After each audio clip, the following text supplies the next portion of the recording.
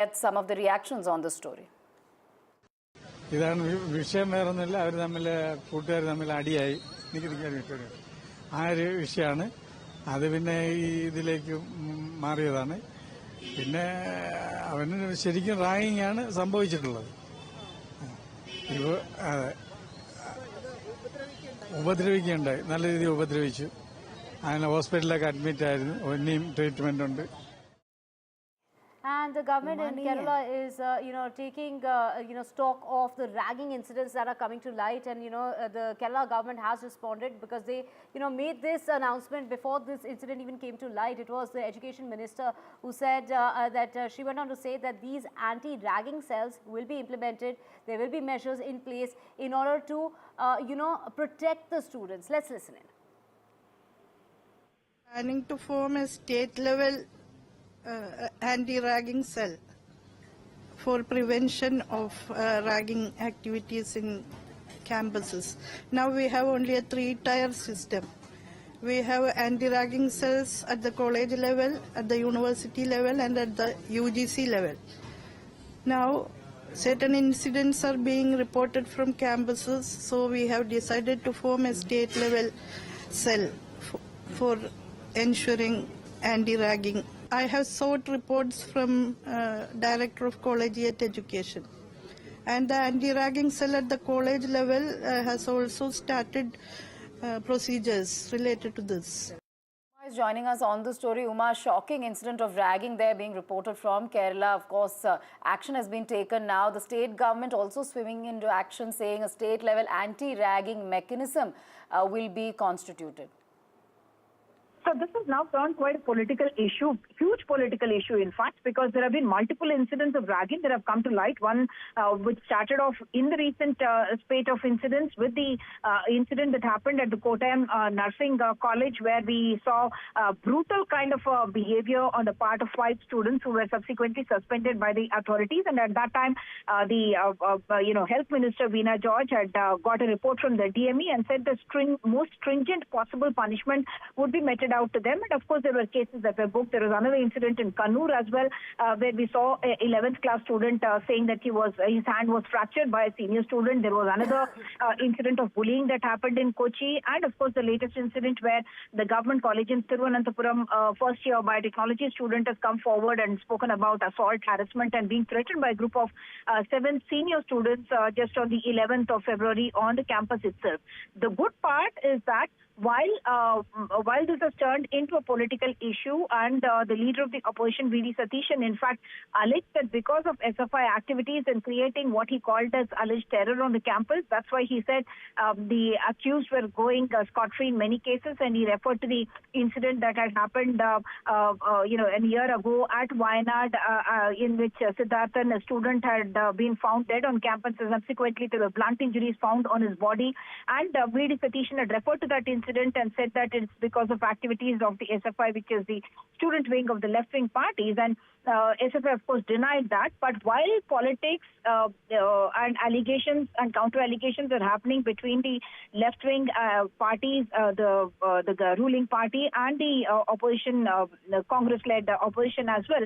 But now the good part is that the students are coming forward to complain, and that's what we have seen in Kannur, and now we have seen in Thiruvananthapuram as well, where a first-year biotechnology student, after being harassed and asked to apparently, reportedly drink a glass of water in which a senior had spat. The good part is that the awareness in that sense seems to be growing, and the students are coming forward to complain, which is perhaps the best way forward. Of course, they have spoken about stringent inspections of colleges to ensure that students are coming forward with their complaints, and the incident certainly turning into huge political controversy, as you've been mentioning. Uma, thank you for getting us all those extensive details. Let's move on now. Divya, as the DMK launched protests against the centre over the new education policy, as the BJP in Tamil Nadu has decided to push for the 3-language policy with a door-to-door campaign, escalating the ongoing row over what the ruling DMK has called the imposition of Hindi. Right, of course, now the BJP will begin its door-to-door campaigning. This is going to be the signature campaign that will start on the 1st of March. The BJP has said, asserting that the DMK's opposition to the centre's three-language policy is a direct violation of the constitutional principle. And this after the education minister remarked that states would not be provided with funds until it implements the national education policy. Of course, Udayanidhi, the deputy chief minister, said that we're not begging, we're really asking for what's rightfully our state's share. But of course, on the other side, the centre, they're saying that this is, really questioning as to why is it that this particular state is opposing the NEP while other states are falling in line. கொள்கையை ஏத்துக்கிட்டாதான் தமிழ்நாட்டுக்கான அந்த நிதியை தர முடியும்னு வெளிப்படையாகவே ஒன்றிய கல்வி அமைச்சர் திரு தர்மேந்திர பிரதான் அவர்கள் மிரட்டி இருக்கிறார். நாங்க ஒன்றும் ஏற்கனவே சொன்னதுதான், அதை மீண்டும் சொல்றேன், நாங்க ஒன்றும் உங்க அப்பா விட்டா காசை கேட்கல.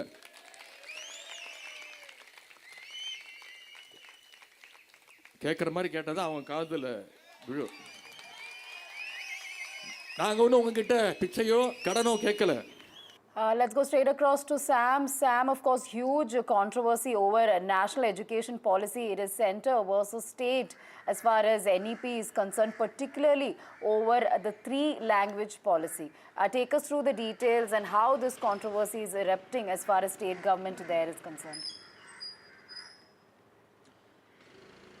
Radhika and Divya, Tamil Nadu for decades it's known for its two-language policy, teaching mother tongue and English to speak locally and to connect with the rest of India and around the world. Tamil Nadu is also known for its anti-Hindi agitations in which many had lost their lives. And it's in this context the Education Minister Dharmendra Pradhan's comments that even funds for the ongoing educational projects like the Sarva Shiksha Abhiyan, for which Tamil Nadu is due to receive 2,500 crore from the centre, that will not be released unless the state accepts the new education policy in its entirety, including the three-language formula. That has touched a raw nerve. And immediately the DMK and its allies took to the streets last night saying that Tamil Nadu will not hesitate to have yet another language war in the state. And he says if the centre does not release these funds, it could turn worse. And it's in this context now the BJP has decided to go launching a door-to-door signature campaign, trying to prove that there is overwhelming demand on the ground for the three-language policy, which the centre says is not imposing Hindi as alleged by the DMK, but it's only giving an option for students to learn one another language besides Tamil as mother tongue and English as a second language. Right, Sam, of course, Udayanidhi, they're saying that they're really being arm twisted into this, given the fact that they're not really begging, they're really asking for what's rightfully the state's share. Yes, Tamil Nadu argues, Divya, that education is in the concurrent list. So, centre cannot have its say completely or have its way completely. And Tamil Nadu believes that the three-language policy is a tacit way of ultimately imposing Hindi in a state which has been vehemently opposing any form of Hindi imposition. And it's in that context, Udayanidhi says the state is not begging, but it's asking for its rightful share, particularly for ongoing central government projects, which the central government ties it to this precondition of accepting NEP now. Right. Thank you, Sam. All right. Thank you, Sam, for those details. So with that, Divya, we'll slip into a short break. More updates on the other side. Lots more coming up.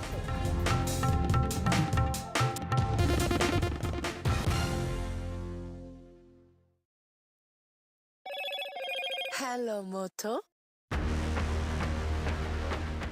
Motorola Edge 50 Pro, world's first AI-powered pro-grade camera.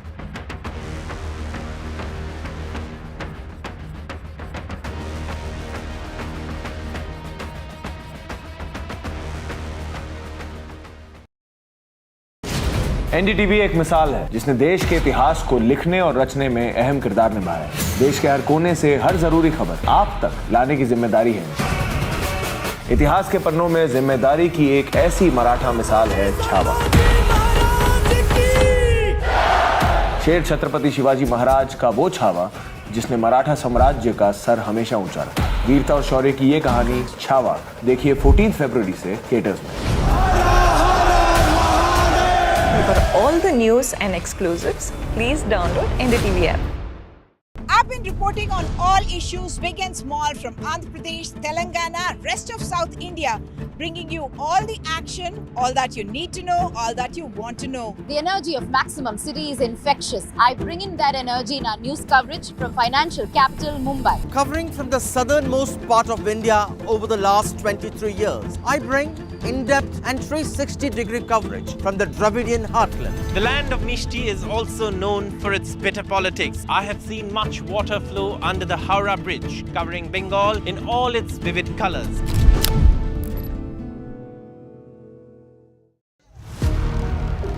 Big budget day. Big newsmakers on NDTV. Top ministers and opposition leaders. ये by the people, of the people and for the people budget. It is a fulfilling budget. This is a development budget. It's one of the finest budgets I've ever seen. More than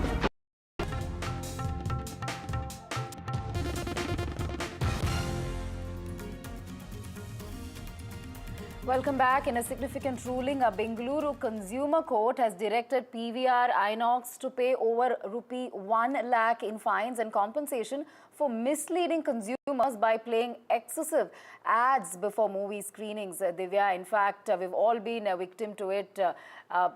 As soon as we arrive at a movie theatre, we see more ads than the movie in itself, and it is delayed as a result. So the court found that the multiplex operator failed to display the actual movie start time on tickets.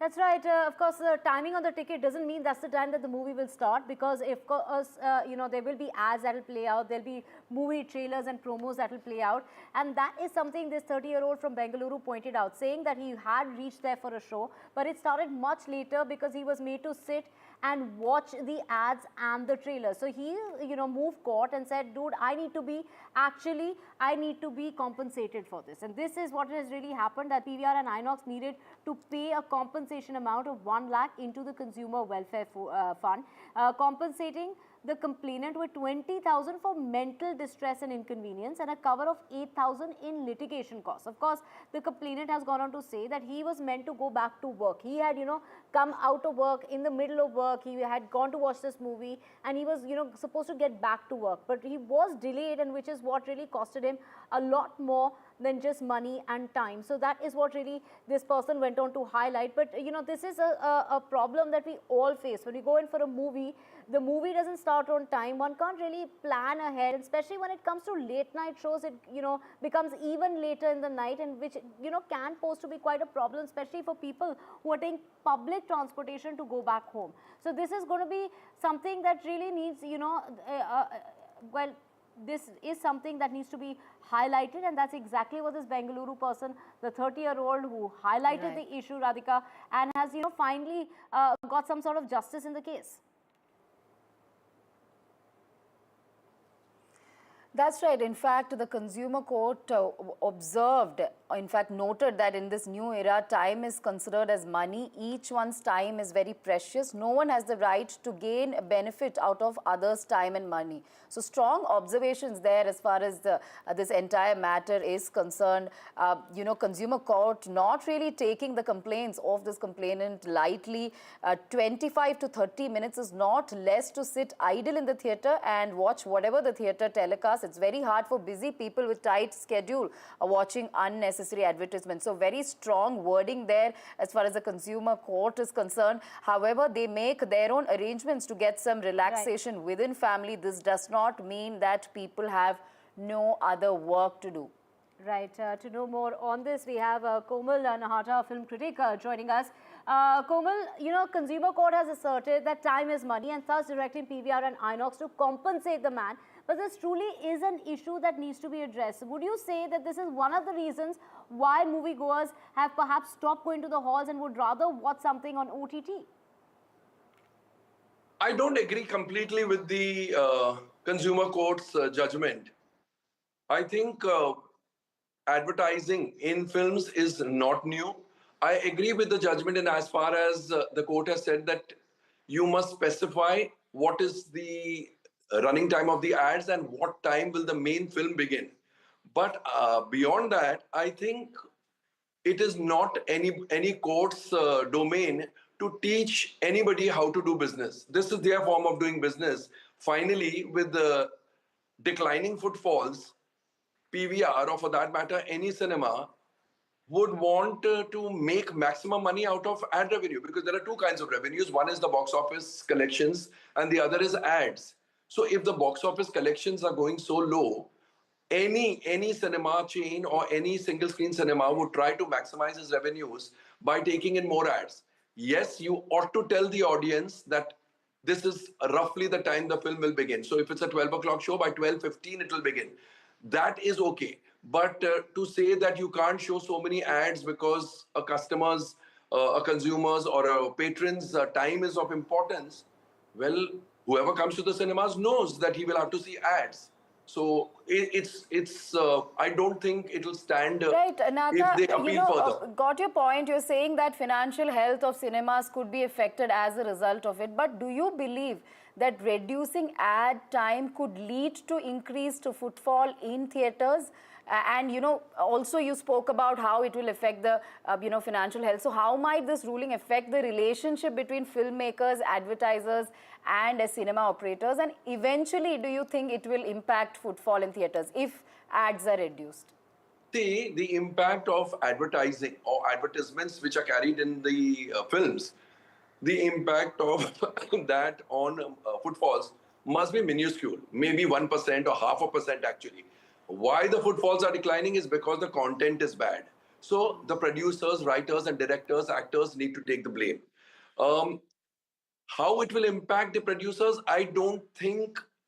At the most, they will start mentioning on the ticket pricing, that 10 minutes advertising, main movie begins at this time, interval at this time, second half begins at this time. So it's not as if they're going to reduce the advertising. No, that cannot be the case, and that should not be the case. So there is no question of really impacting anything, just additional work for the multiplexes and the single screen cinemas. That's all.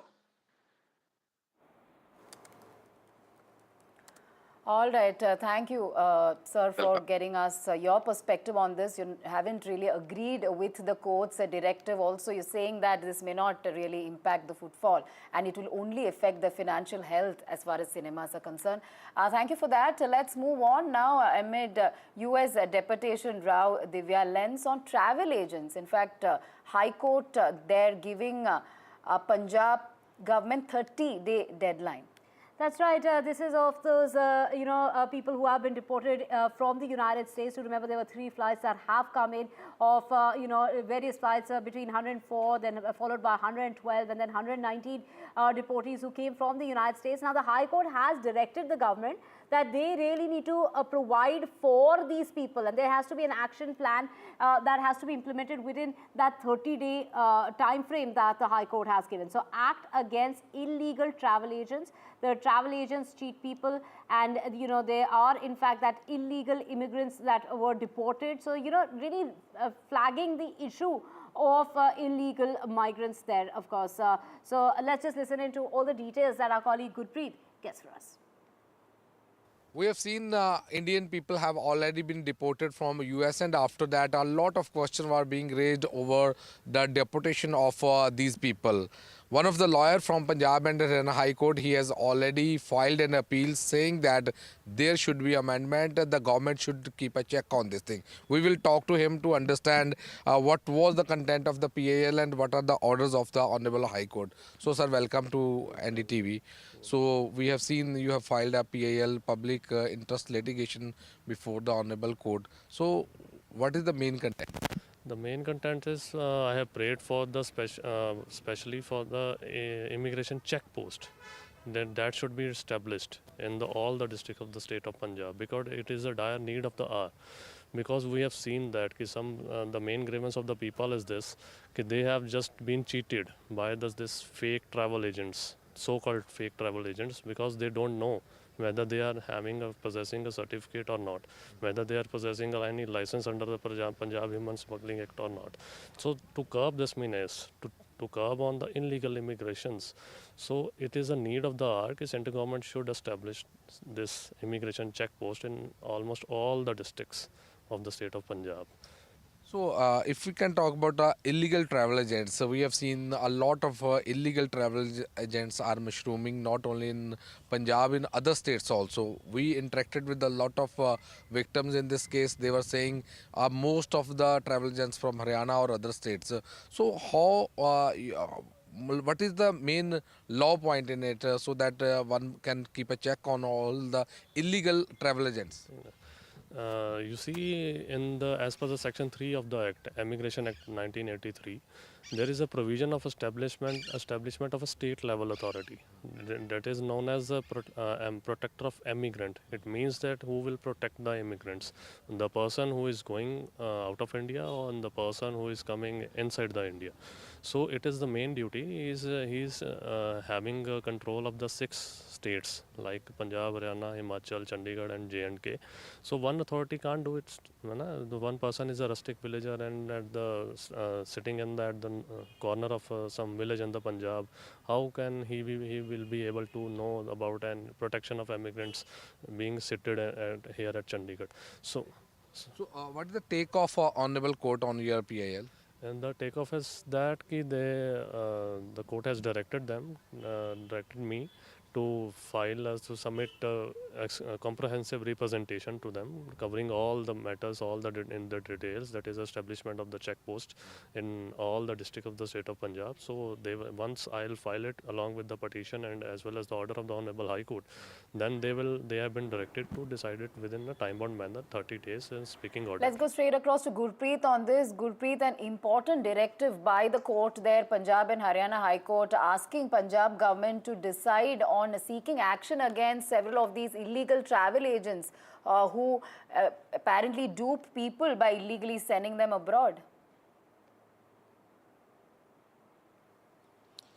Well, that was the core issue which was raised by one of the lawyers before the Honorable Court, because we have seen during the interaction with all these deportees who have already been deported from US back to India. We interacted with them. They were saying some of the travel agents, they had duped him. They were not telling the real story that how they are going to take them to US. They were not aware about the route, this donkey route, and once they are reached in the other country, after that they are being asked to follow these donkey routes. Now, we have seen the court has already given orders saying within the 30 days, there should be some authority. That was one of the major plea in this case. They are saying there should be some authority at each and every district level that should be monitored about the travel agent, antecedents and so. And also there should be a list who are authorized by the government, so that these gullible people, they should not be duped by these illegal travel agents. So we have to wait and watch for the 30 days what type of the state governments, whether it's the Punjab government or the central government or other state governments, are going to take action, and after that things will be more clear. Back to studio. Right, that 30-day period has been given seeking action against fake travel agents for establishing that immigration checkpost in Punjab to prevent illegal immigration from Punjab, particularly to the United States. And this really comes about really after that, meeting between President Trump and Prime Minister Modi, and of course also those flights that have come back from the United States. Thank you so much, Gurpreet, for joining us.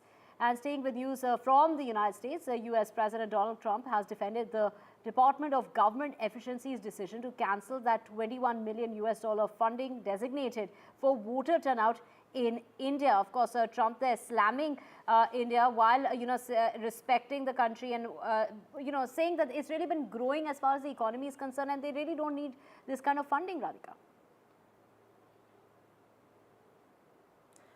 That's right. Trump saying that India, with its growing economy and high taxation rates, did not need such financial support. He said, why are we giving USD 21 million to India? They have a lot more money. They are one of the highest taxing countries in the world. Let's listen in to what he said. Well, why are we giving $21 million to India? They got a lot of money. They're one of the highest taxing countries in the world in terms of us. We can hardly get in there because their tariffs are so high. I have a lot of respect for India. I have a lot of respect for the Prime Minister. He just left, as you know, 2 days ago. But we're giving $21 million for voter turnout. It's voter turnout in India. What about, like, voter turnout here? Oh, we've done that, I guess. We did $500 million, didn't we? It's called the lock boxes. Shifting focus, Lord Mayor of London, Alistair King, was in Mumbai to strengthen UK-India trade and financial ties. As UK's global ambassador for financial, legal and maritime services, he engaged with several key business leaders and policymakers in Mumbai. Of course, let's listen into this exclusive chat where he's gone on to share the insight on investment opportunities as well as India's evolving business environment, highlighting London's role when it comes to the growth story of India and the strong desire for deeper collaboration. Listen in.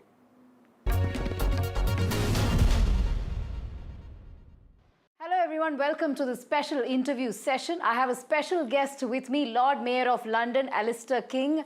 In fact, he is in Mumbai to strengthen Indo-UK relationship, and he will also tell us how he plans to sort of collaborate with us even better in the years to come. Thank you, Mr. King, Lord Mayor of London, for joining us on this important discussion. Let me start by asking you how your trip to Mumbai has been. This is not your first trip to Mumbai. You've worked here before for several years. You have been meeting thought leaders, financial industries, several from business sector as well. Take us through your meetings here and what your key takeaways from these meetings have been. Well, first of all, it's lovely to be back in Mumbai. It's a city that I really like, and marvellous electricity and energy to it, which is so fabulous to be back. The Lord Mayor of London is a remarkable role. The Lord Mayor is the global ambassador for the United Kingdom's financial, professional, legal and maritime services. Represent 2.4 million people in the United Kingdom, which is 1 in 13 of the workforce, and responsible for about 14% of GDP. So it's a very substantial sector of the UK economy. I've had a remarkable few days here in Mumbai. I've been meeting business leaders, of the very top business leaders. I've been meeting the head of the stock exchange, of SEBI, of the Reserve Bank of India. And I think really my job has been to try and talk about where are the opportunities that are for British businesses trying to do business here, more business here in India, and also where are the opportunities for Indian businesses to invest into the United Kingdom. All right. Also, the UK-India trading relationship is valued at £41 billion annually, approximately. So in light of recent global, trade tensions, how do you sort of envision the partnership between India and UK sort of evolving? And what are the strategies to sort of mitigate some of the challenges as well? What are some of the strategies to enhance financial cooperation and collaboration between the two countries? I think there are enormous opportunities to grow the relationship, financial relationship between India and the United Kingdom. We have remarkably sort of strong links between the two countries. We've also have some great examples of investment both ways, from India into the United Kingdom and also United Kingdom into India. We've got some very famous companies doing that, and many examples of that. But I think we certainly, from the United Kingdom point of view, we've been a little bit less adventurous in relation to going to remarkable developing and high growth markets such as India. And I think part of my role is to encourage British businesses to go and look at the extraordinary opportunity here in India, growing at 6.5%, and just saying, here are the opportunities, go and take them. And I'd like to know more about your Growth Unleashed mayoral theme.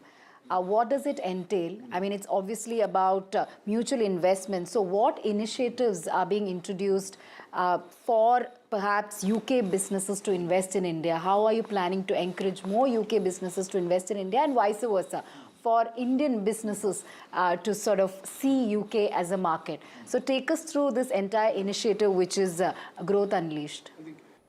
The premise is the fact that financial and professional services, legal services and maritime services, that's where the growth is going to come from in the United Kingdom in the early years of this new government.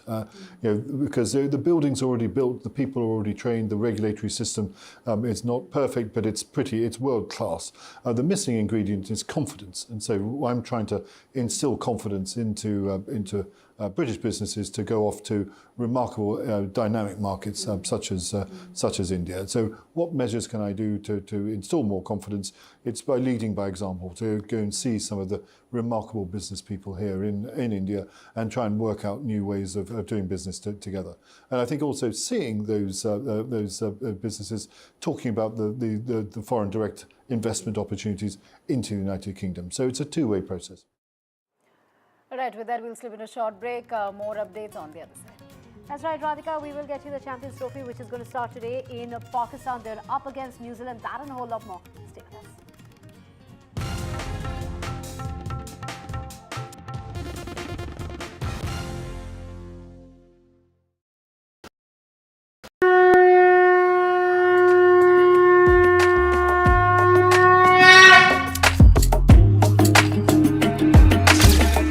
Maha Kumbh, a festival of faith.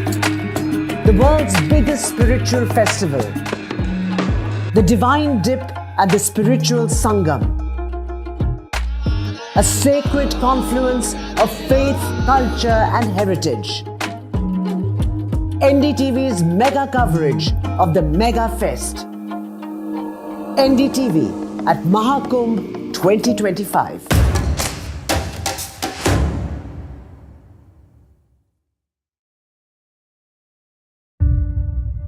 Will the war in Ukraine end? Will there be an end to the deaths? Hundreds of thousands have been killed on either side. Donald Trump is clear there must be peace. And the US will not indefinitely arm Ukraine. Does Zelensky have choices? And why are America's NATO partners resisting? Join me, Vishnu Shom, in Munich as the world grapples with one of its biggest problems, the Russia-Ukraine war. Will there finally be peace?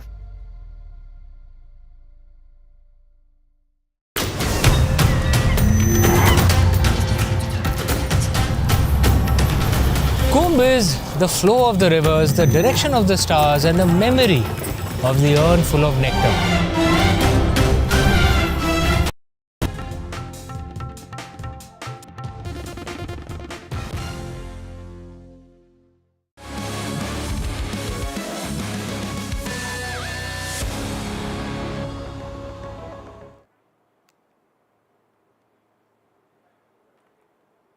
Welcome back. Let's get you the latest as far as sports is concerned. And the Champions Trophy season will kick-start in Pakistan today, Radhika. And of course, they are going to be facing with New Zealand. And this is going to take place at 2:30 in the afternoon.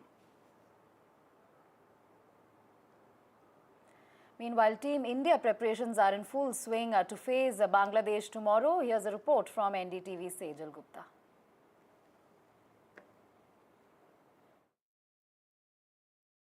After 8 long years, the coveted ICC Champions Trophy will kick off this afternoon, where top 8 teams of the world, including Afghanistan, Australia, Bangladesh, England, India, New Zealand, Pakistan and South Africa will square off to receive the white jacket. Even though Pakistan are the original host, matches involving India, including a semi-final, will be played in Dubai. The tournament will kickstart with the hosts, who are also the defending champions, that is Pakistan, who will be taking on New Zealand at the National Stadium in Karachi today.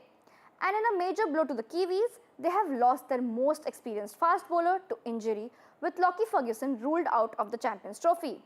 Kyle Jamieson has taken Ferguson's place in the 15-member squad.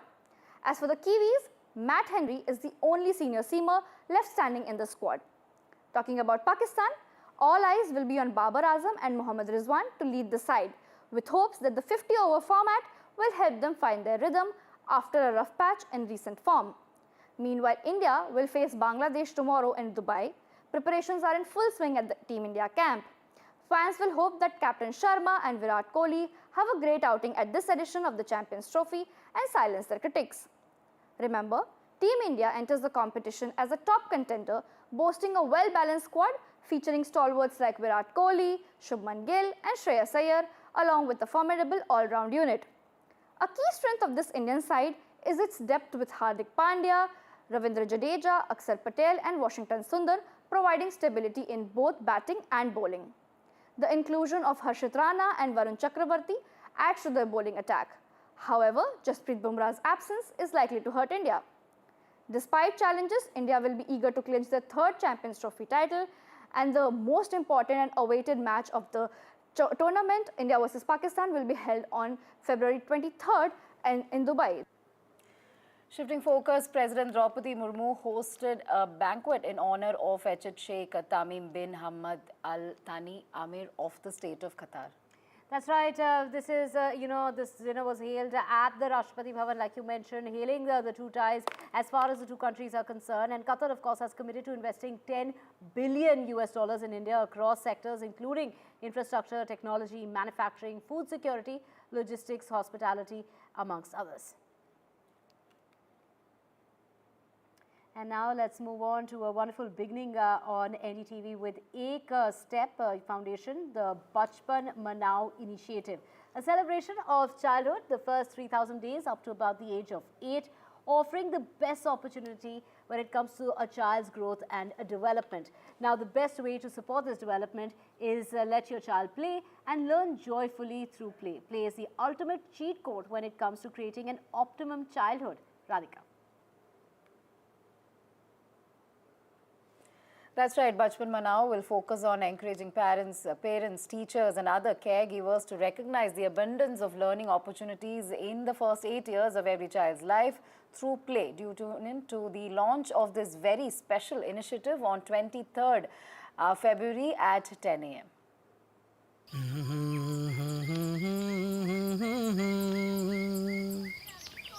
मुल की हसदी बोना से काठों मा होया कतगा रोते लोच मेरो गाँव मा होया माटू माटू आई ब्याखोने पाख्यों मा होया माजी बाटू हिरणी चटियागी डेरा मा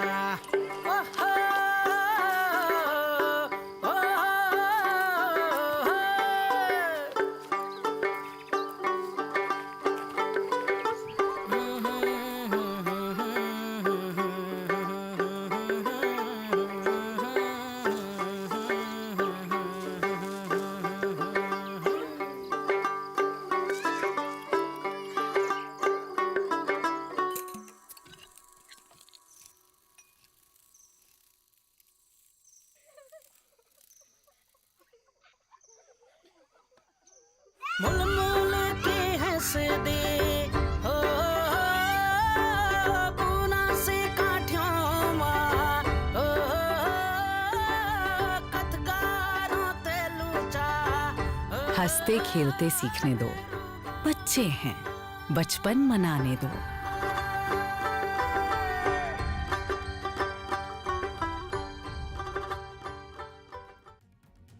Alright, that's all we have on this bulletin. We'll be back with more news and updates. Stay tuned. Lots more coming up. Stay with us.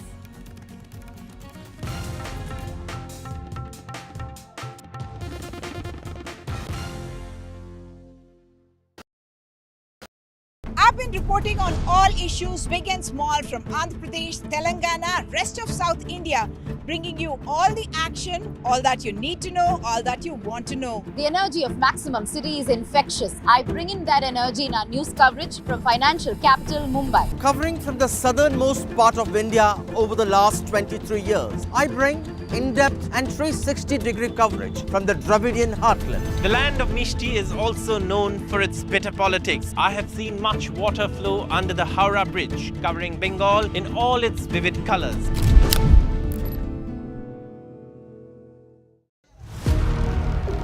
Big Budget Day. Big newsmakers on NDTV. Top ministers and opposition leaders. ये by the people, of the people and for the people budget. It is a fulfilling budget. This is a development budget. It's one of the finest budgets I've ever seen. More than a bold move, it is a clever move. NDTV, always the first choice of newsmaker. NDTV keeps you ahead.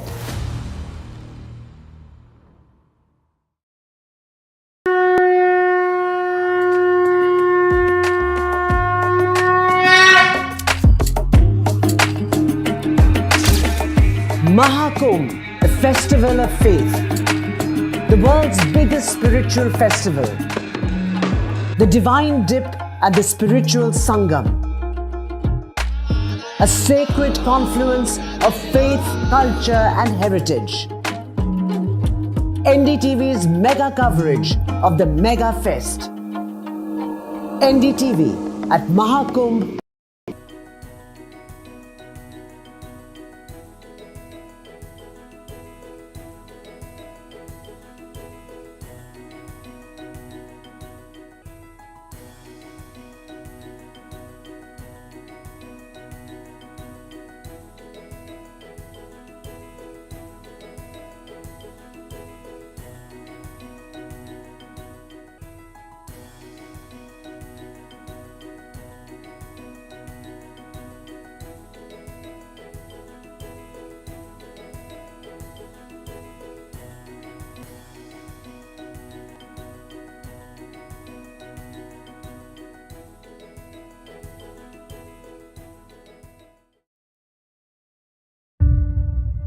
Will the war in Ukraine end? Will there be an end to the deaths? Hundreds of thousands have been killed on either side. Donald Trump is clear there must be peace. And the US will not indefinitely arm Ukraine. The Zelensky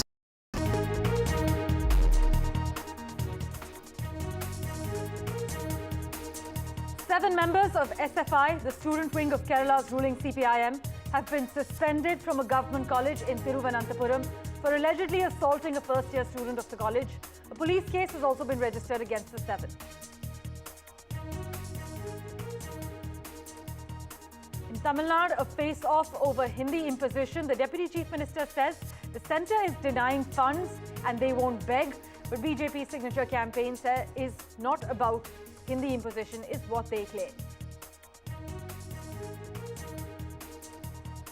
The new poll body chief, Gyanesh Kumar, takes charge. The Supreme Court is to hear the plea over the appointment.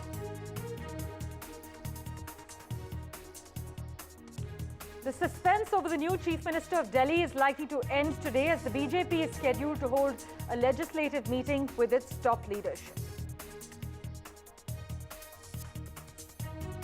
Days after the US Department of Government Efficiency, led by Elon Musk, scrapped a $21 million grant intended to boost voter turnout in India, Donald Trump has defended the move and questioned why US taxpayers' money was used for this initiative.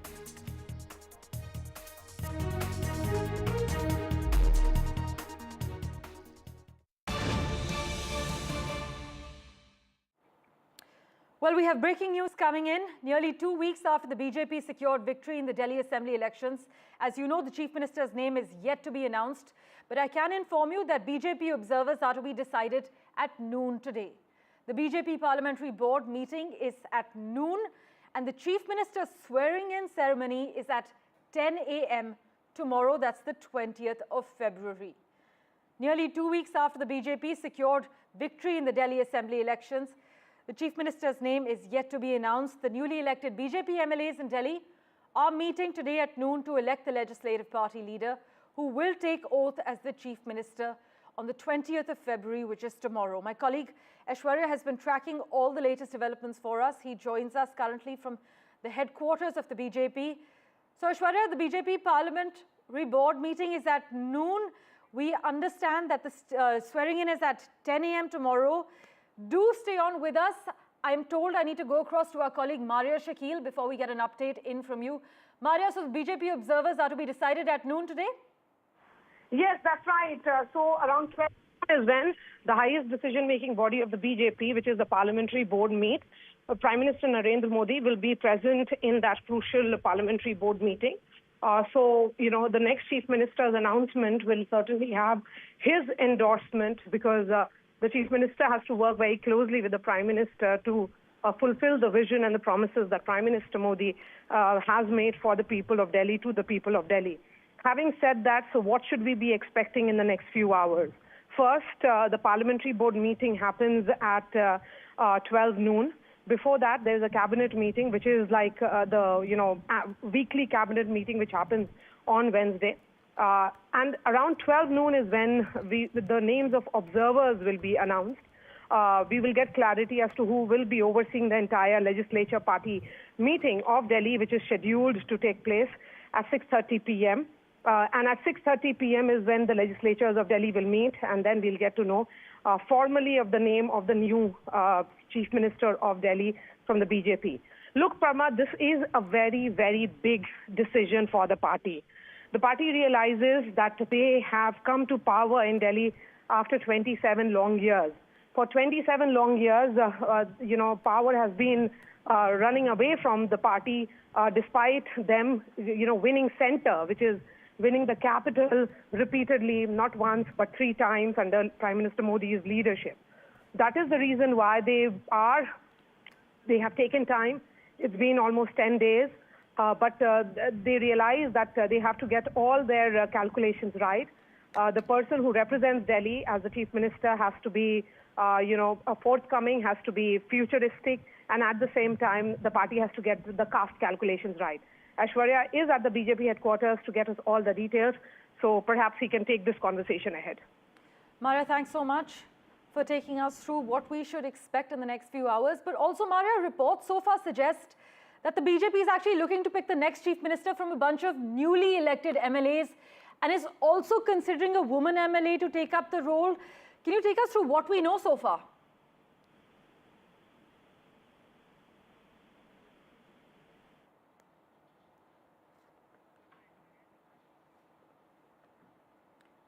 Right, we seem to have some trouble connecting with Maria Shakil over the phone line at the moment.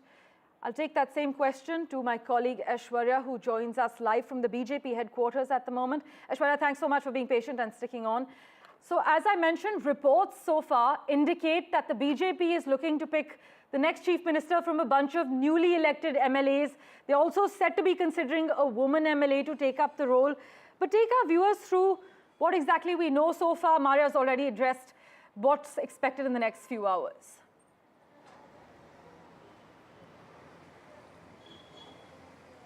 Well, hectic parley of meetings will take place in the national capital just before the BJP legislative meeting, which is scheduled at 6:30 p.m. today at the BJP Delhi state headquarters. And it would be the Chief Minister name that would be announced soon after that. But a stamp of Prime Minister will be levelled as far as the Parliamentary Board meeting is concerned. Prime Minister will be arriving at around 12 noon is what we've been told at the BJP headquarters, and it would be giving a final nod to who would be the Chief Minister. Of course, the sources have clearly indicated that the Chief Minister will be picked from the newly elected MLAs.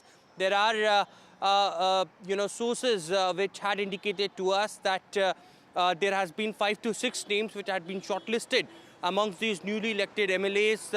Of course, the #1 contender remains Parvez Sahib Singh Verma, who is a heavyweight contender, who defeated Arvind Kejriwal from New Delhi Assembly constituency. Apart from it, Ashish Sood, Mr. Vijendra Gupta, Rekha Gupta, Shikha Roy are a few of the names which are also doing the rounds because they had that experience of being in the Bharatiya Janata Party Delhi level of politics and also had been former MLAs in the past as well.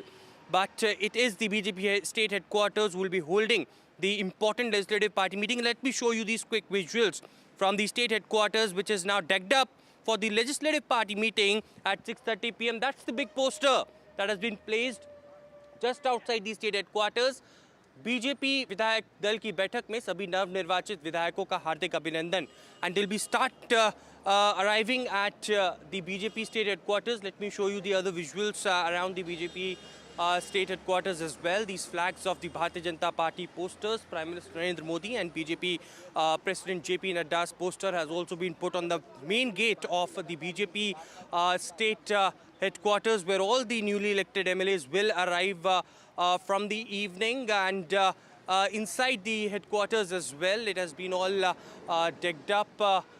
There is a big wall that has also been put up. Delhi mein ab Bhajpa Sarkar, that's a flower wall with a Bharatiya Janata Party logo that has been installed, and massive preparations taking place as the top leaders would also be arriving in a short while from now, and will be having several rounds of meetings just before tomorrow's mega ceremony that is going to take place at Ramleela Maidan at around 11 a.m. tomorrow. Bharatiya Janata Party is prepared with a list of more than 50,000 invitees from all across the nation. The Juggis, the Kisans, the women workers of the Bharatiya Janata Party all had been welcomed to this oath-taking ceremony. Deputy Chief Ministers and Chief Ministers from all the NDA-led states will also be arriving. Apart from it, MPs from Bharatiya Janata Party will also be arriving tomorrow to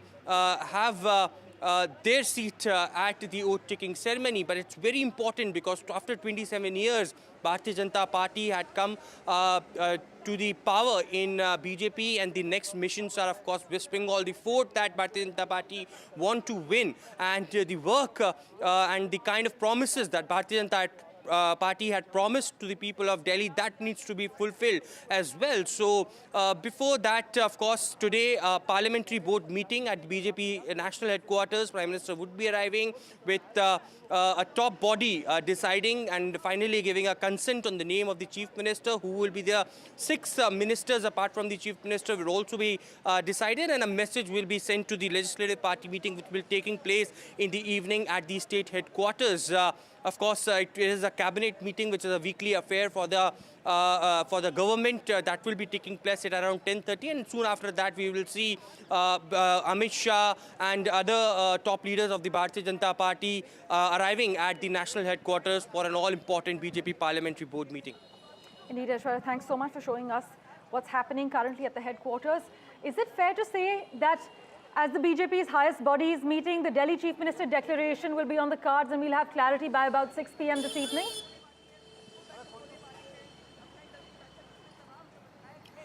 Well, 2 important things will come out. Number one, the observers for the BJP Legislative Party meeting, who will be those will be decided in this parliamentary board meeting. And second, of course, discussion amongst the name for the Chief Minister will also be on the agenda as far as the BJP parliamentary board meeting is concerned.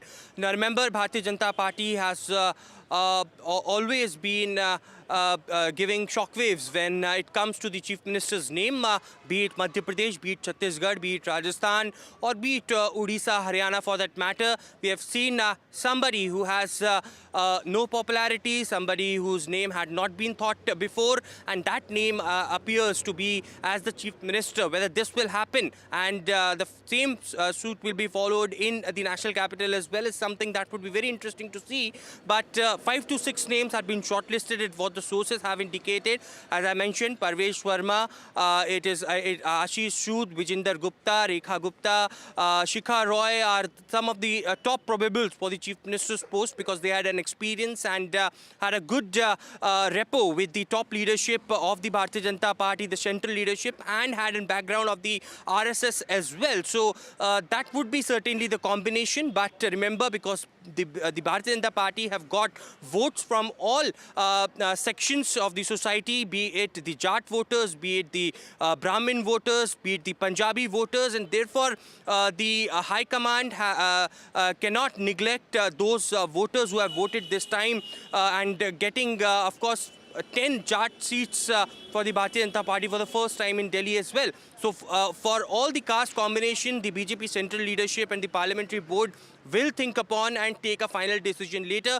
But certainly an all-important meeting at 12 noon at the BJP headquarters, parliamentary board meeting, and later it will be followed by the legislative party meeting. And by this evening, we are all hopeful that the name will come out, the suspense will get over for the Chief Minister of Delhi. Well, we sincerely hope so. In fact, the Aam Aadmi Party has been criticizing the BJP for delaying choosing the next Chief Minister, saying that the party could not pick an MLA to lead Delhi. In fact, I must inform our viewers that Aam Aadmi Party leader Gopal Rai suggested that the capital could end up with 3 different Chief Ministers over the next 5 years, just as they did during the last BJP regime. But Aishwarya, regarding the delay in this announcement, is the BJP claiming that this is a tactical move that they've delayed this announcement, or is there another strategy at play?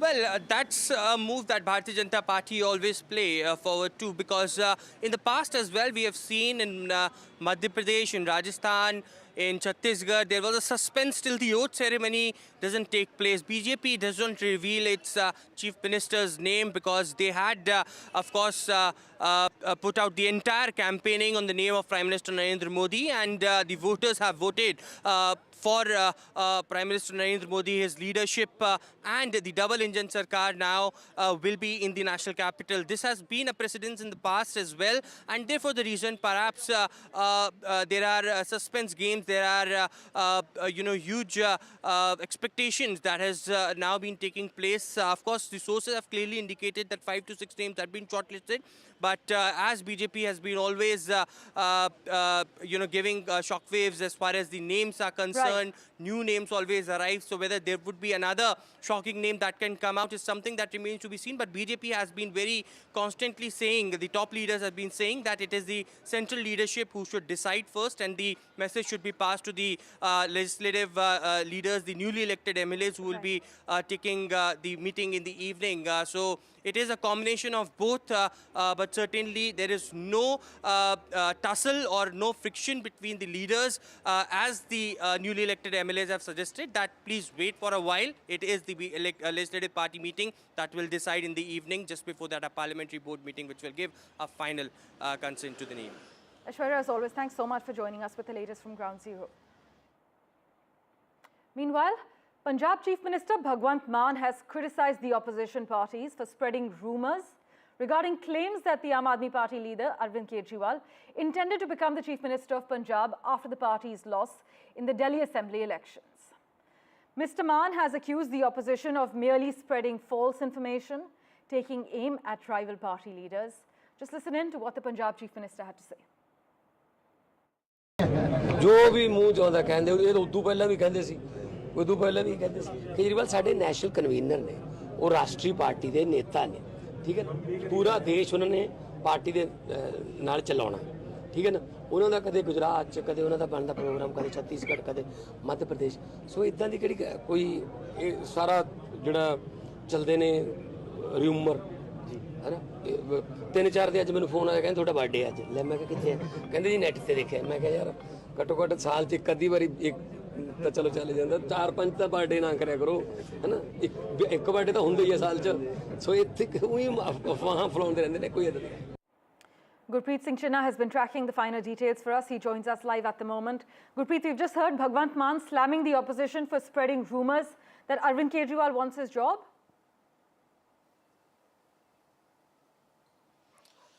Well, this is the first statement which is being given by the Chief Minister of Punjab, Bhagwant Singh Mann, and very vocally and very clearly he has spoken about the Chief Ministership of Punjab. He says these all speculations are wrong and there is no chance of changing Chief Minister, and Arvind Kejriwal is going to take over the reins of Punjab government at all. He says Arvind Kejriwal is a national convener and he has a responsibility on his shoulder for taking the party forward to other states also.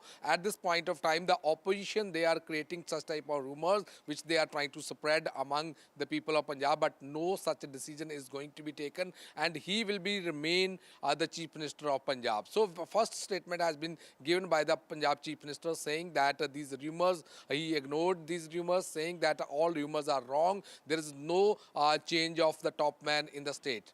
Back to studio. Gurpreet, thanks so much for joining us with the lowdown. With that, let's turn our attention to the other big story we're tracking. 7 members of SFI, which is the student wing of Kerala's ruling CPIM, have been suspended from a government college in Thiruvananthapuram for allegedly assaulting a first-year student of the college. A police case has also been registered against the 7, and the suspension came after the anti-ragging cell of Kariyavotam Government College submitted a report on the complaint of a first-year student. You must note that police have registered a case under the Kerala Prohibition of Ragging Act and various sections of the BNS as well. We have a reaction from the victim lined up for you. Listen in. ഞാനും എൻ്റെ കൂട്ടുകാരൻ അഭിഷേകും കൂടെ ഇങ്ങനെ നടന്നു പോകുമ്പോൾ അവിടെ senior പയ്യന്മാർ നമ്മളെ തടഞ്ഞു നിർത്തി അടിക്കുമായിരുന്നു. അടിയുടെ ഇടയ്ക്ക് അഭിഷേകാണെങ്കിൽ ഇവിടെ ഓഫീസ് റൂമിലോട്ട് ഓടി പോയി. അപ്പം ഞാൻ അവിടെ ഒറ്റയ്ക്കായി പോയി. അപ്പം എന്നെ അവർ കുറേ അടിച്ച്. അത് കഴിഞ്ഞിട്ട് ഒരു വേലു എന്ന് പറഞ്ഞ ഒരാൾ എന്നെ യൂണിറ്റ് റൂമിൽ കൊണ്ട് നിർത്തിയിട്ട് എന്തോന്ന് എന്നെ മുട്ടുകുത്തിയിരുത്തിയിരുന്നു. അത് കഴിഞ്ഞിട്ട് മറ്റേ ക്രിക്കറ്റിൻ്റെ സ്റ്റമ്പൊക്കെ പിടിച്ച് വെച്ചിട്ട് എന്നെ അടിക്കുമെന്നാണ് പറഞ്ഞത്. ഇരുന്നില്ലെങ്കിൽ അടിക്കുമെന്ന് പറഞ്ഞ്. എന്നിട്ട് ഒരു അടി തന്നു, കമലത്തിൽ ഒരു അടി തന്ന്. അത് കഴിഞ്ഞിട്ട് ഞാൻ വെള്ളം ചോദിച്ചു, തൊണ്ട വെള്ളം ചോദിച്ചപ്പോൾ എല്ലാവരും പുറത്തിറങ്ങിയിട്ട് വെള്ളം ഒരു ചേട്ടൻ ഇങ്ങനെ പാവല്ലേ കൊടുക്കാമെന്ന് പറഞ്ഞ് ഒരു കുപ്പി വെള്ളം കൊണ്ട് തന്ന്. അങ്ങനെ അത് വേലു എന്ന് പറഞ്ഞാൽ പകുതി കളഞ്ഞിട്ട് വായ തുപ്പി വായിക്കത്തെടുത്ത് തുപ്പിക്കിട്ട് ലാസ്റ്റ് വന്നത് വായ കൊണ്ട് എടുത്തിട്ട് തുപ്പി ഏട്ടാണ് എനിക്ക് കുടിക്കാൻ തന്നത്. ഞാനാണെങ്കിൽ കുടിക്കില്ല എന്ന് പറഞ്ഞപ്പോൾ ഞാൻ പകുതി കുടിച്ചിട്ട് തുപ്പാൻ വേണ്ടി വന്നപ്പോൾ തുപ്പിയ അടിക്കുമെന്ന് പറഞ്ഞ് തലയടിച്ച് പൊട്ടിക്കുമെന്ന് പറഞ്ഞ്. എന്നിട്ടാണെങ്കിൽ ഞാൻ കുടിച്ചത്. എന്നിട്ട് എന്നെ അവിടെ ഇരുത്തിയിരുന്ന് 1 മണിക്കൂർ കഴിഞ്ഞിട്ടാണ് അവിടെ നിന്ന് വിട്ടത്. ഇനി പരാതിയായിട്ട് വരല്ലേ, എന്നിട്ട് യൂണിറ്റ് റൂമിൽ നടന്നതെന്ന് പുറത്ത് പറയല്ലേ. എന്നിട്ട് എൻ്റെ അടുത്ത് പറഞ്ഞ് ഞാൻ അഭിഷേക് എന്നെ അടിച്ചെന്ന് പരാതി കൊടുക്കാൻ പറഞ്ഞ്. Well, in response to rising concerns over bullying and ragging in educational institutions, the Kerala General Education Department is exploring introducing anti-ragging cells in state schools. The General Education Minister has stated that a panel of senior department officials would soon present a proposal outlining the initiative. But we have a reaction from Kerala's Higher Education Minister lined up for you. Listen in. We are planning to form a state-level anti-ragging cell for prevention of ragging activities in campuses. Now we have only a 3-tier system. We have anti-ragging cells at the college level, at the university level, and at the UGC level. Now, certain incidents are being reported from campuses, so we have decided to form a state-level cell for ensuring anti-ragging. I have sought reports from Director of Collegiate Education. And the anti-ragging cell at the college level has also started procedures related to this. My colleague Uma Sudhir has been tracking the finer details for us. She joins us over the phone line at the moment.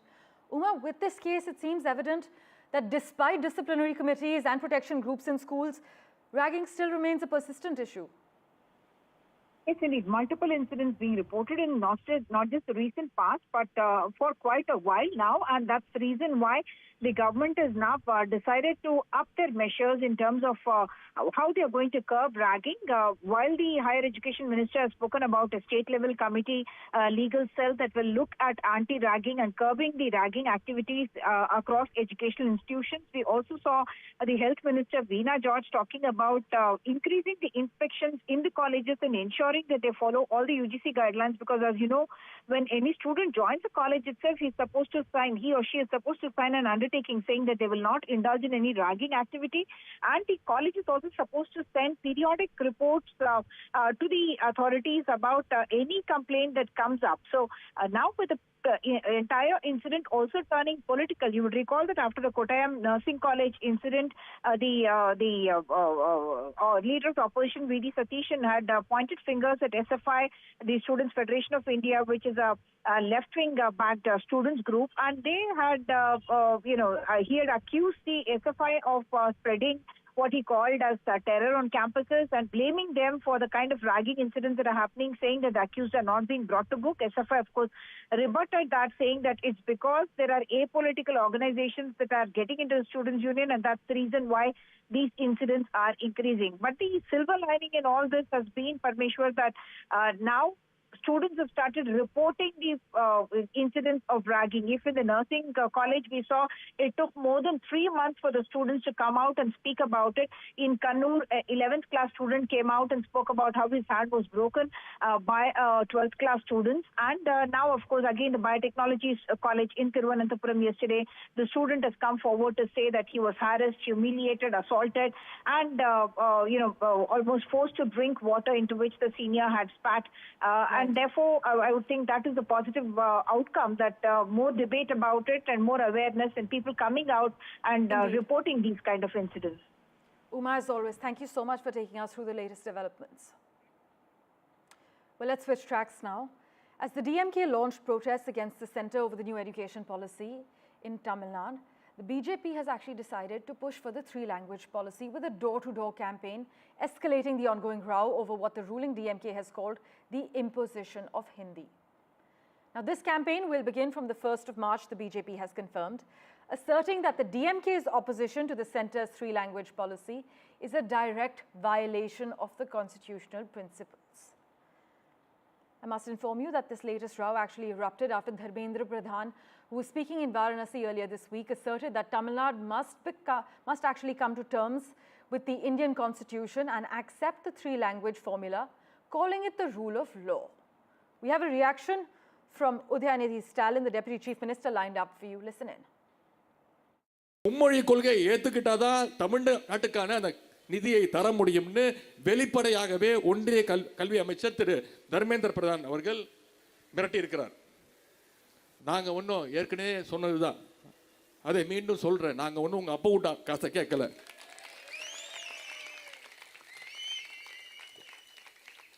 கேட்குற மாதிரி கேட்டாதான் அவன் காதுல விழும். நாங்க ஒன்றும் உங்ககிட்ட பிச்சையோ கடனோ கேட்கல. My colleague Sam Daniel has been tracking the finer details. He's with us live at the moment. Sam, so the DMK seems vehemently opposing the centre's new education policy? That's right, Parameshwar. For decades, Tamil Nadu, irrespective of the political divide and who is in power in the state has vehemently opposed the three-language formula in any form, saying that it will stick to its two-language formula, and any three-language formula in any form is nothing but a tacit way of imposing Hindi. That's what the ruling DMK believes. And it touched a raw nerve when Union Education Minister Dharmendra Pradhan said the central government will not release 2,500 crore rupees due for Tamil Nadu, even under the ongoing Sarva Shiksha Abhiyan program for Tamil Nadu, which Tamil Nadu government says it's wrong as this affects lakhs of students in the state. This touched a raw nerve, and now the ruling DMK and all other allies have joined together, have protested yesterday, and they even said the state will not hesitate to have yet another language war. In the 30s and 60s, Tamil Nadu witnessed massive agitations, anti-Hindi agitations, and that continues, that spirit continues, and it's in that context that meeting gave that kind of a warning yesterday. But on the other hand, the BJP has decided to go on a door-to-door survey across Tamil Nadu.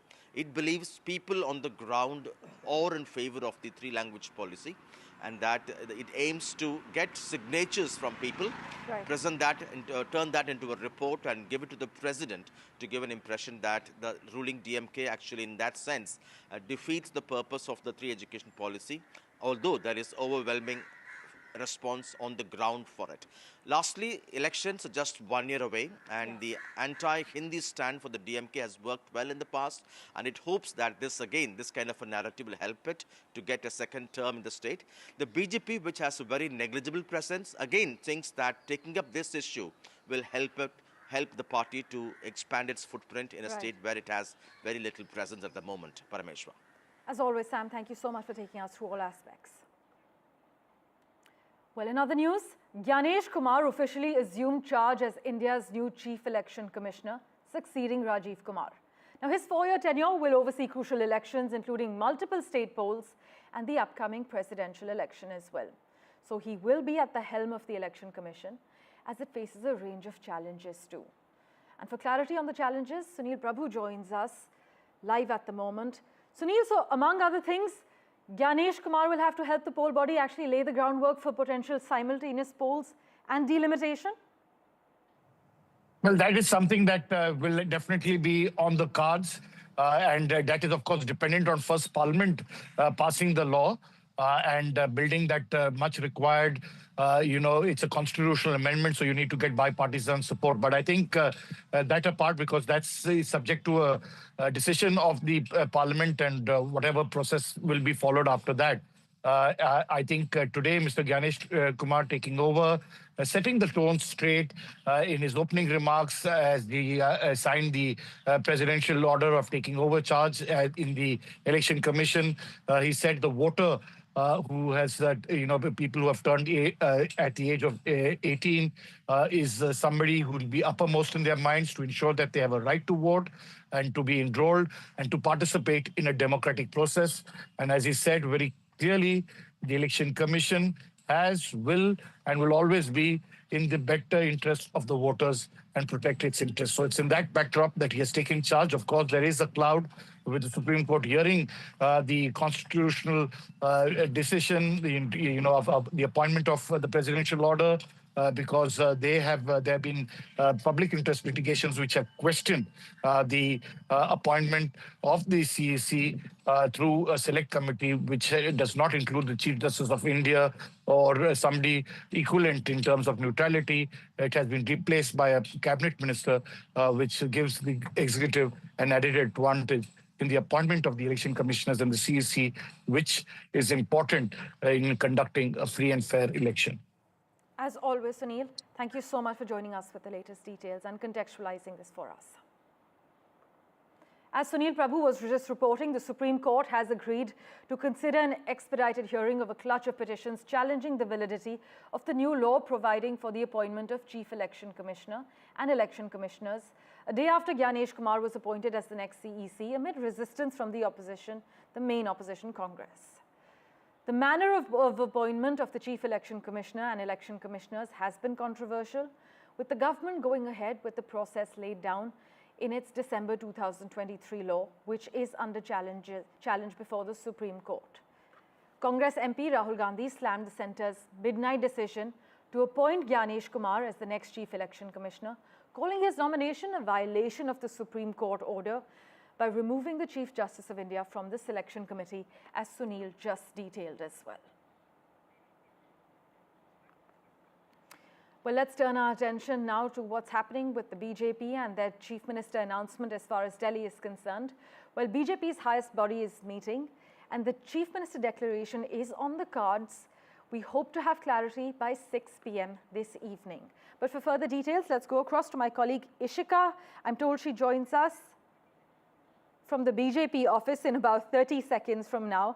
But I must inform you that the BJP key meeting is taking place today. They are likely to discuss the key appointments as well as the Chief Minister post. Parvesh Verma is emerging as one of the potential contenders. He did defeat Arvind Kejriwal. Meanwhile, Shikha Roy is another name that's coming up. Newly elected MLA Ashish Sood is also being sprung up as one of the potential contenders, as is Rekha Gupta, who's the ex-DU Students' Union president.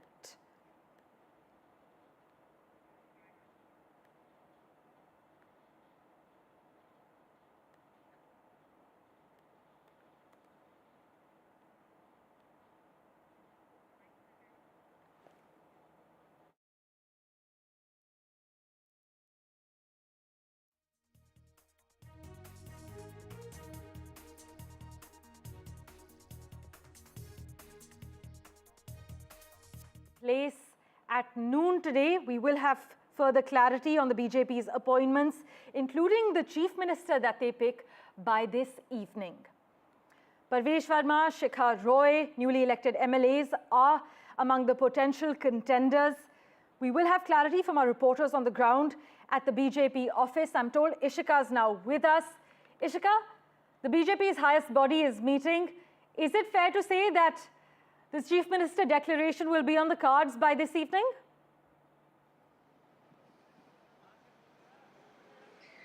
Well, it certainly seems to, Parmeshwar, because, today evening, the legislature party meeting of the BJP is scheduled to take place at around 6:30 p.m. This very important meeting will take place where all those 48 MLAs, newly elected MLAs of the BJP, will be arriving here at the party, Delhi BJP office, and they will be choosing their leader who will be declared as the Chief Minister. Now, ahead of that, we are in fact showing you the visuals of the Delhi BJP office.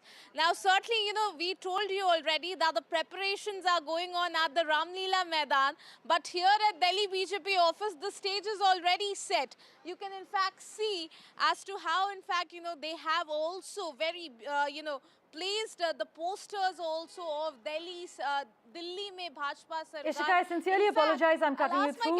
My colleague Tanushka Datta is also joining us live at the moment with Rekha Gupta, I am told. Tanushka, it's over to you. Parmeshwar, I am currently being joined by Rekha Gupta. She is the winning candidate of the BJP from Shalimar Bagh, Northwest Delhi constituency seat. Thank you for speaking to NDTV, ma'am. Ma'am, you are a newsmaker right now at the moment, a front runner for the name of the Chief Minister of New Delhi.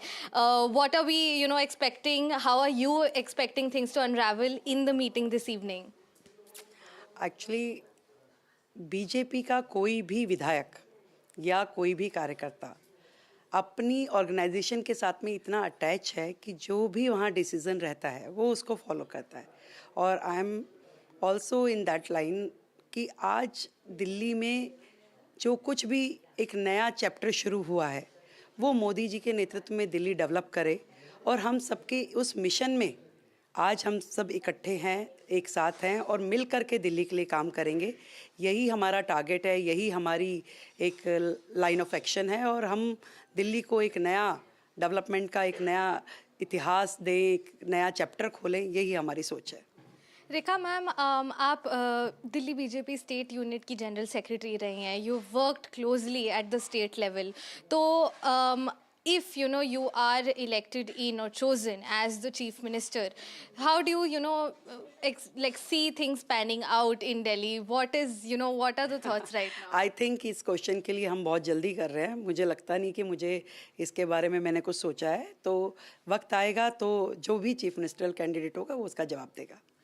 Ma'am, और आपकी जो election campaigns थी, आपकी जो election run थी, you are at this point a strong woman face of the elections and the run up. Women voters को भी इस बार काफ़ी काइंड ऑफ इम्पोर्टेंस दिया गया, फोकस दिया गया विद द विमेन स्कीम्स। हमेशा मोदी जी का तो ये शुरू से, जब से उन्होंने देश के प्रधानमंत्री के नाते काम संभाला, हमेशा उन्होंने देश की बेटियों की, देश की बहनों की, देश की महिलाओं की चिंता की है। वो पहले प्रधानमंत्री थे जिन्होंने शौचालय की बात करी, जिन्होंने उज्ज्वला की बात करी, जिन्होंने हर घर तक नल के माध्यम से जल जाए वो बात करी। तो ये सारे विषय, महिलाओं की हेल्थ, महिलाओं का पोषण, ये सारे विषय प्रधानमंत्री जी के दिल के नज़दीक हैं और इसी श्रृंखला में दिल्ली में भी दिल्ली की बहनों को वो अधिकार मिले जिसकी वो अधिकारी हैं, इसकी चिंता करते हुए अनेक स्कीम्स आई जो विशेष रूप से दिल्ली की बहनों के लिए है, उनके अपलिफ्टमेंट के लिए है, उनके एम्पावरमेंट के लिए है। शालीमार बाग के लोगों ने आपको उनका प्यार दिखाया और उन्होंने आपको वोट इन किया है। शालीमार बाग में जब आप कैंपेन कर रही थी, ऐसे कौन से मेन मुद्दे हैं जिनको आप एकदम अपने फ्रंट पे रख रही थी, टॉप प्रायोरिटीज़? आई थिंक पूरी दिल्ली में एक ही जैसा माहौल है। इस पिछली सरकार ने 12 साल में दिल्ली में कोई भी ऐसा काम नहीं किया जिसके कारण से दिल्ली की जो जनता है वो बेहद त्रस्त है, बहुत परेशान है। चाहे वो सड़कें, टूटी सड़कें हों, टूटी नालियां हों, या जिस भी तरीके का यहाँ कोई इंफ्रास्ट्रक्चर हेल्थ के लिए नहीं है, एजुकेशन की बातें की, परंतु कोई भी एक नया कॉलेज दिल्ली में खुला नहीं, कोई स्कूल अपलिफ्ट नहीं हुए। तो ये सारी समस्याएं पूरी दिल्ली की समस्या रही। पॉल्यूशन एक बहुत बड़ा मुद्दा, यमुना की सफाई, ये सब लोगों के दिल के नज़दीक रहे, लोग परेशान रहे। 12 साल में त्राही त्राही मच गई और उन्हें लगा कि जो निर्णय पहले गलत हुए उनको अब सही दिशा में लेके जाएं। देश की राजधानी दिल्ली मोदी जी के संग चले। Ma'am, speaking about your background a little bit now, you've been an ABVP member. आप कॉलेज डेज में भी बहुत एक्टिव थी, अब DUSU स्टूडेंट यूनियन की भी मेंबर और प्रेसिडेंट रह चुकी हैं। How would you look back at those days versus now, your political journey? I think marvelous. एक बहुत ही सिंपल फैमिली से मैं बिलोंग करती हूँ और मुझे ABVP के साथ जुड़ने का मौका मिला। मैंने कॉलेज के इलेक्शन लड़े, मैंने दिल्ली यूनिवर्सिटी की मैं प्रेसिडेंट रही और मुझे लगता है कि ये मौका यदि कोई दे सकता था तो वो कहीं ना कहीं हमारी RSS की जो ये विंग्स हैं, जो एक युवा लेवल पे ही देश के लिए बच्चों को तैयार करती हैं, मुझे वहाँ से जब जुड़ने का मौका मिला तो मेरे लाइफ का एक टर्निंग पॉइंट था। और मैं आज सोचती हूँ तो ये मैं दिल की गहराई से धन्यवाद करती हूँ कि मुझे देश के साथ जुड़ने का मौका मिला। आपने भी कहा कि आपकी बिगिनिंग्स बहुत सिंपल रही हैं and you also been termed as Haryana's daughter very lovingly by the people. So how do you tell us more about your upbringing in Haryana from there to Delhi now, and now you are in the running for the chief ministerial face? मैं तो इतना जानती हूँ कि मैं हरियाणा की बेटी हूँ, मेरा जन्म हरियाणा का है और आज दिल्ली में हरियाणा के बहुत बहुत लोग हैं और कहीं ना कहीं ये उम्मीद करते हैं हरियाणा के लोग भी कि दिल्ली में जब वो रहते हैं, दिल्ली देश की राजधानी है, यहाँ पे हरियाणा क्या राजस्थान अलग अलग राज्यों से लोग आते हैं, बिहार से, पंजाब से, और हर व्यक्ति अपनी रोज़ी रोटी कमाने के लिए यहाँ रहता है। दिल्ली का कल्चर जो है वो बड़ा डिफरेंट है। हम यहाँ चाहते हैं कि हर राज्य के लोगों को सम्मान मिले, जीने का मौका मिले, काम का रोज़गार का मौका मिले और सबको वो सुविधाएं मिले जो देश की राजधानी में होनी चाहिए।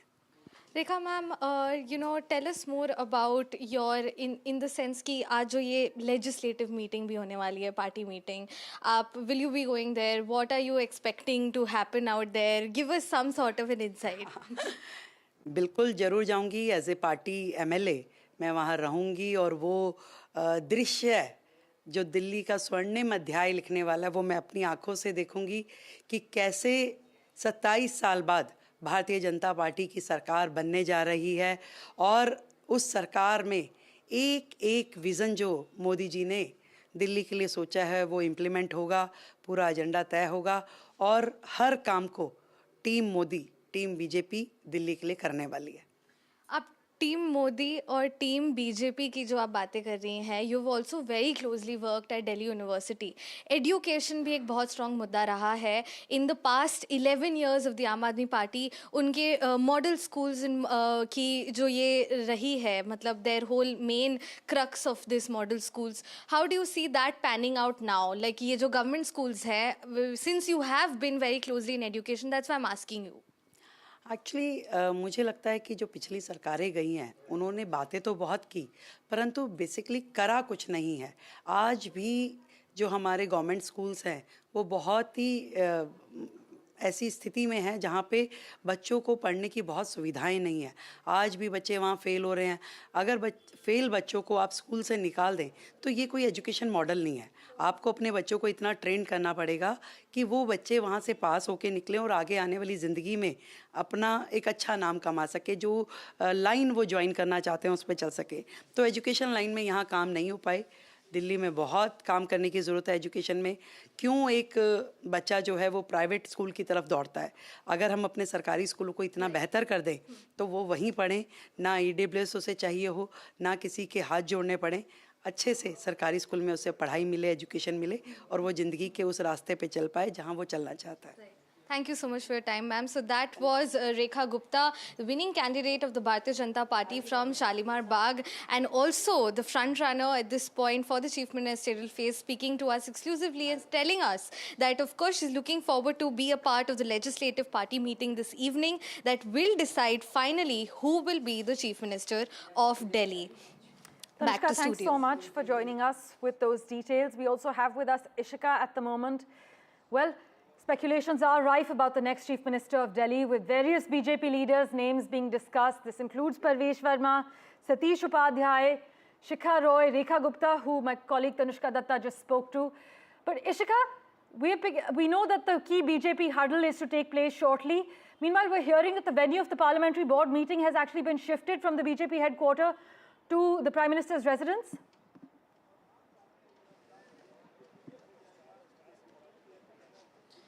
Well, yes, in fact, there has been certainly a change of venue. Now, in fact, the Parliamentary Board meeting is going to take place at the Prime Minister's residence, and where, in fact, the observers for this legislature party meeting that is scheduled to take place today at 6:30 p.m. will be done. So certainly after that meeting, we are expecting the list of the observers will be out, because at around 6:30 p.m. all those 48 MLAs of the BJP will start coming here at the Delhi BJP office, and with them certainly the 7 MPs also will be here. It will be, the full and final meeting, after which the announcement of the Chief Minister will be done. And, before that, we'll also like to show you the visuals that we are currently getting from the Delhi BJP office. You can see that the preparations have already started. You can see here, all of these are going to be, beautifully decorated. decorated, but you can see how the BJP has also put up, posters and also, in fact, placards everywhere inside this Delhi BJP office saying that Delhi mein is baar Bhajpa Sarkar, clearly showing their enthusiasm after, coming back to power almost after 3 decades. So certainly, it has been, a big and a complex, rather, procedure for the BJP, because a lot, is relying on that, and they are looking at different, different factors. You talk about the woman factor, the caste equation, the community equation. All of that is being taken into account for choosing the chief minister face. So after the 6:30 meeting, we are expecting the big announcement will be done and the suspense will finally end over who will be the Delhi chief minister. Over to you. Ishika, thanks so much for joining us with the lowdown. Aishwarya Jain, my colleague, has been tracking the latest developments. In fact, he has informed us that after the cabinet meet, the parliamentary board meeting will take place at 7 Lok Kalyan Marg, the Prime Minister's residence. Aishwarya, the venue of the parliamentary board meeting has now been shifted as per what you're reporting? Well, that's right. In fact, a cabinet meeting is taking place right now at 7 Lok Kalyan Marg at Prime Minister's residence. Prime Minister Narendra Modi is chairing that all-important cabinet meeting, which is a weekly affair of the government. And soon after that, a parliamentary board meeting had been called. The leaders have been called to the residence of Prime Minister itself because of the lack of timing. Prime Minister Narendra Modi could not arrive to the BJP headquarters, which was the earlier venue of the parliamentary board meeting, and all the leaders have been told to rush to the 7 Lok Kalyan Marg as far as the parliamentary board meeting is concerned. That will appoint the observers for the BJP legislative meeting, which is scheduled to take place today in the evening at around 6:30 p.m. at BJP state headquarters, where the name of the chief minister of Delhi would be announced. Of course, a consent from the prime minister is very important as far as the state government and the central government is concerned.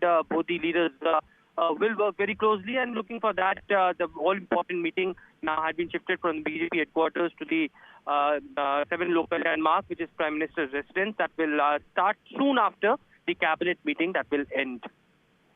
Right, and in terms of the plan of action for the day, what are we expecting post-noon, Aishwarya? Well, active parley of meetings will take place today in the national capital. We've been told first, of course, as I mentioned, cabinet meeting is taking place. It's underway at the 7 Lok Kalyan Marg.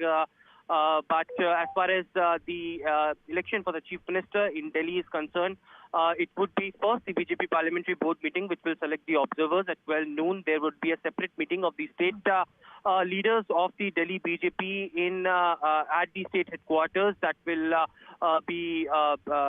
be discussing about the massive arrangements that are taking place at Ramlila Maidan for tomorrow's mega oath-taking ceremony. The sources have indicated now that with 50,000 people being invited for the oath-taking ceremony, there will be 3 separate stages that would be also installed at Ramlila Maidan. One stage would be for Prime Minister, the Lieutenant Governor, and for the newly elected Chief Minister. The second would be for the cabinet ministers and the member of parliamentarians. The third would be for the spiritual leaders who would be called from across the country. And there would be also, in a large-scale arrangement, there are people from Juggis which had been called from different part of the national capital as well. So arrangements had been made. So looking for those arrangements, the second meeting will take place at BJP state headquarters. Followed by that, today in the evening at 6:30 p.m. at state headquarters, legislative party meeting will be taking place in which the observers that will be appointed after the parliamentary board meeting will be also present, and of course a name will be decided of the chief minister and 6 ministers who will be taking oath tomorrow. As always, Aishwarya, thanks so much for taking us through the latest details. Well, news and updates continue in a moment, right after this very short break. Do stay tuned.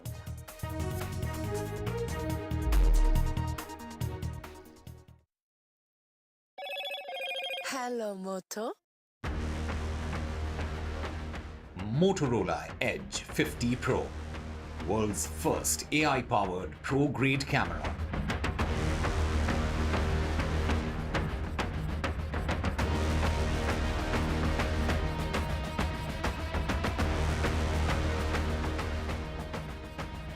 Prime Minister Narendra Modi has posted on X saying, I pay homage to Chhatrapati Shivaji Maharaj on his Jayanti, his valor and visionary leadership laid the foundation for Swarajya, inspiring generations to uphold the values of courage and justice.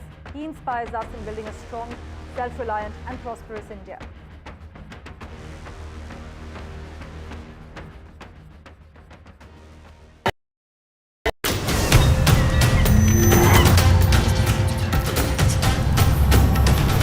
Kumbh is the flow of the rivers, the direction of the stars and the memory of the urn full of nectar. I'm here to tell you the story of Kumbh. Watch Maha Kumbh Tales with me, Amish Tripathi, only on NDTV.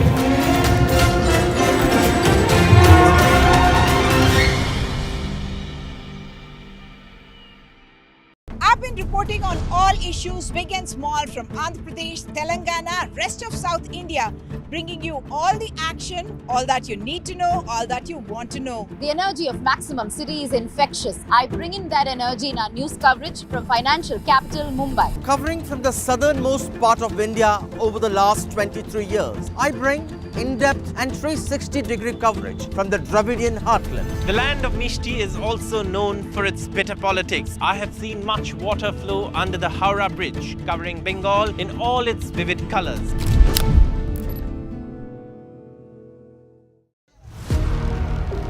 Big budget day. Big newsmakers on NDTV. Top ministers and opposition leaders. ये by the people, of the people and for the people budget.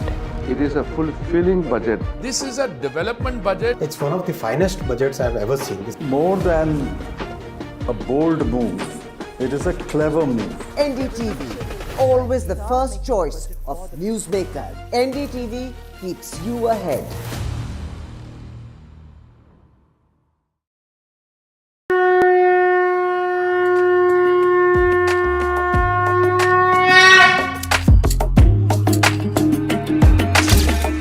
Maha Kumbh, a festival of faith.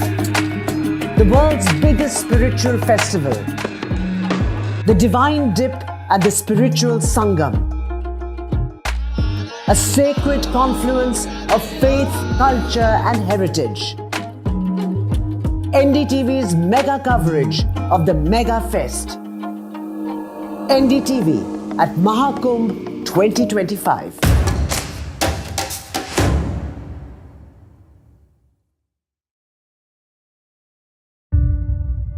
Will the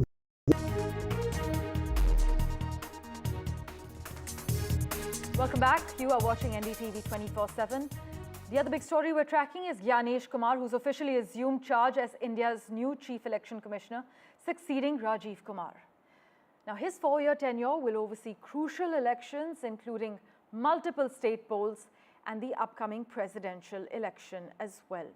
In fact, I must also inform you that the Supreme Court has agreed to consider an expedited hearing of a clutch of petitions challenging the validity of the new law providing for the appointment of Chief Election Commissioner and election commissioners, a day after Gyanesh Kumar was appointed as the next CEC, amid resistance from the main opposition, the Congress party. Well, let's switch tracks now to Mumbai, where cricket grounds like Shivaji Park and Azad Maidan represent the rich cricket culture in the city. But the same grounds are losing their essence and the footfall continues to fall. This is actually because of the growing unregulated infrastructure work that's taking place in Mumbai and also a lack of coordination with the locals to actually find a viable solution. But here's a special report on the sorry state of iconic cricket grounds of Mumbai with my colleague Anuj Raite.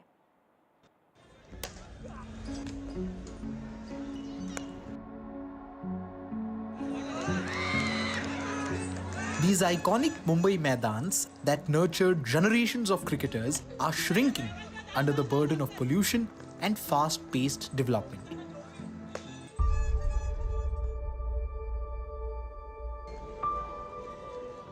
Shivaji Park, the ground where Sachin Tendulkar's cricket journey began, saw this red soil being laid in 2021 in the name of beautification.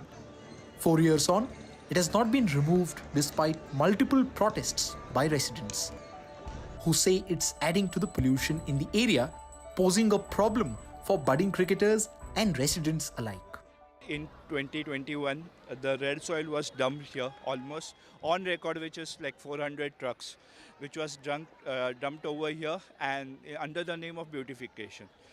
Now, after that, the beautification failed for whatever reasons, and then almost like 5 years, there is a lot of dust storms which come over here. You can see, in fact, there is on the leaves, in fact, on the buildings also.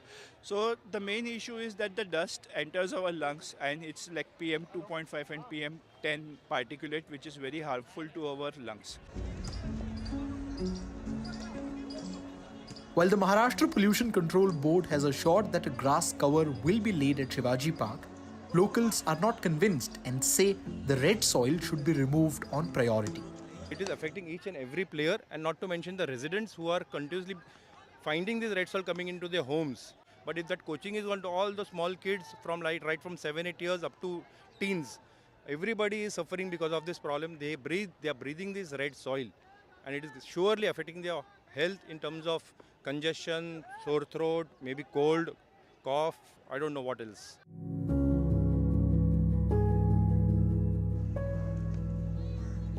Azad Maidan is one of the oldest cricket grounds in the city, but continuous metro work in the area since 2016 has shrunk the size of the ground and reduced the number of pitches available for clubs.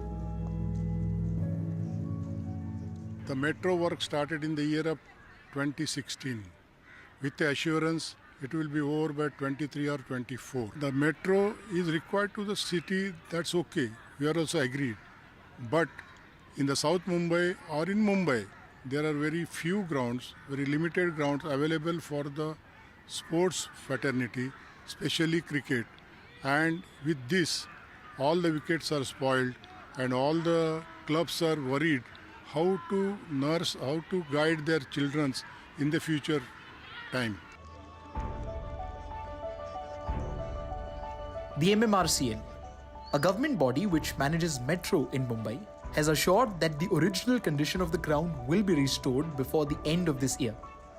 We'll restore the area, we'll restore the pitches. We intend to finish all these works, aligning with the commissioning of the line. So July 2025, we intend to commission that portion, and immediately follow, we'll restore the area.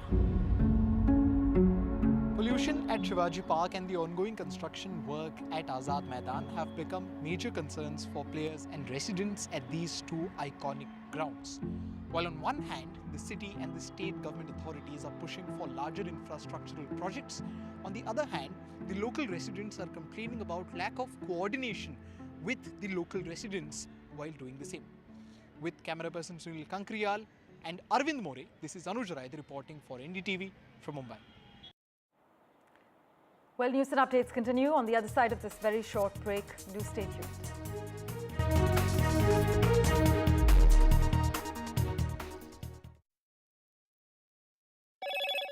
Hello, Moto. Motorola Edge 50 Pro, world's first AI-powered pro-grade camera. Shivaji Maharaj on his Jayanti, he said his valor and visionary leadership laid the foundation for Swarajya, inspiring generations to uphold the values of courage and justice. In fact, Mr. Modi says he inspires us in building a strong, self-reliant and prosperous India.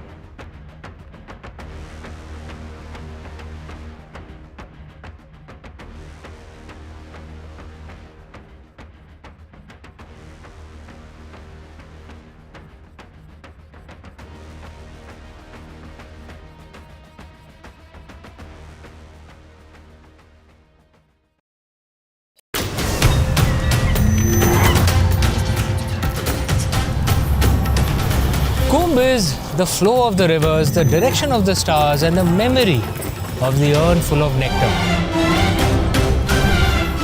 I'm here to tell you the story of Kumbh. Watch Maha Kumbh Tales with me, Amish Tripathi, only on NDTV.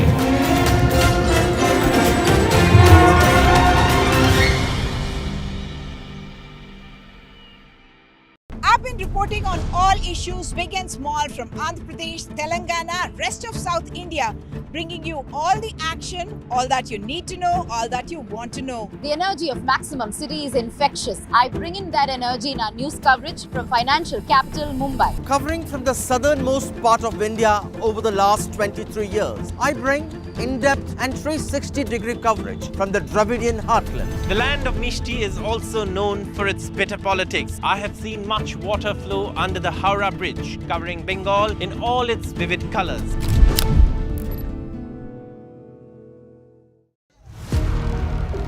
Big budget day.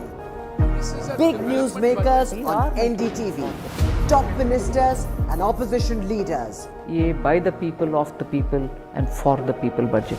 It is a fulfilling budget. This is a development budget. It's one of the finest budgets I've ever seen. More than a bold move, it is a clever move. NDTV, always the first choice of newsmakers. NDTV keeps you ahead.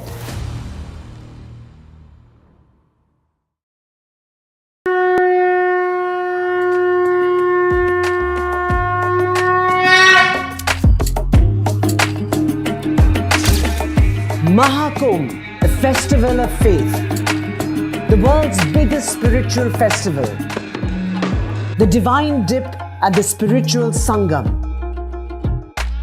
a sacred confluence of faith, culture and heritage. NDTV's mega coverage of the Mega Fest. NDTV at Maha Kumbh 2025.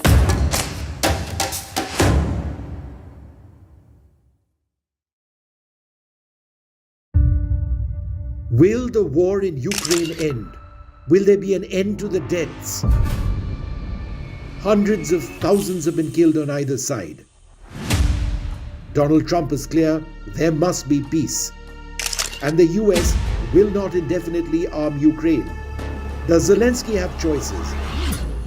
And why are America's NATO partners resisting? Join me, Vishnu Shom in Munich, as the world grapples with one of its biggest problems, the Russia-Ukraine war.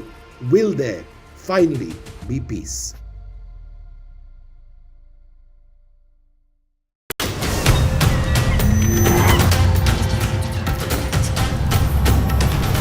Kumbh is the flow of the rivers, the direction of the stars, and the memory of the urn full of nectar. I'm here to tell you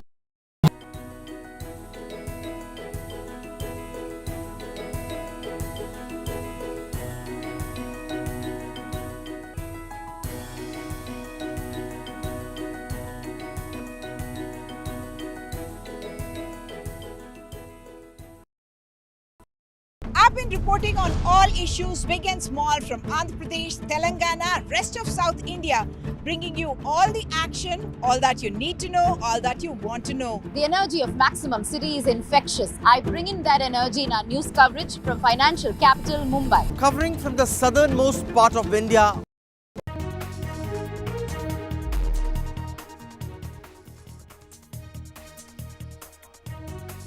Prime Minister Modi will be chairing a very key meeting coming up. This is the less later meeting in the national capital in regard to the Chief Minister of Delhi. Who will be the Chief Minister? That suspense that continues. But it will be, of course, BJP's first Delhi Chief Minister in almost 3 decades. So a very huge event has been planned. Around 50,000 people have been invited to the Maidan. This is the Ramlila Maidan, and this is going to take place at 10 o'clock tomorrow morning. In an exclusive to NDTV, Delhi CM contender Rekha Gupta speaks to NDTV, says will abide by the leadership's decision. In Kerala's ragging horror, 7 students have been suspended. You remember, this is the third such case that's coming to light in a matter of a few weeks. The victim's complaint is that he was assaulted and he was made to drink water in which the seniors had spat.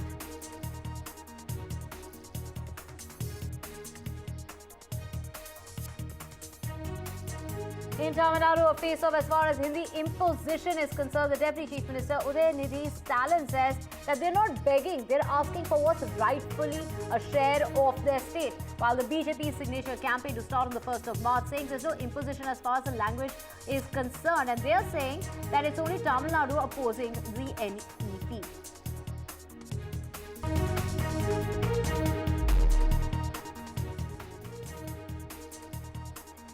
Very good morning. You're watching NDTV 24/7. I'm Divya Vadva. We have a whole lot lined up for you, including the suspense that's continuing as far as the Chief Minister's face is concerned here in the national capital. 11 days and counting, but it's all going to come to an end, and that announcement is expected because a key meeting is coming up, and that is going to be chaired by Prime Minister Modi. This is a legislative meeting which is going to finally decide as to who is the next Chief Minister of Delhi. Do remember, it's been 27 years since the BJP came into power into the national capital. So a mega event has been planned at the Ramlila ground, and do remember that earlier on they were planning that event later in the evening at 4:30. It was preponed to 11 o'clock, but now we're hearing that swearing in ceremony is now going to take place at 10 o'clock in the morning.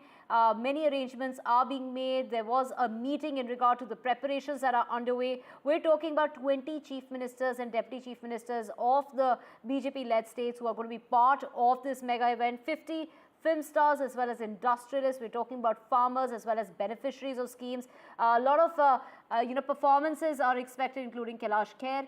Well, they are expecting a large number of people, which is why security has been beefed up, and we're talking about 5,000 security personnel that are going to be deployed at the Ramlila ground in order to ensure the safety and the smooth functioning of the swearing-in ceremony. And we have with us our reporters, my colleagues joining us. We have Ishika joining us from the BJP office, Aishwarya joining us from the Prime Minister's residence, and also we have Tanushka, my colleague, joining us. Over Aishwarya to you first. What time is this meeting expected? I mean, there has been a lot of murmur as far as the timing of that very crucial meeting is expected, and can we really know as to who will be the Chief Minister that will get decided at this meeting, or will the suspense continue till tomorrow morning?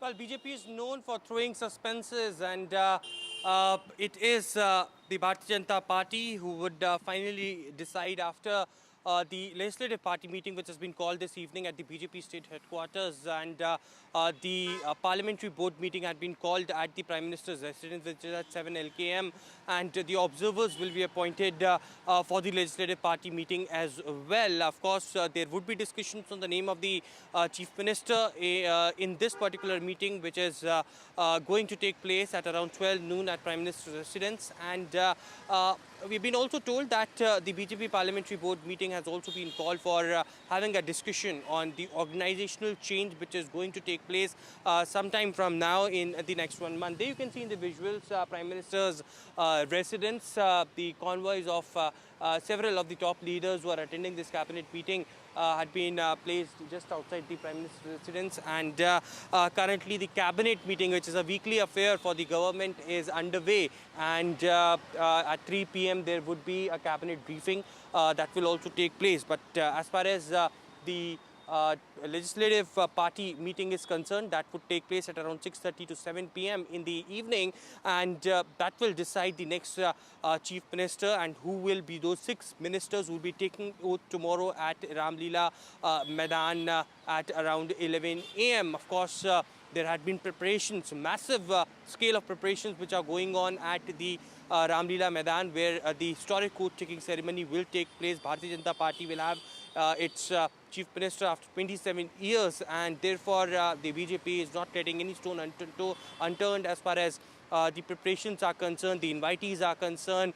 The Chief Ministers, Deputy Chief Ministers, all had been invited from the NDA fold. The MPs have been also invited for this grand oath-taking ceremony. But just before that, today in the national capital, hectic parley of meetings are taking place. The observers will be appointed by the Bharatiya Janata Party central leadership that will be going to the legislative party meeting as well in the evening at the state headquarters. There has been also the 3 important leaders, which includes Viren Sachdeva, Taran Chugh, who had been told to...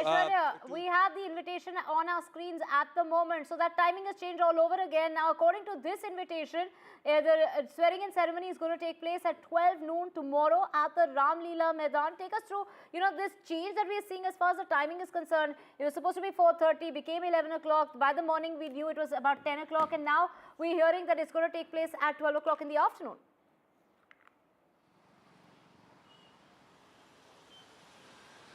Well, that's right. And this invitation that we have accessed, it is for the extent of the Chief Minister, swearing-in ceremony of the Chief Minister and Council of Ministers. That means Chief Minister and 6 ministers will be taking oath tomorrow. The timing is 12 noon tomorrow at Ram Leela Maidan. So, of course, it was earlier, predicted that it was around 11 a.m. and it has been shifted to 12 because we have been also told by our sources that there would be cultural programs as well that would be taking place. So a grand event that has been lined up as far as the performances from the traditional singers that will also take place. So before that will happen.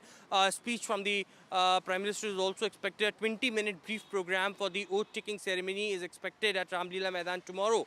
And now the invitations had been sent out, as I was mentioning. It will be the Chief Ministers and the Deputy Chief Ministers of the NDA led states, and also the Member of Parliamentarians from the Bharatiya Janata Party and the alliance members who had also been invited. For this, 3 stages will be installed, one for the Prime Minister, the Home Minister, the Lieutenant Governor and the newly elected Chief Minister.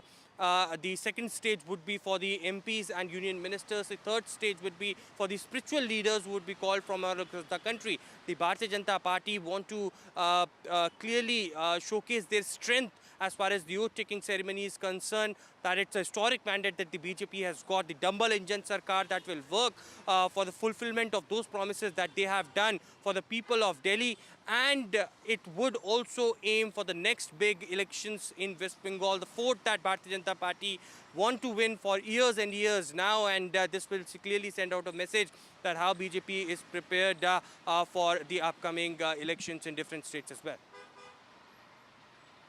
Of Delhi is requesting the presence of at the swearing-in ceremony of the Chief Minister and Council of Ministers of the National Capital Territory. This is going to take place at 12 o'clock in the afternoon tomorrow at the Ram Leela Maidan. So at least one thing's clear, the timing, the venue, of course the arrangements that are underway. We'll get you the latest on that. But first, talk about the probables. As far as the probables are concerned, the names that are doing the rounds, and one of such name is Rekha Gupta. And my colleague Tanushka is joining us from right outside Rekha Gupta's residence. Tanushka, you did speak with Rekha Gupta, and she said, she's basically going to listen and give in to whatever the top brass of the BJP decides. So, we are Aishwarya was pointing out that the BJP is always known to surprise the people with its pick as far as the Chief Minister is concerned. We've seen that in, the recent states where the BJP has won. Take us through which are the other names in the fray, and what is it that, we can expect tomorrow in terms of the preparations that are underway. Precisely, Divya, with respect to the, surprise angle, I spoke with Rekha Gupta just now. I'm outside her residence currently as well.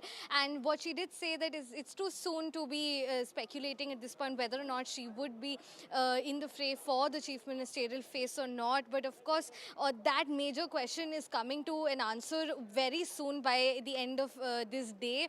And she did also tell us that whatever the top brass will decide, whatever the Prime Minister Narendra Modi decides, as they are working as part of Team Modi, will be, the final decision will be gracefully accepted by her as well. The other names that are in the fray are that of Jitendra Mahajan, as well as Parvesh Singh Sahib Verma. Remember that Parvesh Verma has been a major face in the election campaign. He fought the elections from the New Delhi constituency seat. This was a legacy seat, and he won on this seat as he was contesting against, heavyweights again. He was up against the former Chief Minister of Delhi, Arvind Kejriwal from the Aam Aadmi Party, and son of, again, former Delhi CM Sandeep Dixit, son of Sheila Dixit. So from the Congress, so he was up against two heavyweights and he did win the New Delhi constituency seat. He's been making a lot of headlines with respect to being the front runner for the chief ministerial face. So these are the three names that are in the fray right now. There's Vijendra Gupta as well. He's been the leader of opposition and he is a senior leader of the Bharatiya Janata Party. He won from the Rohini constituency seat. So it's of course these names are going on coming up with respect to who is going to be the chief minister, and all of this is going to culminate this evening. Of course, Ishika also joining us. And Ishika, you know, when we obviously are narrowing down to the names, have more names been added to the probables or some names removed perhaps from that list?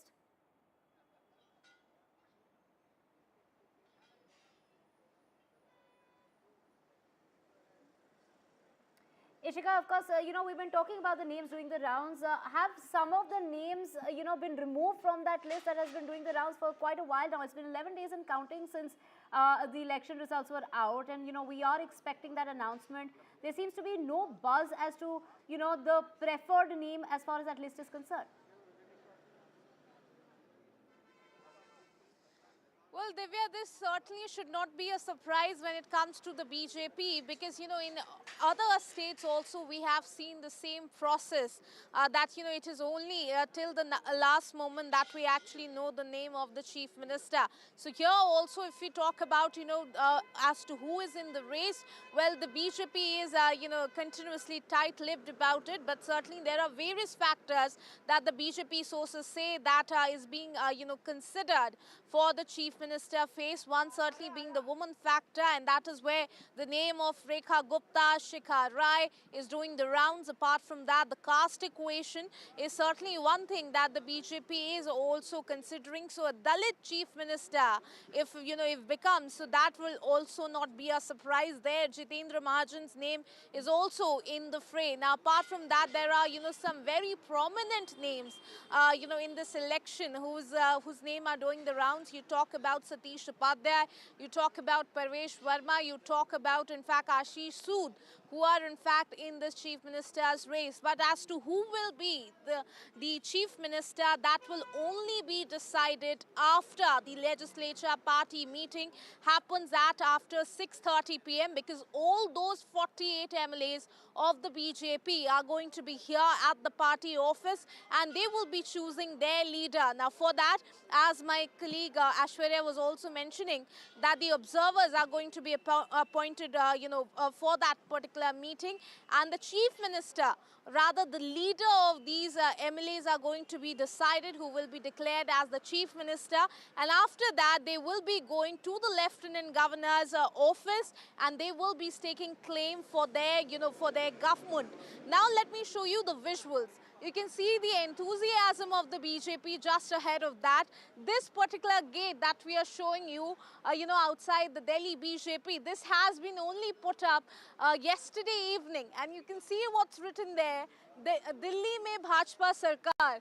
Clearly showing the enthusiasm among the workers as well after coming back to power almost after 3 decades. You can see here, you know, how in fact, you know, the decorations are continuously going on. So it will certainly be a warm welcome also for all those 48 MLAs who will be coming in the evening today to choose their leader. So certainly the BJP here is, you know, right now focusing as to, you know, how they will be choosing their chief minister's face. A lot lies in the meeting, but certainly the suspense will be ending after this meeting. Over to you. Right, well, let's go across to Aishwarya now. Aishwarya, given the fact that the BJP, like you did mention, is known you know, as its practice of picking perhaps an unpopular MLA for the post, so like it did in Madhya Pradesh and Rajasthan. Now, since the results, we've seen Paresh Verma's popularity has really gained, especially on social media sites. He has gained the highest number of followers. So does it really leave Paresh Verma, you know, his popularity? Will it come in the way when it comes to the post, or will that boost his chances?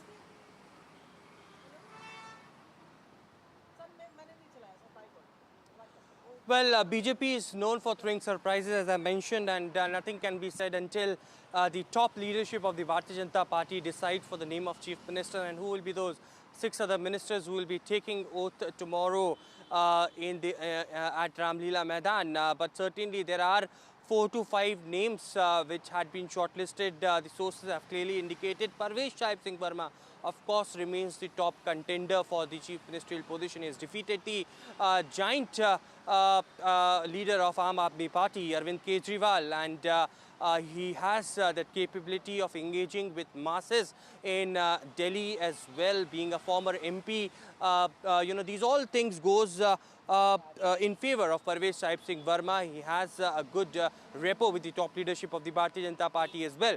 But being one of the top contender, there are few other names which had also been shortlisted, as we were mentioning about Mr. Vijender Gupta, who is a 3-time MLA and had been cornering the Aam Aadmi Party in the Legislative Assembly's session with having a very less number of MLAs in the favor of Bharatiya Janata Party in the last few years. He was cornering the Aam Aadmi Party, and therefore his chances are also at high.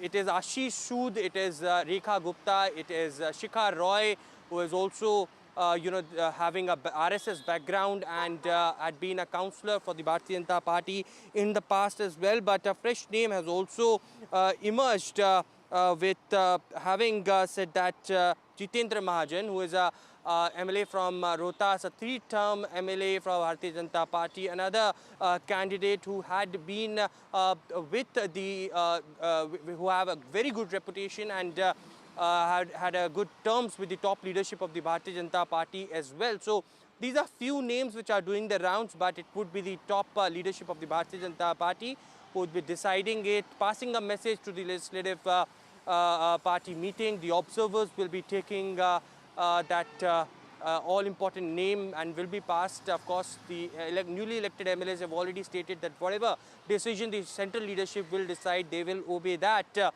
And observers will be taking that name forward to them. Remember that movement of Rajasthan, where the observers, including Rajnath Singh, handed over that chit to Vasundhara Raje Scindia, and it was a surprise name that emerged as a chief minister. Nobody knows who that MLA is. So, of course, there could be a surprise, but it would be, the surprise will be ending very soon, late this evening after the Legislative Party meeting. Right, of course, the government formation that's going to be taking place tomorrow at noon at the Ramlila Maidan. Let's go across to Tanushka. Tanushka, we did hear Rekha Gupta, is, she has spoken with you and said that, they will follow in line with the decision that's totally in the hands of the top command as far as the BJP is concerned. The Prime Minister is going to be chairing that meeting. When can we expect some sort of an announcement, and can we really even expect an announcement after that meeting?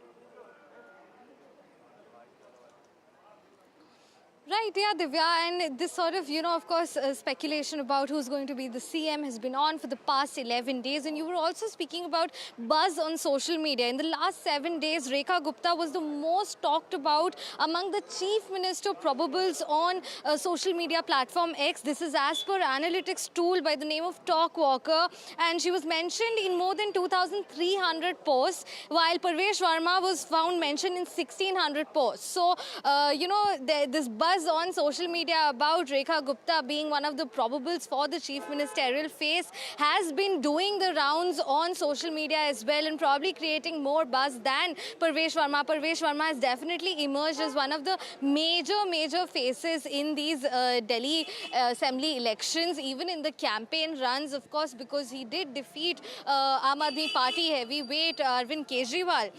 And at this point, of course, all the focus remains on this meeting, legislative party meeting this evening, wherein all the MPs as well will go, all the winning MLAs will also be part of this meeting in the evening, wherein finally it will be decided who's going to be the CM. Tomorrow, Ramlila ground, all eyes will be on Ramlila ground from 12 p.m. onwards, which is when the oath-taking ceremony begins. We know that, huge array of arrangements have been made. Yesterday, Today there were meeting after meeting. There was also senior leaders of the Bharatiya Janata Party, Virendra Sachdev, who's also the Delhi State Unit President, and Tarun Chugh, present at the Ramleela Maidan, taking account of the arrangements and the preparations there.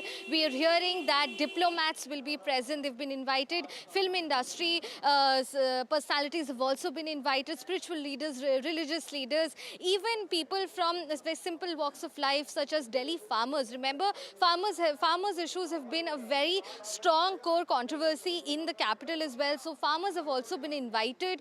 People dwelling in slums who have also been the major vote bank this time have also been invited to this oath-taking ceremony. We're hearing that there will be cultural programs. Singer Kailash Kher is expected to be performing tomorrow. Apart from, of course, all the other chief ministers of the NDA ruled states, even deputy chief ministers of these states are going to be present at this oath-taking ceremony tomorrow. It's going to be grand. It's going to be big. After all, BJP is coming back to power in the capital after 27 long years. Back to you.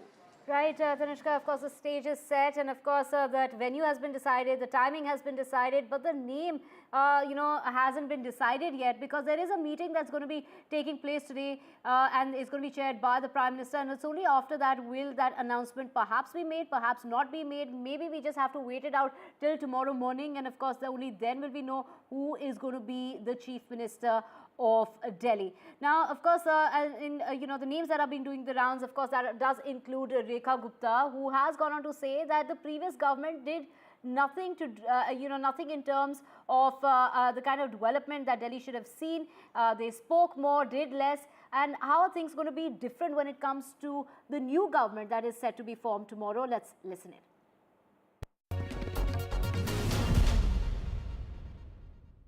Thank you for speaking to NDTV, ma'am. Ma'am, you are a newsmaker right now at the moment, a front runner for the name of the Chief Minister of New Delhi. What are we, expecting? How are you expecting things to unravel in the meeting this evening? Actually, BJP का कोई भी विधायक या कोई भी कार्यकर्ता अपनी organisation के साथ में इतना अटैच है कि जो भी वहाँ डिसीजन रहता है वो उसको फॉलो करता है. और I am also in that line कि आज दिल्ली में जो कुछ भी एक नया चैप्टर शुरू हुआ है वो मोदी जी के नेतृत्व में दिल्ली डेवलप करे, और हम सबके उस मिशन में आज हम सब इकट्ठे हैं, एक साथ हैं और मिल कर के दिल्ली के लिए काम करेंगे. यही हमारा टारगेट है, यही हमारी एक लाइन ऑफ एक्शन है, और हम दिल्ली को एक नया डेवलपमेंट का एक नया इतिहास दें, एक नया चैप्टर खोलें, यही हमारी सोच है. रेखा मैम, आप दिल्ली बीजेपी स्टेट यूनिट की जनरल सेक्रेटरी रही हैं. You worked closely at the state level. तो if you are elected in or chosen as the chief minister, how do you see things panning out in Delhi? What are the thoughts right now? I think इस question के लिए हम बहुत जल्दी कर रहे हैं. मुझे लगता नहीं कि मुझे इसके बारे में मैंने कुछ सोचा है. तो वक्त आएगा तो जो भी चीफ मिनिस्टर कैंडिडेट होगा वो उसका जवाब देगा. मैम, और आपकी जो इलेक्शन कैंपेन्स थी, आपकी जो इलेक्शन रन थी, you are at this point a strong woman face of the elections and the run up. Women voters को भी इस बार काफ़ी काइंड ऑफ इम्पोर्टेंस दिया गया, फोकस दिया गया विद द विमेन स्कीम्स. हमेशा मोदी जी का तो ये शुरू से, जब से उन्होंने देश के प्रधानमंत्री के नाते काम संभाला, हमेशा उन्होंने देश की बेटियों की, देश की बहनों की, देश की महिलाओं की चिंता की है. वो पहले प्रधानमंत्री थे जिन्होंने शौचालय की बात करी, जिन्होंने उज्ज्वला की बात करी, जिन्होंने हर घर तक नल के माध्यम से जल जाए वो बात करी. तो ये सारे विषय, महिलाओं की हेल्थ, महिलाओं का पोषण, ये सारे विषय प्रधानमंत्री जी के दिल के नज़दीक हैं.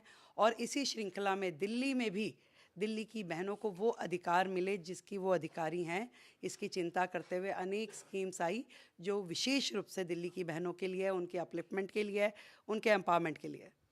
शालीमार बाग के लोगों ने आपको उनका प्यार दिखाया और उन्होंने आपको वोट इन किया है. शालीमार बाग में जब आप कैंपेन कर रही थी, ऐसे कौन से मेन मुद्दे हैं जिनको आप एकदम अपने फ्रंट पे रख रही थी, टॉप प्रायोरिटीज़? आई थिंक पूरी दिल्ली में एक ही जैसा माहौल है। इस पिछली सरकार ने 12 साल में दिल्ली में कोई भी ऐसा काम नहीं किया जिसके कारण से दिल्ली की जो जनता है वो बेहद त्रस्त है, बहुत परेशान है। चाहे वो सड़कें, टूटी सड़कें हों, टूटी नालियाँ हों, या जिस भी तरीके का यहाँ कोई इंफ्रास्ट्रक्चर हेल्थ के लिए नहीं है, एजुकेशन की बातें की, परंतु कोई भी एक नया कॉलेज दिल्ली में खुला नहीं, कोई स्कूल अपलिफ्ट नहीं हुए। तो ये सारी समस्याएं पूरी दिल्ली की समस्या रही।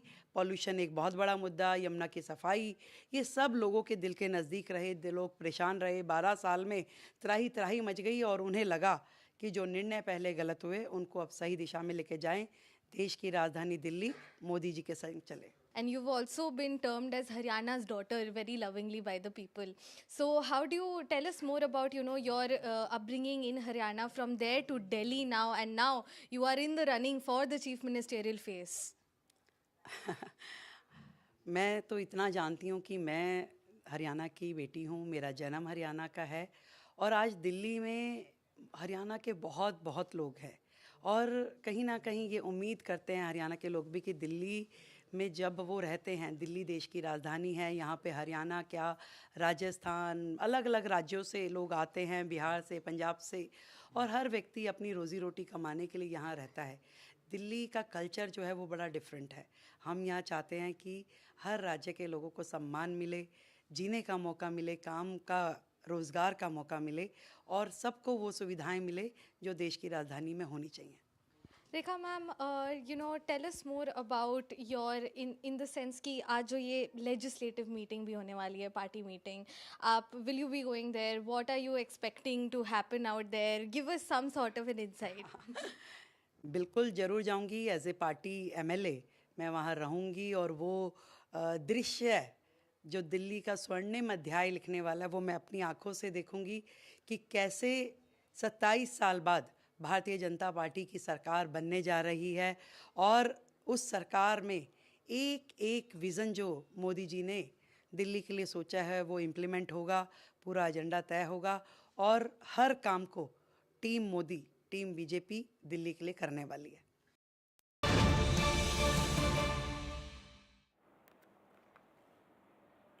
Breaking news coming in, and this is in regard to this meeting that's taking place of the Congress party. We're talking about the General Secretary meeting that is, underway at the headquarters of the Congress party. We do know that the chief of the party, Mallikarjun Kharge, is there, and also Rahul Gandhi and Priyanka Gandhi are part of that meeting. To know more on this, we have my colleague Sunil joining us. Sunil, take us through the agenda of this meeting and who all are part of it besides Rahul and Priyanka Gandhi.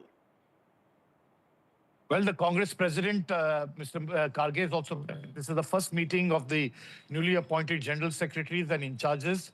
The Congress really has to pull up its socks. It's not been performing well, be it in Haryana, be it in Maharashtra, be it in Delhi.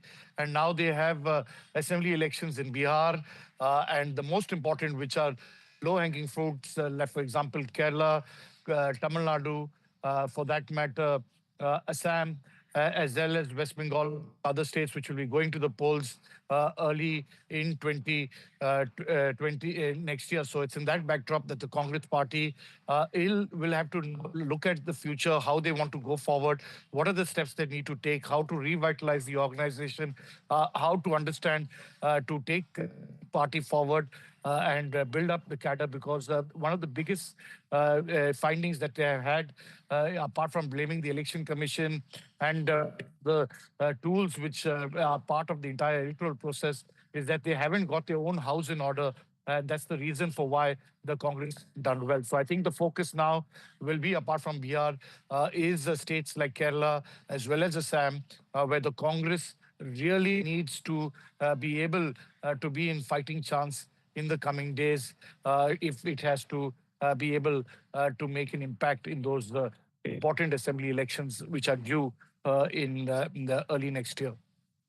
Right, of course, Sunil, that huge loss that has been suffered by the Congress party recently, in particularly in Delhi, and the lessons that need to be learned from this and going forward, like you mentioned, the course that the Congress party really needs to take. We can see visuals on our screen of Jairam Ramesh as well as Kumari Selja and Bhupesh Baghel, all those leaders there present, going in for that meeting.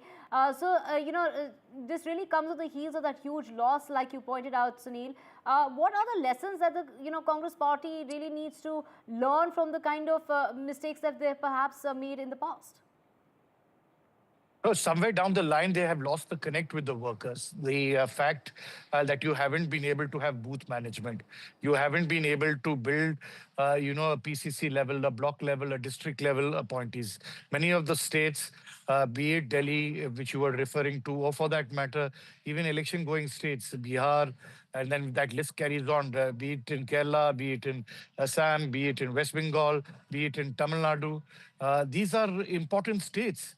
And if you're not able to get your house in order and you're not able to focus and have that, what is the biggest, their biggest adversary is the BJP.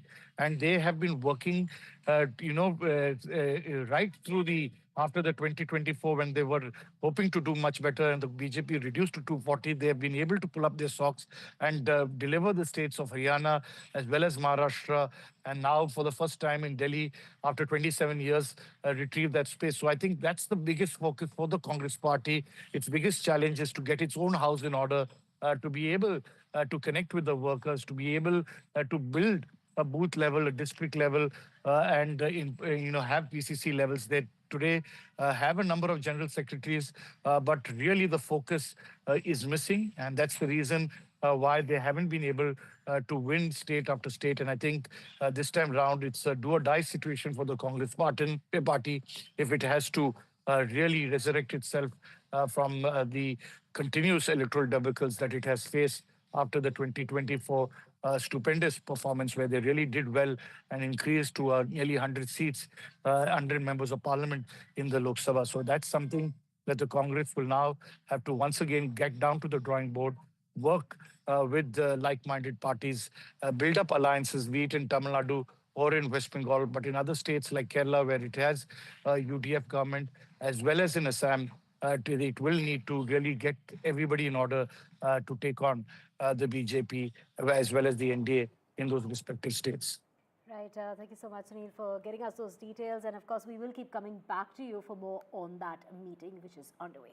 Moving on now to a very shocking incident that's come to light at the Mira Road near Mumbai in Maharashtra. A car driver allegedly rammed his SUV into a residential society after he was denied entry into that building in the Thane district. It was the denial of entry which led him to run over 4 people, and that incident was captured on camera. The accused driver is believed to be missing.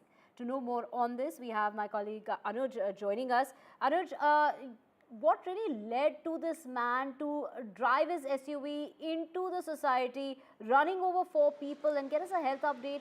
Of course, these were guards who were injured in the process, and the man seems to be absconding. Divya, this is Mira Road in the Thane district, little far away from mainland Mumbai, where this incident took place. It is a gated community where entry is restricted to people who are not from that particular gated community or do not have the required permissions to enter such communities. And this individual with an SUV, with a relatively bigger car, tried to get into this particular area where, of course, entry was denied to him. And then he ramped through the gate into the gated community, eventually injuring as many as 3 to 4 people, most of whom are security guards.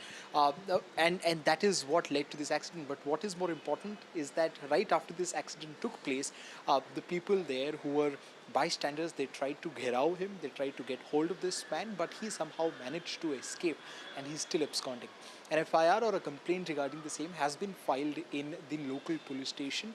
What is an important pointer for the police to look at here at the moment is whether the driver in question was under the influence of alcohol, because that really is going to change the dynamics in the way this case is being looked into or is going to be investigated later on. So yes, it critically injured as many as 3 to 4 people, and the driver is currently missing, but the police station in the Thane district where the complaint has been officially lodged are currently looking out for this particular individual. Right, thank you so much, Anuj, for getting us details of that SUV driver who attempted to run over 4 people. The incident was captured on CCTV, and of course that accused seems to have gotten away with it. He has managed to get away from that building while hurting 4 people in the process. Thank you, Anuj. We will keep coming back to you for more on that. For now, slipping in a short break. Back with a whole lot more.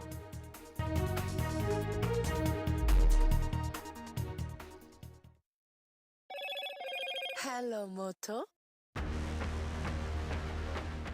Motorola Edge 50 Pro, world's first AI-powered pro-grade camera.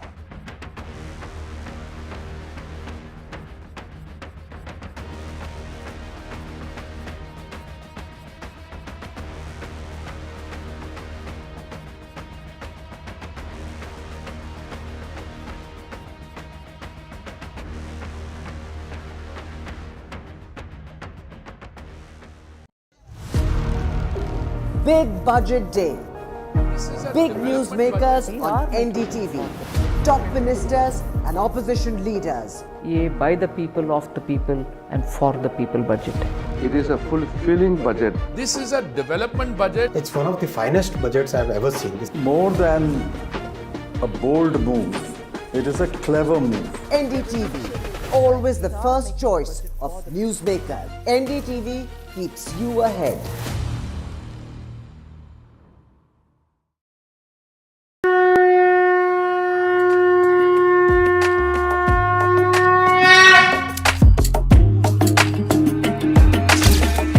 Maha Kumbh, the festival of faith, the world's biggest spiritual festival, the divine dip at the spiritual Sangam, a sacred confluence of faith, culture and heritage. NDTV's mega coverage of the Mega Fest. NDTV at Maha Kumbh 2025.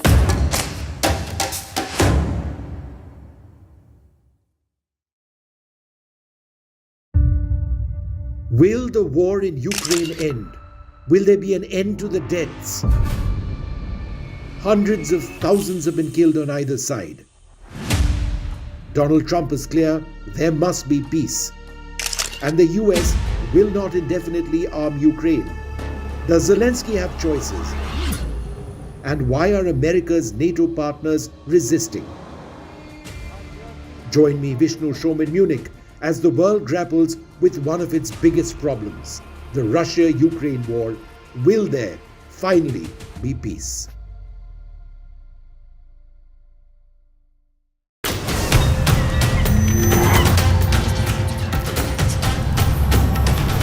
Kumbh is the flow of the rivers, the direction of the stars, and the memory of the urn full of nectar. I'm here to tell you the story of Kumbh.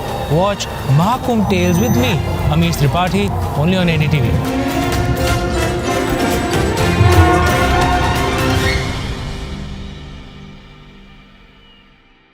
I've been reporting on all issues big and small from Andhra Pradesh, Telangana, rest of South India, bringing you all the action, all that you need to know, all that you want to know. The energy of Maximum City is infectious. I bring in that energy in our news coverage from financial capital Mumbai. Covering from the southernmost part of India over the last 23 years, I bring in-depth and 360-degree coverage from the Dravidian heartland. The land of Mishti is also known for its bitter politics. I have seen much water flow under the Howrah Bridge, covering Bengal in all its vivid colors.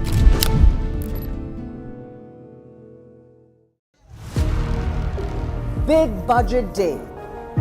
Big newsmakers on NDTV. Top ministers and opposition leaders. ये by the people, of the people and for the people budget. It is a fulfilling budget. This is a development budget. It's one of the finest budgets I've ever seen. More than a bold move, It is a clever move. NDTV, always the first choice of newsmaker. NDTV keeps you ahead.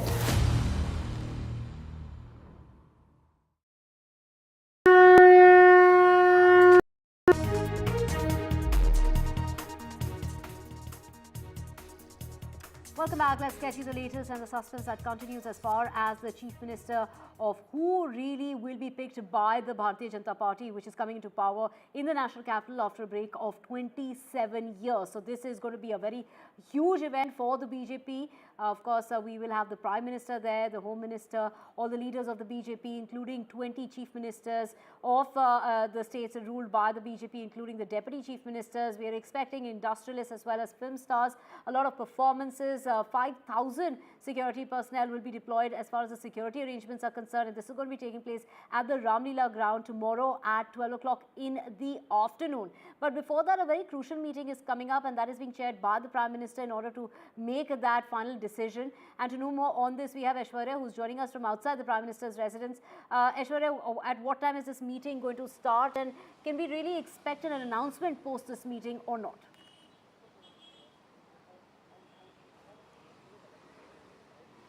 Well, currently the cabinet meeting is underway at 7 Lok Kalyan Marg, which is Prime Minister's residence, and soon after the cabinet meeting, it would be the parliamentary board meeting, which has been called at 7 Lok Kalyan Marg itself, and that will decide two major things which are on agenda. First, of course, the observers for the BJP Legislative Party meeting that will be held at the state headquarters of the Bharatiya Janata Party at Pandit Pant Marg. And apart from it, of course, the Bharatiya Janata Party is witnessing the organizational change as well. And regarding that, of course, deliberations will take place amongst the top leaders of the Bharatiya Janata Party with a part of the parliamentary board meeting. But it all comes on a day just before the oath-taking ceremony, which is scheduled tomorrow at 12 noon at Ramlila Maidan. And before that, today evening at 6:30 at the BJP state headquarters, the Legislative Party meeting will take place, who will be deciding the next Chief Minister of Delhi, the legislative leader of the Bharatiya Janata Party, and the name will be sent to the Lieutenant Governor, who will be administrating the oath tomorrow. So a hectic parley of meetings underway, but as far as oath-taking ceremony is concerned, we've been told that the preparations are almost over at the Ramlila Maidan. The SPG has taken over the entire area. Three major and mega stages had been installed at Ramlila Maidan. On the middle stage, we've been told Prime Minister, Home Minister, the Lieutenant Governor and the newly elected Chief Minister will be sitting. On the left stage, it would be the Union Ministers. The MPs from the NDA would be sitting, and on the third stage, it would be the spiritual leaders who would be called from different part of the country would also be sitting. Massive arrangements, seating arrangements has also taken place. Almost 30,000 people had been called from entire national capital. That will include the people living in Juggies, the people living in the suburban areas, the farmers of Delhi, women of Delhi, the workers from the Bharatiya Janata Party across the nation will be witnessing the grand oath-taking ceremony tomorrow. But all eyes and suspense continues over the Chief Minister's name. We have been told that 5 to 6 people, the newly elected MLAs, have been shortlisted for the Chief Ministerial position of Delhi. The top contender remains Parvesh Sahib Singh Verma, Vijender Gupta, Ashish Sood, Rekha Gupta and Shikha Roy as well. But it is Bharatiya Janata Party who is always known for throwing surprises that we've seen in the past, be it Maharashtra, be it Madhya Pradesh, Rajasthan, Chhattisgarh, and whether that will be the same thing that we will witness in Delhi as well. It all depends on the High Command that is currently deliberating from where I'm standing, 7 Lok Kalyan Marg. The top leadership is already here for the cabinet meeting, and soon after that the parliamentary board meeting will start, and that will also think upon the Chief Minister's name. The invitations are out that had been extended to the Chief Minister and Deputy Chief Ministers of the NDA-led states, and it clearly says that the oath of the Chief Minister and the swearing-in of the 6 ministers, apart from Chief Minister, will be taking place. So that will start at 12 tomorrow, but before that, of course, hectic parley of meetings underway in the national capital. Right, Aishwarya, stay with us. We also have Aarti Jairat, senior journalist, joining us. Thank you so much, ma'am, for speaking to us. Like Aishwarya was mentioning, many names doing the rounds. Do you feel yet again the BJP will go in for a surprise pick, as we saw recently in the BJP ruled states, whether it's Madhya Pradesh or Rajasthan, or will they not follow the pattern that they have been following in the recent past? No, with the BJP, I think one should really wait till the name is officially announced, because we speculate and then they do something quite surprising. But what is interesting is that this what is happening in Delhi follows a Maharashtra pattern, where, if you remember, they announced the date of the swearing in, they issued the invitations and everything, but we did not know the name of the chief minister till almost the 11th hour. Just hours before, just the day before the swearing in ceremony, we got the name of the chief minister, and that is what is happening here now. Because I think this is a tough decision to take, just like it was in Maharashtra, a very difficult decision to take. In Maharashtra, they had to negotiate with the allies, they had to balance, Ajit Pawar and Eknath Shinde and the demands of their own workers. Similarly here, of course, the BJP has a full majority on its own, so it will be somebody from amongst the BJP, but they have to, this is the national capital, and whatever happens in the national capital attracts more eyeballs and more attention than warranted. So, they have to balance between the focus on the central government and the focus on the local government. One should not exceed the other. The local government should not outshine the central government. Then there is a lieutenant governor also who plays an important role in decision making in Delhi. So that also has to be balanced with the choice of chief minister. So, it's a tough decision to take because there's so many factors to be considered. And I think that is what is taking so long. But hopefully by this evening, the suspense will be cleared and we'll know who is likely to be. Right, ma'am, of course, the delay as far as the announcement is concerned, something that the Aam Aadmi Party has been raking up, saying that they don't have a name to show. Of course, the opposition has brought up this issue when it came to Maharashtra as well, like you pointed out. But there were a lot of issues in Maharashtra. Of course, there were many checks and balances that needed to be put into place before that announcement came about. But we did have that announcement just the evening before the swearing-in ceremony. Can we really expect an announcement by the BJP after the crucial meeting, which will be chaired by the Prime Minister today? Can that suspense come to an end this evening, or will we have to wait it out till noon of tomorrow? No, I think it will be when after all, the legislative party is meeting this evening and they will have to elect their leader. So, it will be known by the evening who the leader is. The name will probably be decided at the parliamentary board and it will be communicated to people. And then they will go through this whole, motions of consultations and talking to MLAs and the MLAs electing their leader. But clearly the decision will be taken by the parliamentary board.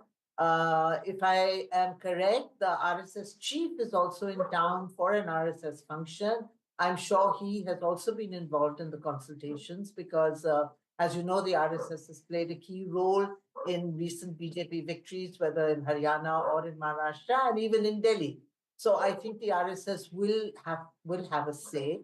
And, so that these are all the factors that they have to balance. This time it's not so much the external factors like it was in Maharashtra or the external factors of allies, but their own internal factors that they have to manage and, balance. And, they have to choose a chief minister who will get on with the lieutenant governor and who will also get on with the Union Home Ministry, which is the apex body that, is in charge of Delhi, because key things like law and order, police, land, they all come under the Home Ministry. So, the chief minister... Do you see a pattern that the BJP is following in its selection of the chief minister? Of course, there is a pattern where they don't make the announcement as to who their chief minister candidate is during the elections or even after the results are out, and there's quite a gap before one can really know. But do you really feel there's a pattern when that the BJP is following in its selection of the chief minister? So there was a pattern.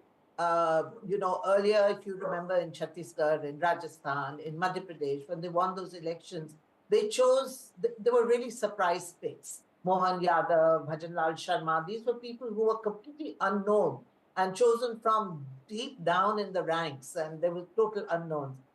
But things have changed after the Lok Sabha election, where I think the feelings and sentiments of party workers are also now being taken into account when they're choosing the chief minister. Fadnavis was a front runner because of the demand of BJP workers. So, I think that took precedence over everything else, which is why Fadnavis was chosen. And I think similarly here in Delhi too, Delhi workers will be, the sentiments of Delhi workers will be taken into consideration when they decide the chief minister. And therefore, I think it won't be a nameless, faceless person like they chose in Madhya Pradesh or in Rajasthan. It will be somebody who is known in Delhi to Delhi BJP workers because, he will have to carry them along if the BJP wants to have a good stint of 5 years and win the elections again after 5 years. BJP workers will have to be kept happy and on board. So, it may be somebody who is a long-time BJP worker who is known, who has held positions in the Delhi BJP and who is known to the cadre. Right. Thank you so much, Aarti Jairat. Thank you, ma'am, for speaking with us this morning. Of course, let's go across to Ishika, who's joining us from right outside the BJP office. Ishika, that very crucial meeting coming up, that legislator meeting, that is when that final announcement and that final decision will be taken. Take us in terms of, as far as the swearing-in ceremony is concerned, we do know it will be a grand affair, but how different will it be, say, in comparison to the time when Kejriwal was sworn in?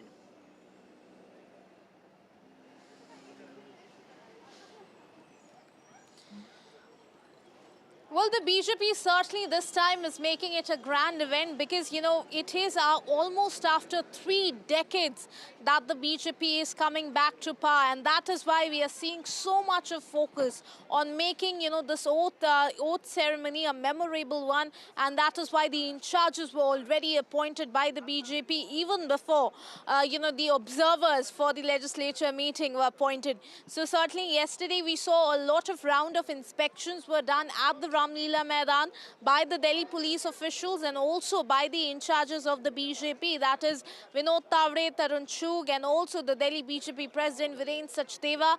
Here what they are planning to do is that they are expecting a crowd of over 25,000 to 50,000 to be present at the Ram Leela ground. So there are, special stages that are going to be set for this mega event.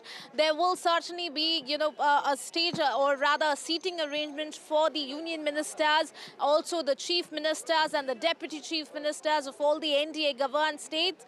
But apart from that, there are going to be special invitees for this, event. There will be farmers, there will be, in fact, beneficiaries of the union government schemes, also, in fact, priests and saints, also renowned celebrities are going to be present. We are also expecting performances, for this mega event. So apart from that, let me tell you an interesting fact is that this is the same Ram Leela ground from where Arvind Kejriwal, in fact, took oath as the chief minister. So, there is also a reason, rather, for choosing Ram Leela ground for the BJP, sending out a message to the Aam Aadmi Party cadre as well, that, the Aam Aadmi Party has been defeated, voted out of power, and BJP is, in fact, making a comeback after the 3 decades. But before that, the more important meeting is scheduled for today.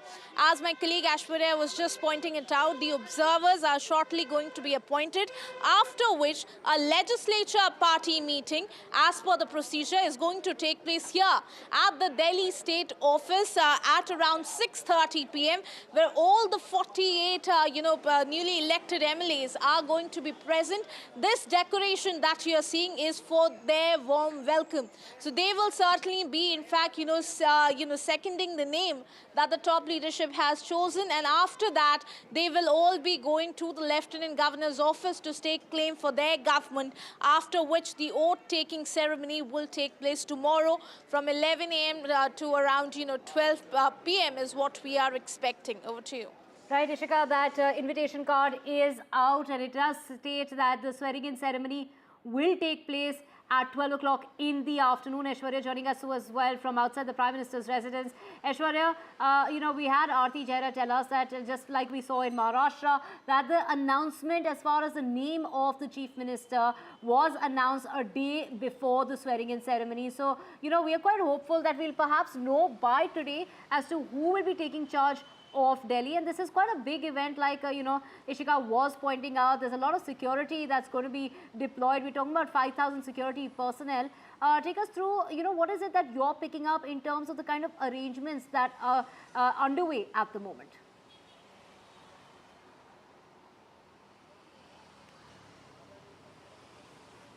Well, first, as far as the national perspective for Bharatiya Janata Party, these elections were huge in terms of defeating the Aam Aadmi Party and coming back to power after 27 years. It is now Bharatiya Janata Party and NDA-led states which are 20 in numbers. Individually, Bharatiya Janata Party hold 14 states now. And the next big vote for Bharatiya Janata Party is West Bengal. They want to win West Bengal, and therefore a show of strength as far as this victory is concerned, and performance politics is something Bharatiya Janata Party is relying on, and therefore we are witnessing, as soon as the Bharatiya Janata Party won from Delhi, the work started, be it the Yamuna cleaning, be it the other promises that Bharatiya Janata Party has done. But on the other side, yes, the scale of the swearing-in ceremony would be huge, and therefore the preparations have almost been finished. All eyes would be on the parliamentary board meeting, which is going to start very soon at 7 Lok Kalyan Marg.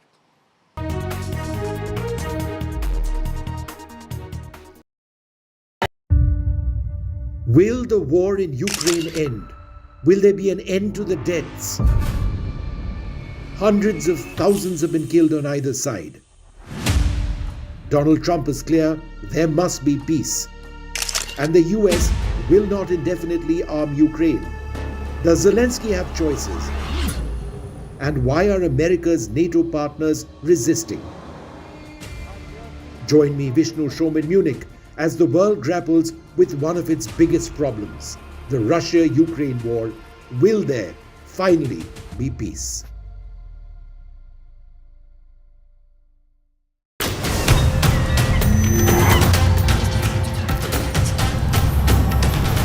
Kumbh is the flow of the rivers, the direction of the stars, and the memory of the urn full of nectar. I'm here to tell you the story of Kumbh. Watch Maha Kumbh Tales with me, Amish Tripathi, only on NDTV.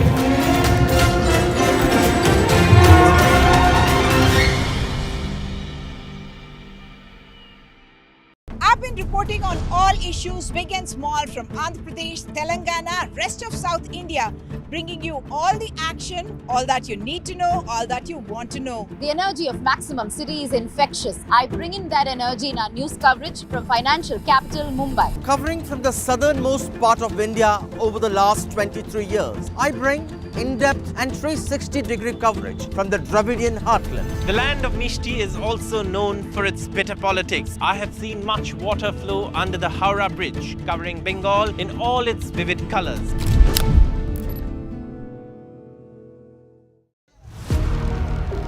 Big budget day. Big newsmakers on NDTV. Top ministers and opposition leaders. ये by the people, of the people and for the people budget.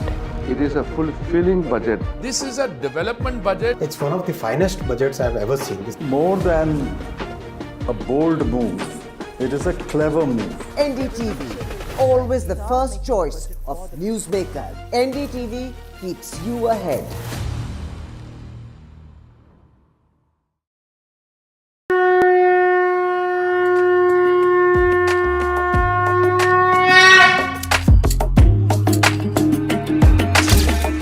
Maha Kumbh, the festival of faith, the world's biggest spiritual festival, the divine dip at the spiritual Sangam,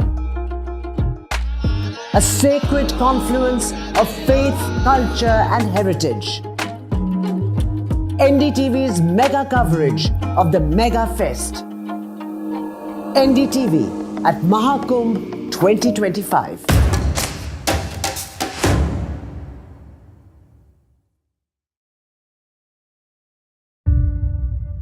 Will the war in Ukraine end? Will there be an end to the deaths? Hundreds of thousands have been killed on either side. Donald Trump is clear there must be peace.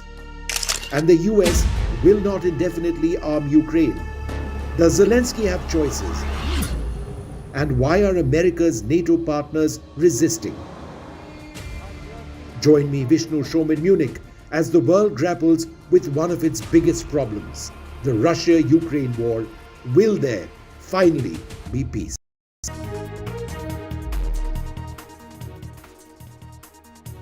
Hello and welcome. You're watching NDTV. I'm Aditi Bhardwaj, and the top focus here at NDTV is who will be the next Delhi Chief Minister from the BJP. We'll tell you more, but before that, let's take a look at the top headlines we're tracking here at this hour. Prime Minister Narendra Modi to chair key meeting over the Delhi Chief Minister face. BJP's first Delhi Chief Minister in nearly 3 decades. The name to be announced this evening. Who are the front runners? Well, one of them speaks to NDTV. Rekha Gupta says will abide by leadership's decision. After facing debacle in several polls, Congress party holds key meet at the Congress headquarters. Rahul Gandhi, Priyanka, Mallikarjun Kharge address this meeting and review why Congress party is losing elections. Ragging horror in Kerala. At least 7 students have been suspended after victim complained of being assaulted and also said seniors spat in the water. In Tamil Nadu, the face-off over the national education policy continues over the Hindi imposition that the state says its centre is making. Deputy Chief Minister hits out. Education Minister says centre is denying funds. They are not begging but asking for what's rightfully theirs. BJP, meanwhile, attempts to hold a signature campaign against this NEP row.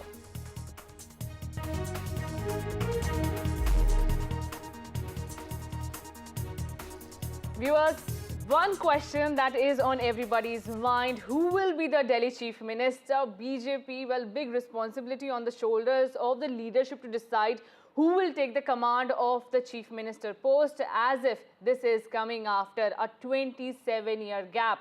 And this leadership has to be very visionary so that the party holds its strength and grip over Delhi over the next course. Well, remember, the party which came to power in the national capital is likely to elect the next Delhi Chief Minister at a meeting of its elected MLAs today. The legislative party leader is expected to take oath as Chief Minister at Ram Leela Maidan on Feb 20.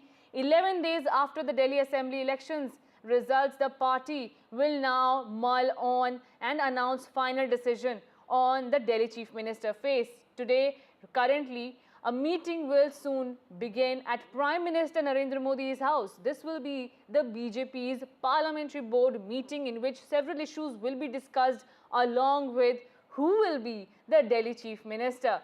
The party, remember, formed the government in Delhi after defeating the Aam Aadmi Party in the recently held elections, securing 48 out of 70 seats. However, the suspense over the Chief Minister of Delhi still remains as the party is yet to make an announcement. And these are the visuals. Key leaders will be arriving at Prime Minister Narendra Modi's residence shortly, where this meeting will take place. Prime Minister Narendra Modi, Union Home Minister Amit Shah, Chief Ministers from BJP-ruled states, NDA leaders, Union Ministers and others are expected to attend this oath ceremony that will take place tomorrow. For more on this, my colleague Aishwarya is joining me. Aishwarya, you have been tracking this since day one. My colleague Ishika is also joining me for more on this. Ishika and Aishwarya, you both have been tracking this update from day one. Tell us firstly, what are you hearing from the ground? Aishwarya, I'll come to you. What are you picking up from your sources? Who are these front runners?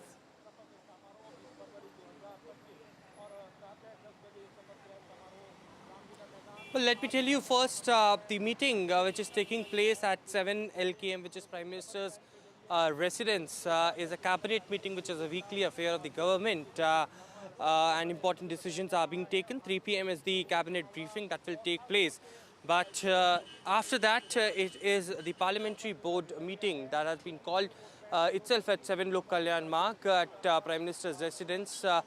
The top most body which takes important and crucial decisions as far as the party is concerned, and the sources have indicated that after the cabinet meeting it would be the meeting of the parliamentary board of the Bharatiya Janata Party that will be taking place. The decisions and the agendas which are on cards are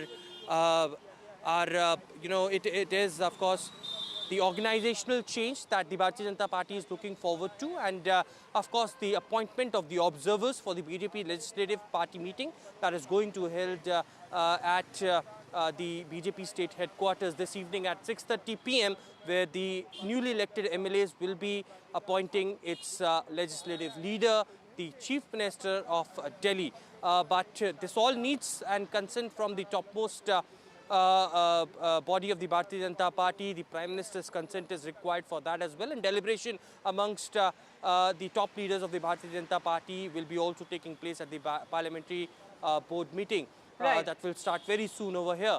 But very interestingly, the contenders that we are speaking upon, the topmost contender remains Parvez Sahib Singh Verma, Ashish Sood, Vijinder Gupta, Shikha Roy, Rekha Gupta.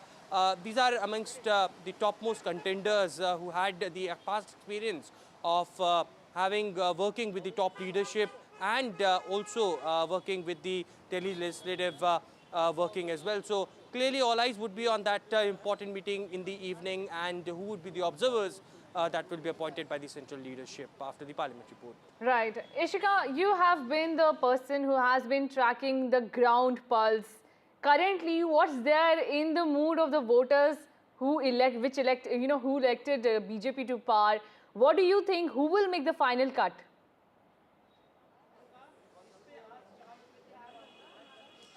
Well, currently, just like you and me, Aditi, the question in the mind of the voters also is as to who will be their chief minister. But thankfully, that suspense is, going to come to an end today after the legislature party meeting will be held here at the Delhi BJP office at around 6:30 in the evening.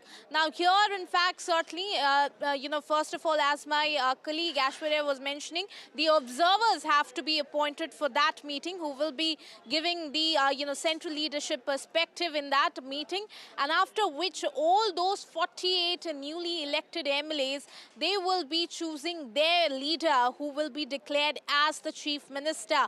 So here presently the Delhi BJP office where we are currently reporting from, let me show you the preparations that have been done. You can see special decorations are currently being done at the Delhi BJP office. All this for the legislature party meeting, because this is after 27 years that you can see such kind of decoration, enthusiasm among the party workers, for certainly because the Delhi the BJP is coming in government this time in Delhi. Now if we talk about the names that you were saying, there are several names that have been doing the rounds, as my colleague was pointing it out already, that there are various contenders for the chief minister's post, first being Parvez Verma, then you have Vijinder Gupta, who has been the LOP for in fact the BJP, even when it was Arvind Kejriwal who was the chief minister. Then you have in fact there are various other names. You talk about there can be a possibility of having a Dalit chief minister also this time. That is also something more of a surprise that we are expecting. There are names that are doing the rounds there as well, like Jitendra Mahajan. This time there is also a possibility of a woman chief minister. There are two names that are in fact in the CM race, one being Shikha Roy, second being Rekha Gupta. So there are numerous possibilities, but the last certainly stamp will be put only after the legislature meeting that takes place today. So all the eyes will be on that meeting. Over to you. Right, Ishika, and stay with me. Aishwarya, let me come to you about the invitation that has been extended by BJP this time. Inclusive pitch is the big message that is coming out. Tell us more about this inclusive pitch of the BJP. Who all are invited?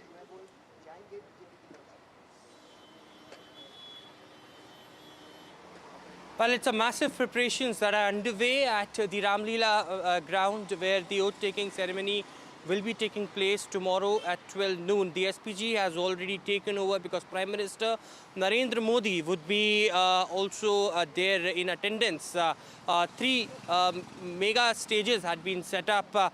On the middle stage, it would be Prime Minister, Home Minister, Lieutenant Governor and the newly elected Chief Minister. On the second stage, it would be the Union Ministers and the MPs of the NDA. And on the third stage, the spiritual leaders who had been called from all across the country will be seated, and the film stars, the celebrities will be seated just next to the main stage of Ramlila ground. It is, of course, 30,000 plus people who are invited for the mega swearing-in ceremony. This includes the Jhuggi clusters, people living over there, the chiefs of all the Jhuggi clusters, the gig workers, as far as the auto rickshaw drivers, the cab drivers, the BJP workers from the national capital, all had been invited to witness this historic event that is going to take place tomorrow at 12 noon at Ramlila ground. So it's a historic occasion, a show of strength by the Bharatiya Janata Party as well. As I mentioned, it is now 20 states that NDA is ruling, and all the chief ministers and deputy chief ministers had also been sent that invitation for tomorrow's swearing-in ceremony. It's going to be a mega grand affair, and therefore Bharatiya Janata Party do not want to let any stone unfold unturned as far as the preparations are concerned, and to send out a message that how the Bharatiya Janata Party is coming forward to fulfill those promises to the people of Delhi, and also a message to those states where the elections are going to be held in the upcoming months. Right, Aishwarya, and taking your point forward of the inclusive pitch, Ishika, this has been the key message of the BJP. Sabka Saath, Sabka Vikas has been the focus of the Bharatiya Janata Party, and it has also played a major role in winning these elections.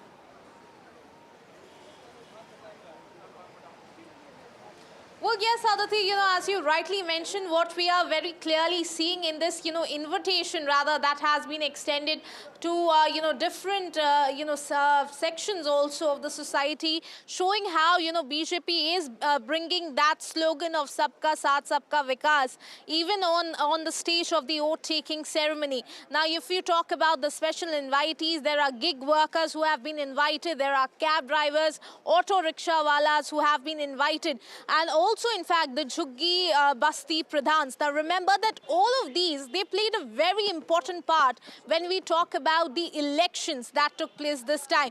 Because if you see the manifesto of the BJP, they had made, special promises for all of these sections. Auto rickshaw walas, if you talk about the Jhuggi Basti, the slum dwellers, and also the gig workers, for all of them, there were promises that were made by the BJP, and BJP certainly wants to put out that message to all of these voters who voted, in their favor that, see, we are making the chief minister, but even on that day, we have already started working for you. So certainly sending out that message, this invitation has been extended to all of these people. So certainly it is going to be a very mega event that we will be witnessing tomorrow. There will be, various stages that are going to be set, and certainly BJP making sure that there is, in fact, no stone that is left unturned. Absolutely. And Aishwarya, keeping in mind the Sabka Saath, Sabka Vikas pitch, the invitation has also been extended to Arvind Kejriwal, Atishi, and the Congress leaders. Will they make it to the oath ceremony? What are you hearing?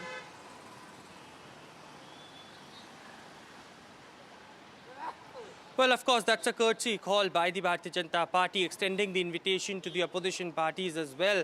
Of course, it is not yet been decided by the Aam Aadmi Party who would be their LOP. All eyes were on Atishi, that she will be taking over because the top leaders of the Aam Aadmi Party faced defeat in these recent elections. But it is apart from these. Remember, in these recent election results, 10 seats were Jat dominated. It was the Brahmin votes that that went in favor of the Bharatiya Janata Party. The Punjabi votes went into the favor of Bharatiya Janata Party as well. So the caste combination is also Bharatiya Janata Party would be definitely eyeing upon when selecting the ministers for Delhi as well, because all section of society had voted this time to the Bharatiya Janata Party, and BJP do not want to upset these sections of society as well. So clearly it's a sabka saath, sabka vikas approach of the Bharatiya Janata Party. Invitations being sent out to the cab workers who had voted this time in large numbers, the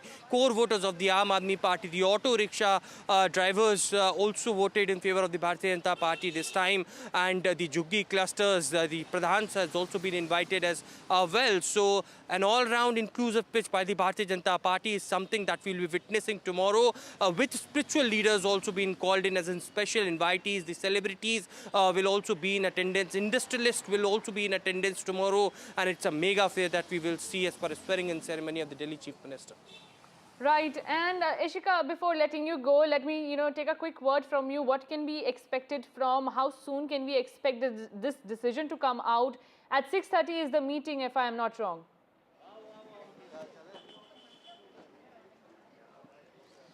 Well, yes, certainly, two very important meetings that has to take place today before they announce who will be the Chief Minister of Delhi. First, certainly, the observers have to be appointed for the legislature meeting. Then at 6:30, from the very spot that I am reporting from, here we'll see the newly elected MLAs of the BJP coming here, and then they will be choosing their leader, who will then be declared as the Chief Minister of Delhi. So we are expecting that after this meeting ends, around the time of 8 to 9, we are expecting that this announcement will finally be made. The suspense over who will be the Chief Minister will finally end, and then, they will be going to the Lieutenant Governor's office to stake claim for their government. Over to you. Absolutely, Ishika and Aishwarya, do stay with me for more updates, as this is the biggest story that we are tracking. Tomorrow is when the oath ceremony will take place, and to discuss more about this Delhi chief ministerial candidate as well as the BJP's prospects as the party in power in the national capital, I have with me Amitabh Tiwari, political strategist. Thank you so much, Amitabh Tiwari, for speaking to NDTV. Let's go over the likely contenders for the CM post one by one. So far, the names that we have: first, Parvesh Singh Verma, giant killer in the Delhi elections, defeated Arvind Kejriwal from the New Delhi constituency, and is the son of former Delhi Chief Minister Sahib Singh Verma. What are the chances he will get the final throne? Yeah, he is one of the strongest contenders because he's also won from the New Delhi seat. And normally we've seen the MLA of the New Delhi seat goes on to become the chief minister. Plus, the BJP does not have a chief minister across the country from the Jat community. So it also sends a very positive symbolic message to the Jat community, because they have significant presence in Haryana, Rajasthan, and the important battle which will be held in 2027 in UP.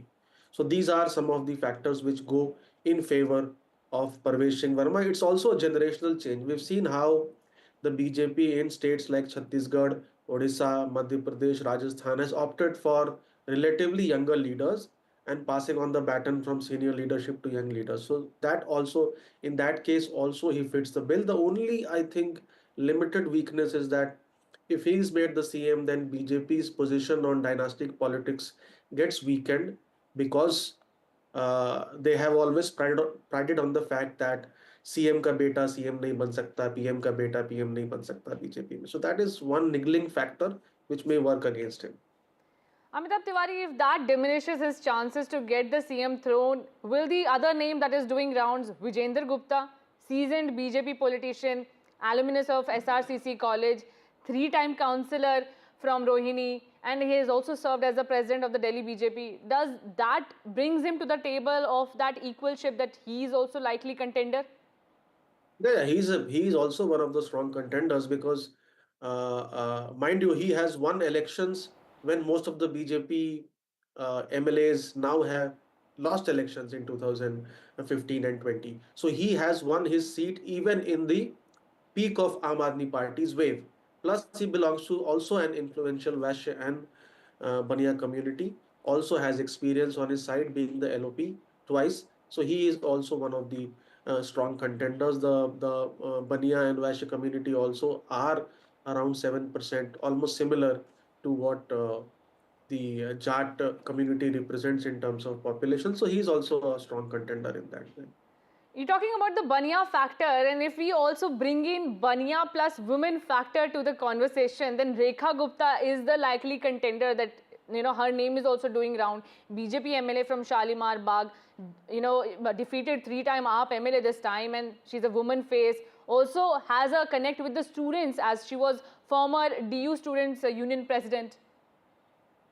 So yeah, Rekha Gupta ji has also risen up the ranks in BJP's hierarchy, if you see, and the party also does not have a woman chief minister. I mean, across the country, only Mamata Banerjee today is a woman chief minister from a regional party. So since the women are increasingly becoming kingmakers in elections, and we've seen that even in Delhi, women used to be a strong vote bank of the Aam Aadmi Party, but this time around they have backed the BJP. So the BJP could think of rewarding the same, and Rekha Gupta ji then becomes a strong contender from the women folk if a woman is to be made the chief minister. Okay, if we consider the woman factor and if, not Rekha Gupta, then we have Shikha Roy as well in the race.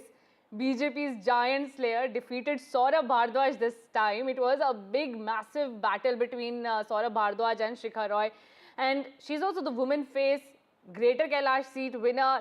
How do you think Shikha Roy's chances are? I mean, her chances are also equally good because, as you mentioned, and Saurav Bhardwaj was considered as the most popular MLA from the Aam Aadmi Party side, even popular than Atishi or Kejriwal. So defeating him is a big factor which goes in the favor of Shikha Rai. So if the woman factor works and if the BJP decides to name a woman CM, then she also becomes one of the strong contenders.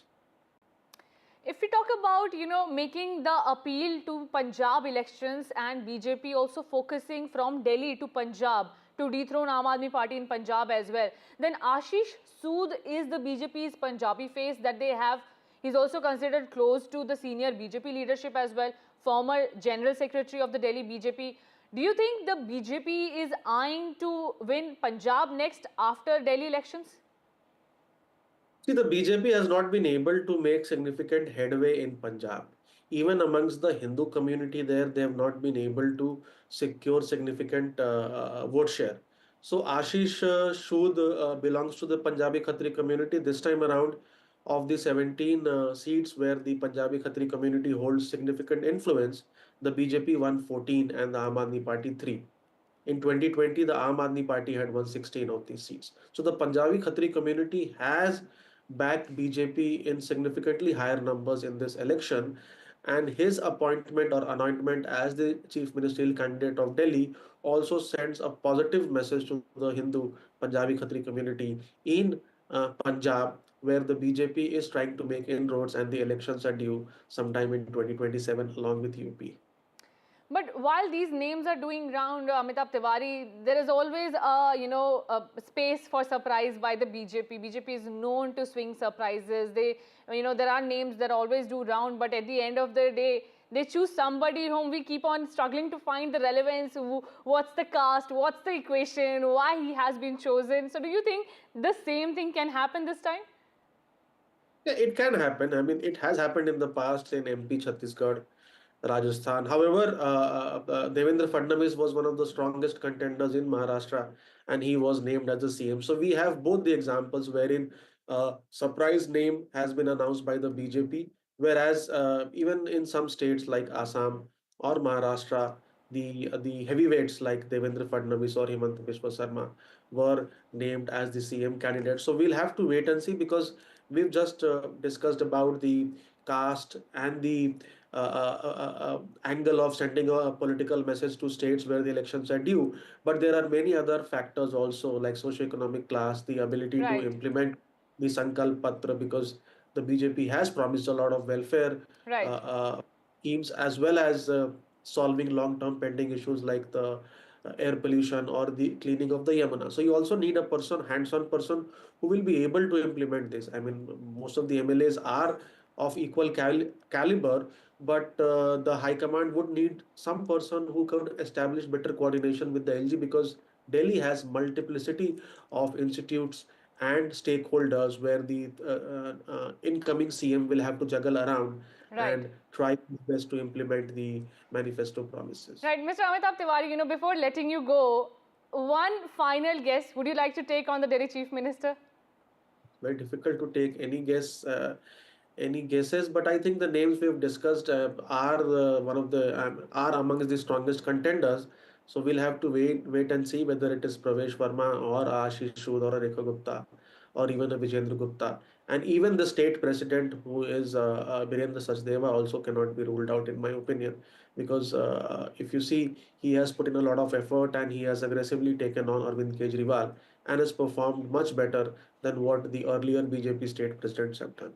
Absolutely. Thank you so much, Amitabh Tiwari, for decoding these faces. And the question still remains, who will be the Chief Minister? Well, there are several front-runners, viewers, and one of that front-runner spoke to exclusively to NDTV, Rekha Gupta. And what she said on the CM, naming, well, let's listen in.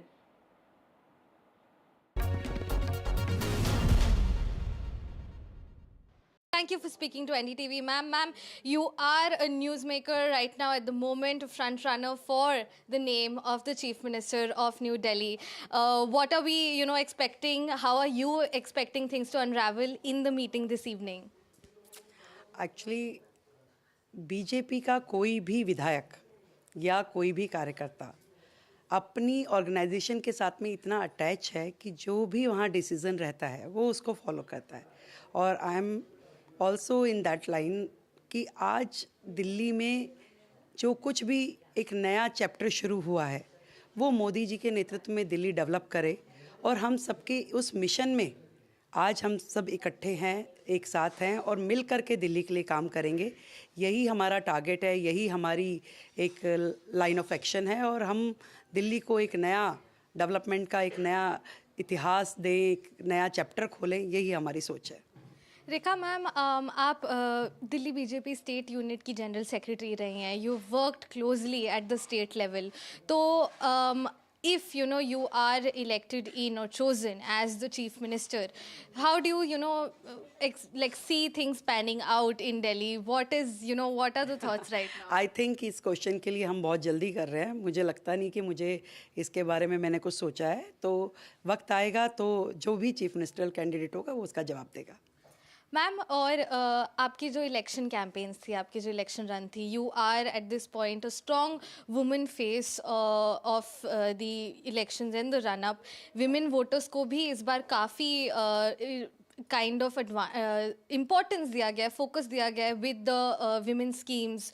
हमेशा मोदी जी का तो ये शुरू से, जब से उन्होंने देश के प्रधानमंत्री के नाते काम संभाला, हमेशा उन्होंने देश की बेटियों की, देश की बहनों की, देश की महिलाओं की चिंता की है. वो पहले प्रधानमंत्री थे जिन्होंने शौचालय की बात करी, जिन्होंने उज्ज्वला की बात करी, जिन्होंने हर घर तक नल के माध्यम से जल जाए वो बात करी. तो ये सारे विषय, महिलाओं की हेल्थ, महिलाओं का पोषण, ये सारे विषय प्रधानमंत्री जी के दिल के नज़दीक हैं. और इसी श्रृंखला में दिल्ली में भी दिल्ली की बहनों को वो अधिकार मिले जिसकी वो अधिकारी हैं, इसकी चिंता करते हुए अनेक स्कीम्स आई जो विशेष रूप से दिल्ली की बहनों के लिए, उनके अपलिफ्टमेंट के लिए, उनके एम्पावरमेंट के लिए.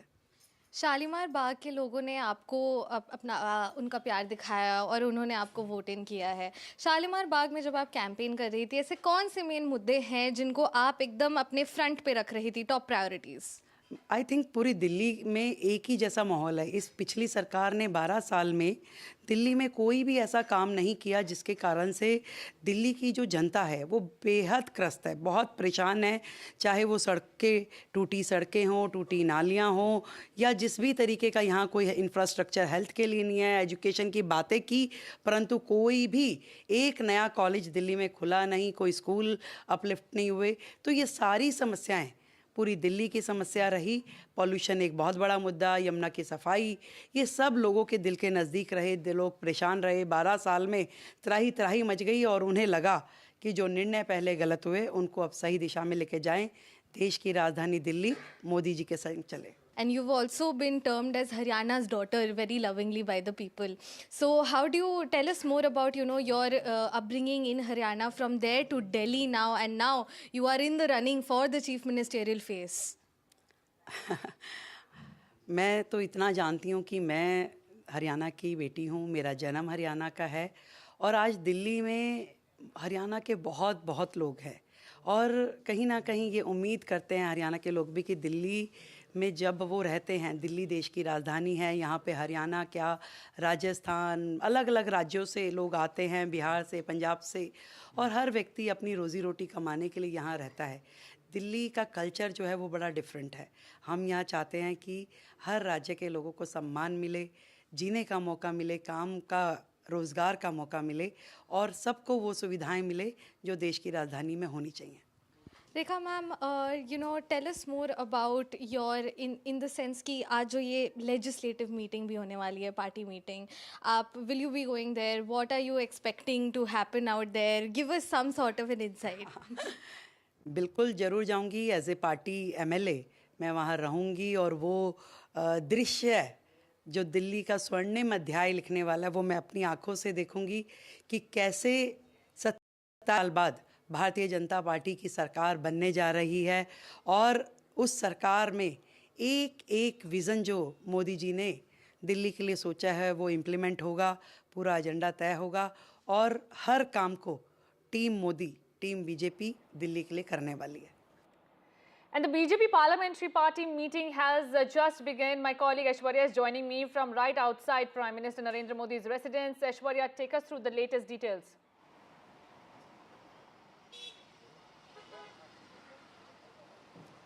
Well, an all-important BJP Parliamentary Board meeting has begun after the cabinet meeting got over. Several leaders who were not the part of the Parliamentary Board has left the Prime Minister's residence, and now the Parliamentary Board meeting has begun. That's the biggest update that is coming in as far as the series of meetings that are going to take place just before the all-important Legislative Party meeting that is scheduled at around 6:30 p.m. at the state headquarters of the Bharatiya Janata Party.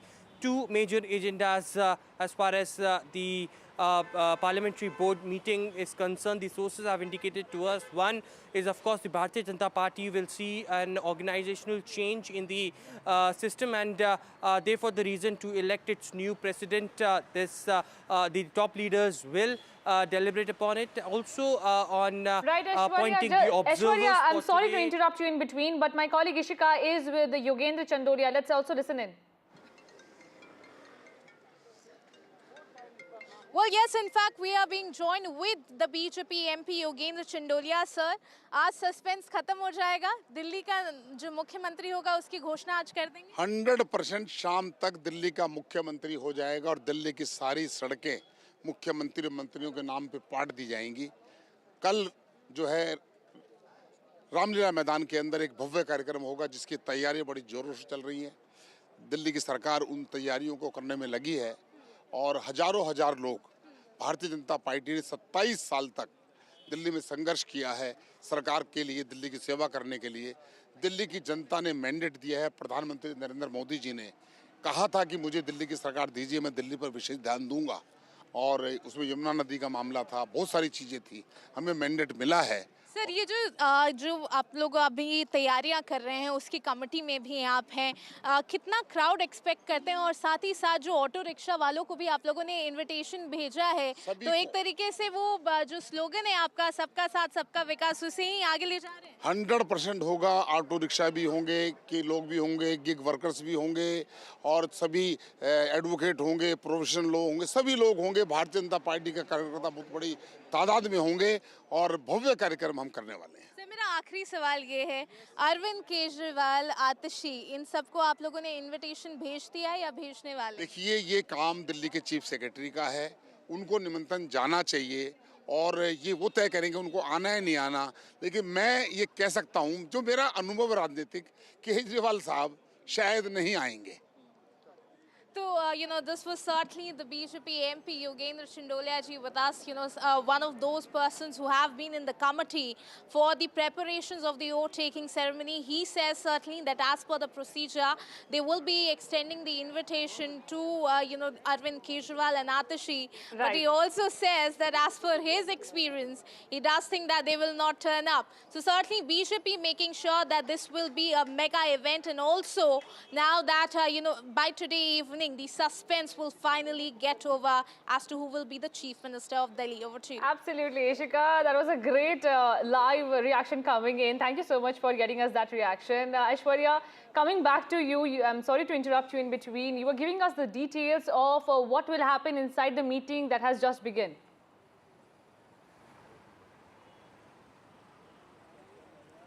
Well, the BJP Parliamentary Board meeting has begun at 7 Lok Kalyan Marg, which is Prime Minister's residence, and two agendas on the table as far as this meeting is concerned. What we've been told by our sources is that, number one, the organizational change that Bharatiya Janata Party will see in the upcoming few months. The election of a new president of Bharatiya Janata Party will be on the cards as well. Deliberations will happen on that front. But on the other, all-important legislative meeting which will take place at the BJP state headquarters, and just before that, the Parliamentary Board will also appoint observers for that and deliberations upon the name of the ministers and the Chief Minister that will also be taking place in a Parliamentary Board meeting which has just begun at 7 Lok Kalyan Marg. Who will be the Chief Minister is the bigger question. The suspense continues. By the end of the day, it will have a full stop on it, but of course several names doing the rounds, but whether BJP, who's always known for throwing surprises, this time also we'll see that is something that we'll get to know by the end of the day. Right, Aishwarya, and since we are talking about the front runners and the surprise that BJP always manages to bring in, give us some details of the oath ceremony that will take place tomorrow. I believe you have the minute-to-minute program with you.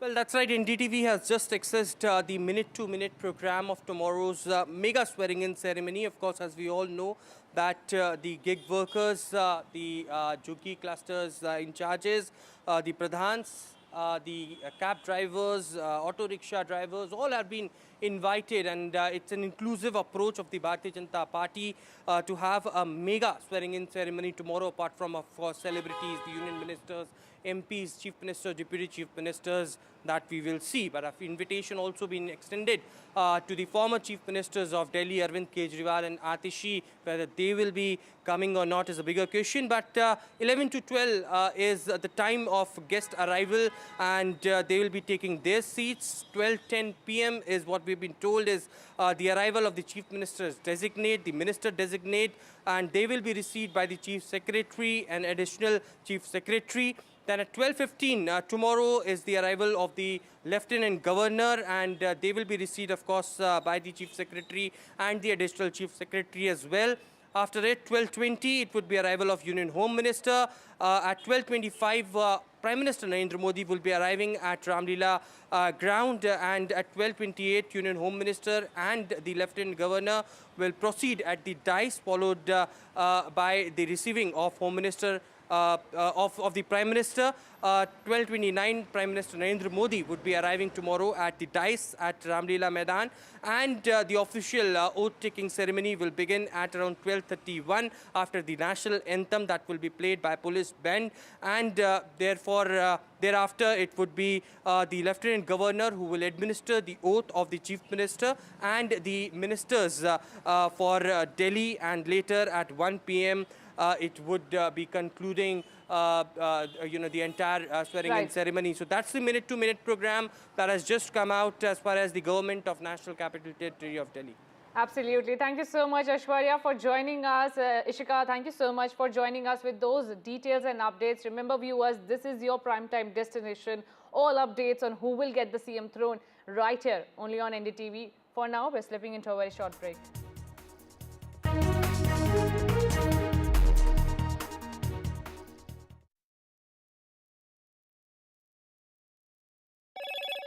Hello, Moto. Motorola Edge 50 Pro, world's first AI-powered pro-grade camera.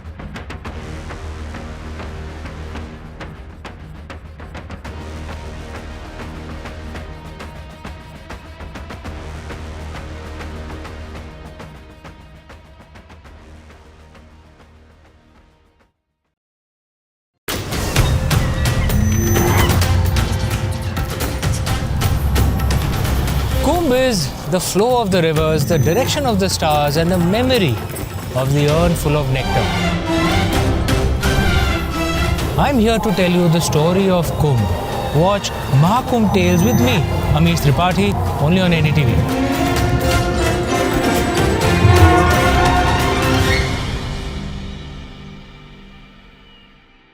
I've been reporting on all issues big and small from Andhra Pradesh, Telangana, rest of South India, bringing you all the action, all that you need to know, all that you want to know. The energy of Maximum City is infectious. I bring in that energy in our news coverage from financial capital Mumbai. Covering from the southernmost part of India over the last 23 years, I bring in-depth and 360-degree coverage from the Dravidian heartland. The land of Mishti is also known for its bitter politics. I have seen much water flow under the Howrah Bridge, covering Bengal in all its vivid colors.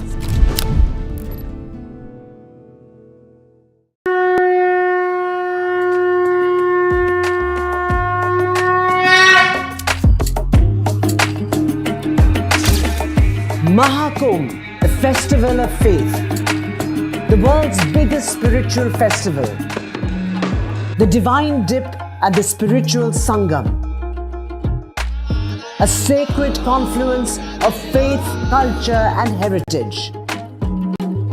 NDTV's mega coverage of the Mega Fest. NDTV at Maha Kumbh 2025.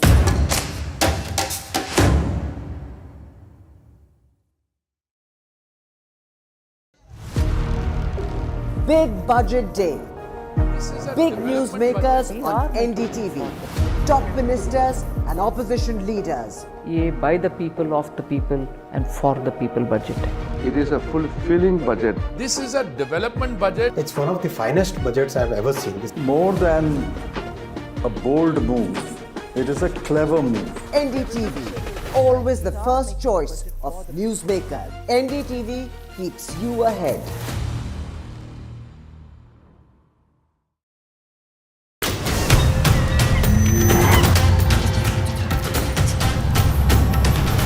Kumbh is the flow of the rivers, the direction of the stars, and the memory of the urn full of nectar. I'm here to tell you the story of Kumbh.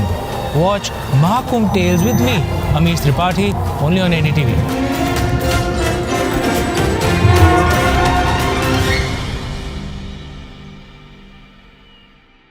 I've been reporting on all issues big and small from Andhra Pradesh, Telangana, rest of South India, bringing you all the action, all that you need to know, all that you want to know. The energy of Maximum City is infectious. I bring in that energy in our news coverage from financial capital Mumbai. Covering from the southernmost part of India over the last 23 years, I bring in-depth and 360-degree coverage from the Dravidian heartland. The land of Mishti is also known for its bitter politics. I have seen much water flow under the Howrah Bridge, covering Bengal in all its vivid colors.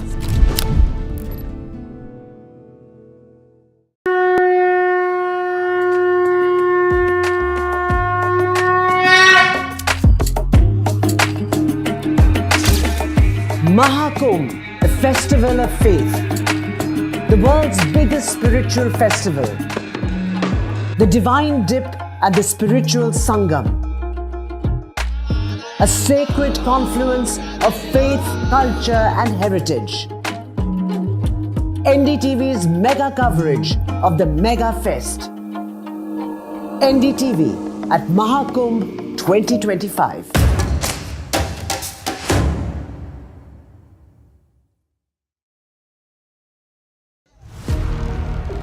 Big budget day.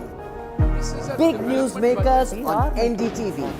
top ministers and opposition leaders. ये by the people, of the people and for the people budget. It is a fulfilling budget. This is a development budget. It's one of the finest budgets I've ever seen. More than a bold move, it is a clever move. NDTV, always the first choice of newsmaker. NDTV keeps you ahead.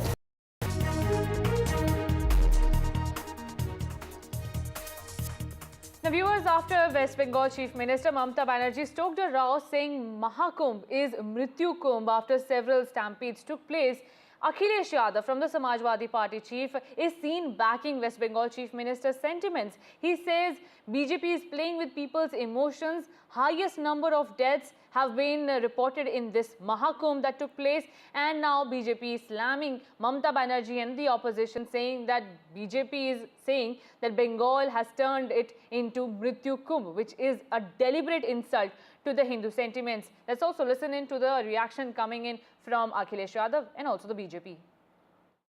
देखिए, ममता बनर्जी जी ने जो कहा है waste Bengal की मुख्यमंत्री ने, ठीक ही कहा है। उनके लोगों की भी जान गई है और एक बहुत बड़े अंग्रेजी प्रतिष्ठित अखबार ने भी ये बात कही थी कि बंगाल के लोग जिनकी जान गई उनका नाम सूची में नहीं है।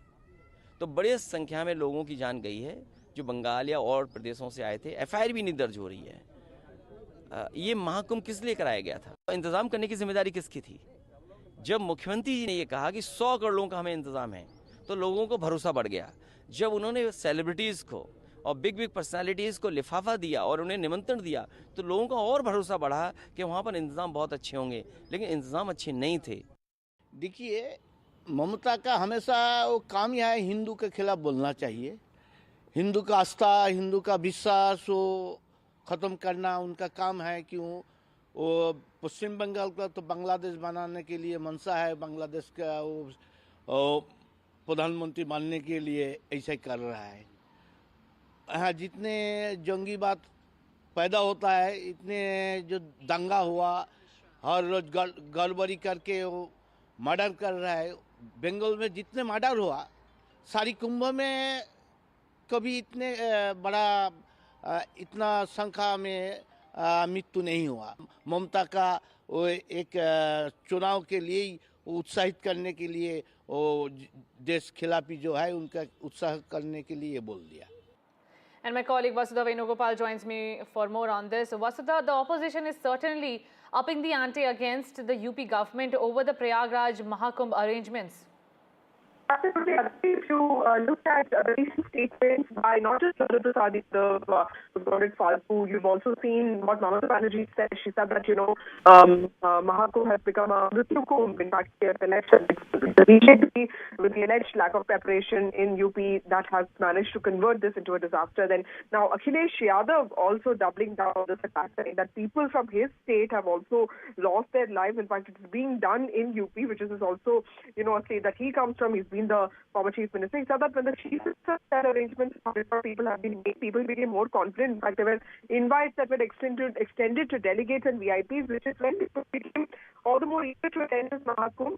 But clearly, he says that the arrangements have not been good, and this is basically, he has alleged that the BJP was taking advantage of people's emotions, and that the number of missing persons is also quite high. That's the claim that he has made. Now, remember that this has become, Mahakumbh has become a flashpoint between the BJP and the opposition, but the BJP is also hitting back because they have said for Mamata Banerjee, this elections will be a Maha Mrityu, like in the sense, they have said that electorally they are going to decimate the opposition. Right. Thank you so much, Vasudha, for joining us with that update.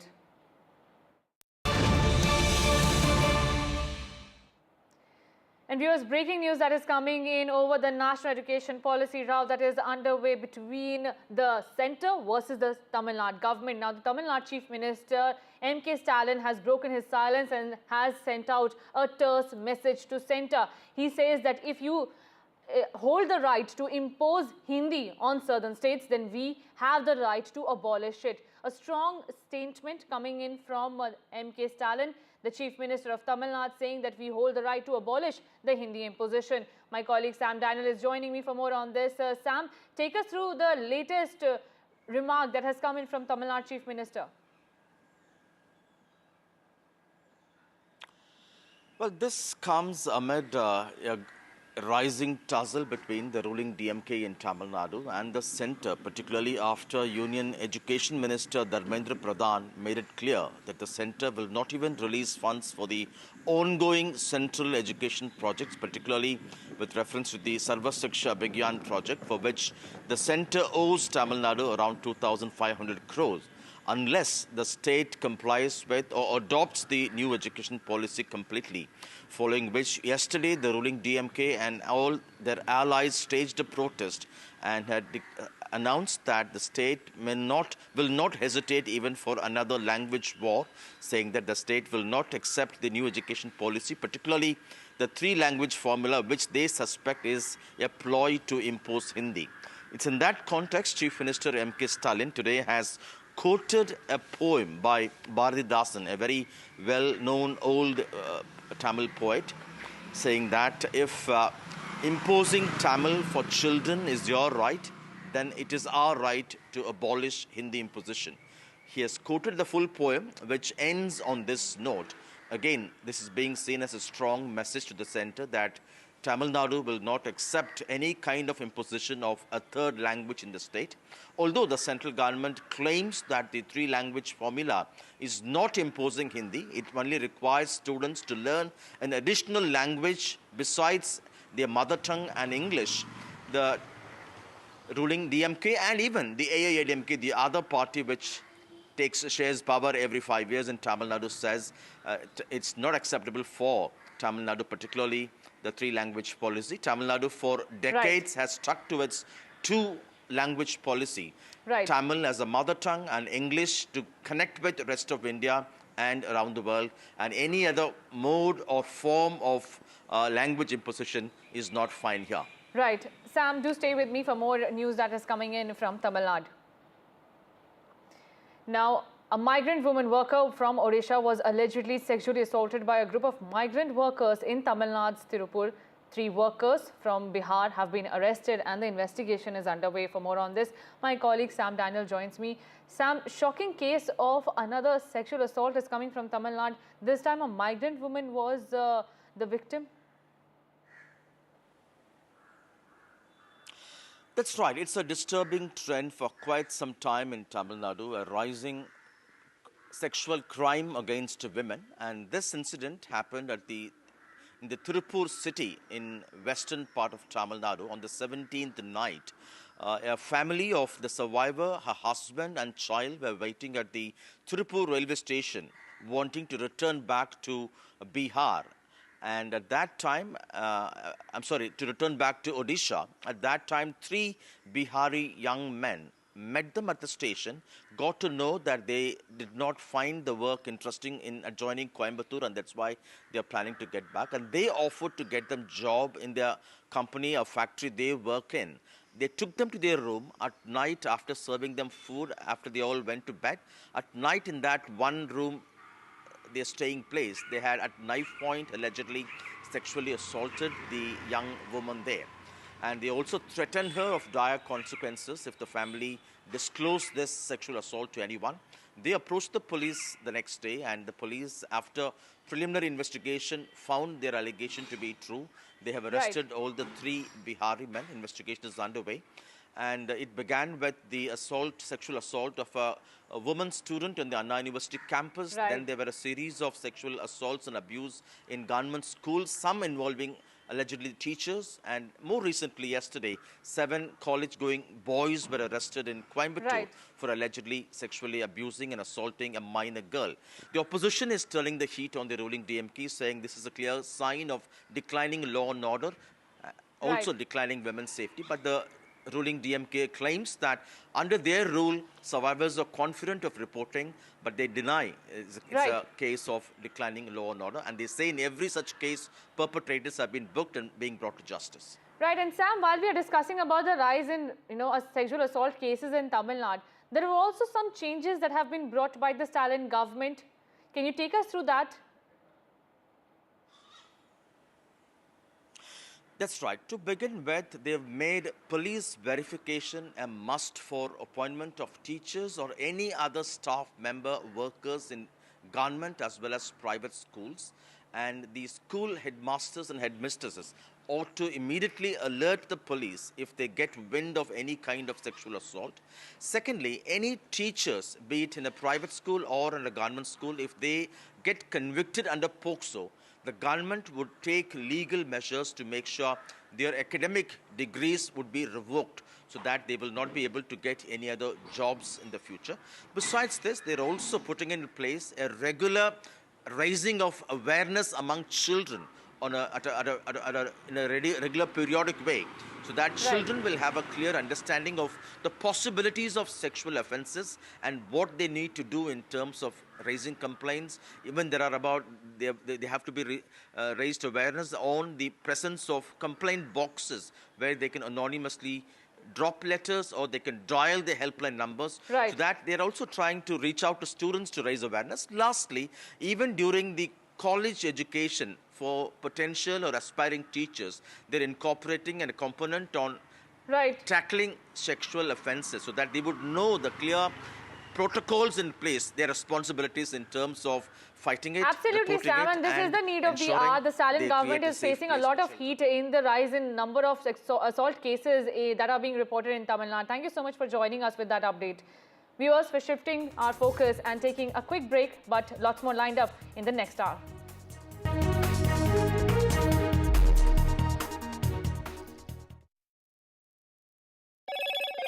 Hello, Moto.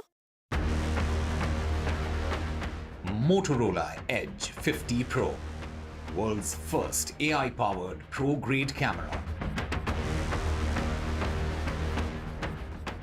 BJP's parliamentary board meeting ends at PM's residence. At the evening, when the meeting will take place, Delhi Chief Minister's name will be announced. Likely contender and front-runner Rekha Gupta speaks to NDTV, says will abide by leadership's decision. In the Kerala ragging horror case, 7 students suspended. Victims claim assaulted senior spat in water. In Tamil Nadu, face-off over Hindi imposition continues. Tamil Nadu Chief Minister M.K. Stalin says, if you hold the right to implement it, we have the right to abolish it.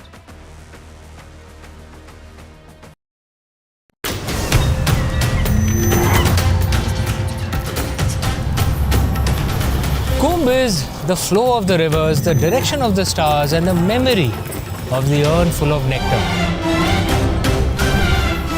I'm here to tell you the story of Kumbh. Watch Maha Kumbh Tales with me, Amish Tripathi, only on NDTV.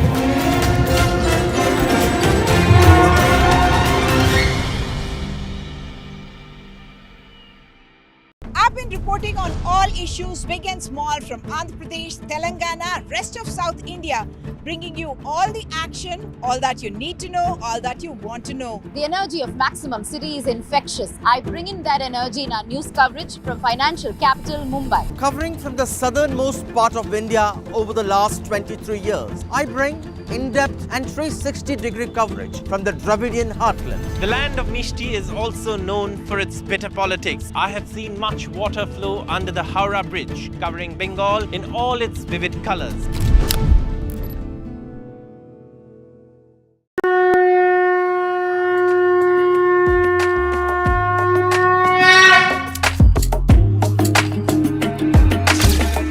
Maha Kumbh, a festival of faith, the world's biggest spiritual festival, the divine dip at the spiritual Sangam, a sacred confluence of faith, culture and heritage. NDTV's mega coverage of the Mega Fest. NDTV at Maha Kumbh 2025.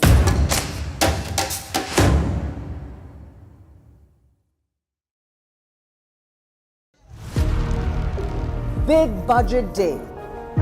Big newsmakers on NDTV. Top ministers and opposition leaders. ये by the people, of the people and for the people budget. It is a fulfilling budget. This is a development budget. It's one of the finest budgets I've ever seen. More than a bold move, it is a clever move. NDTV, always the first choice of newsmakers. NDTV keeps you ahead.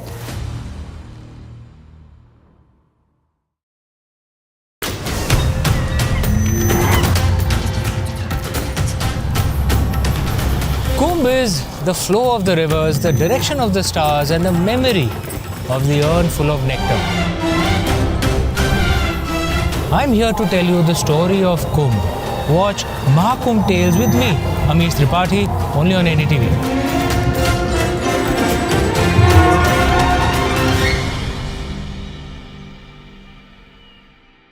I've been reporting on all issues big and small from Andhra Pradesh, Telangana, rest of South India, bringing you all the action, all that you need to know, all that you want to know. The energy of Maximum City is infectious. I bring in that energy in our news coverage from financial capital Mumbai. Covering from the southernmost part of India over the last 23 years, I bring in-depth and 360-degree coverage from the Dravidian heartland. The land of Mishti is also known for its bitter politics. I have seen much water flow under the Howrah Bridge, covering Bengal in all its vivid colors.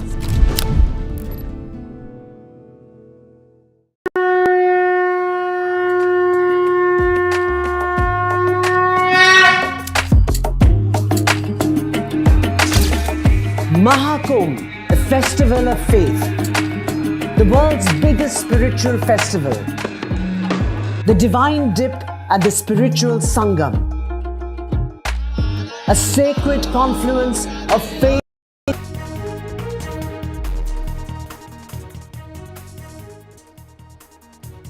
First hurdle on Delhi Chief Minister name is over. The BJP is finally coming down to the evening meeting where the Chief Minister's name will be revealed.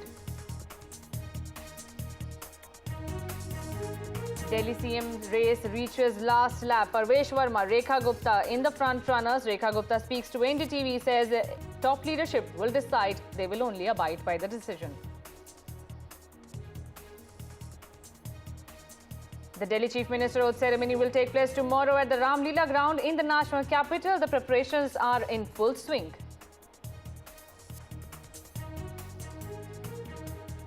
Tamil Nadu Chief Minister M.K. Stalin hits out at centre over the language row during the national education policy implementation. Says we hold the right to abolish it if you impose it.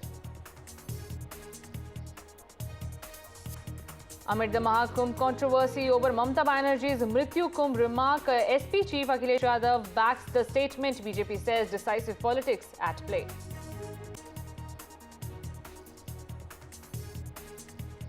And the women's safety under lens in Tamil Nadu. Migrant woman worker allegedly sexually assaulted in Tamil Nadu's Tirupur.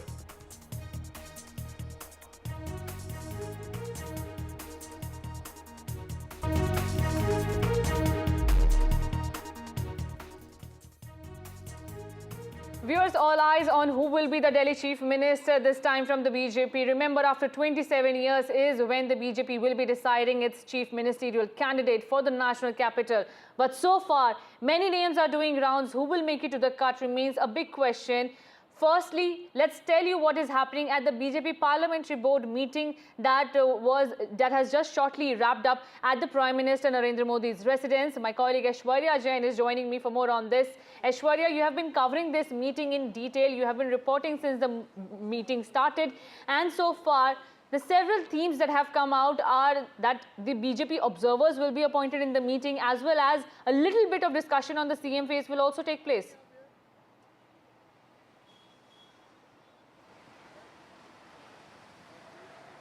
Well, certainly, because the Chief Minister of Delhi has to work very closely with the Prime Minister, and therefore the reason perhaps the consent and a nod from the Prime Minister is very important. It is the Bharatiya Janata Party Parliamentary Board meeting that has just concluded at 7 Lok Kalyan Marg.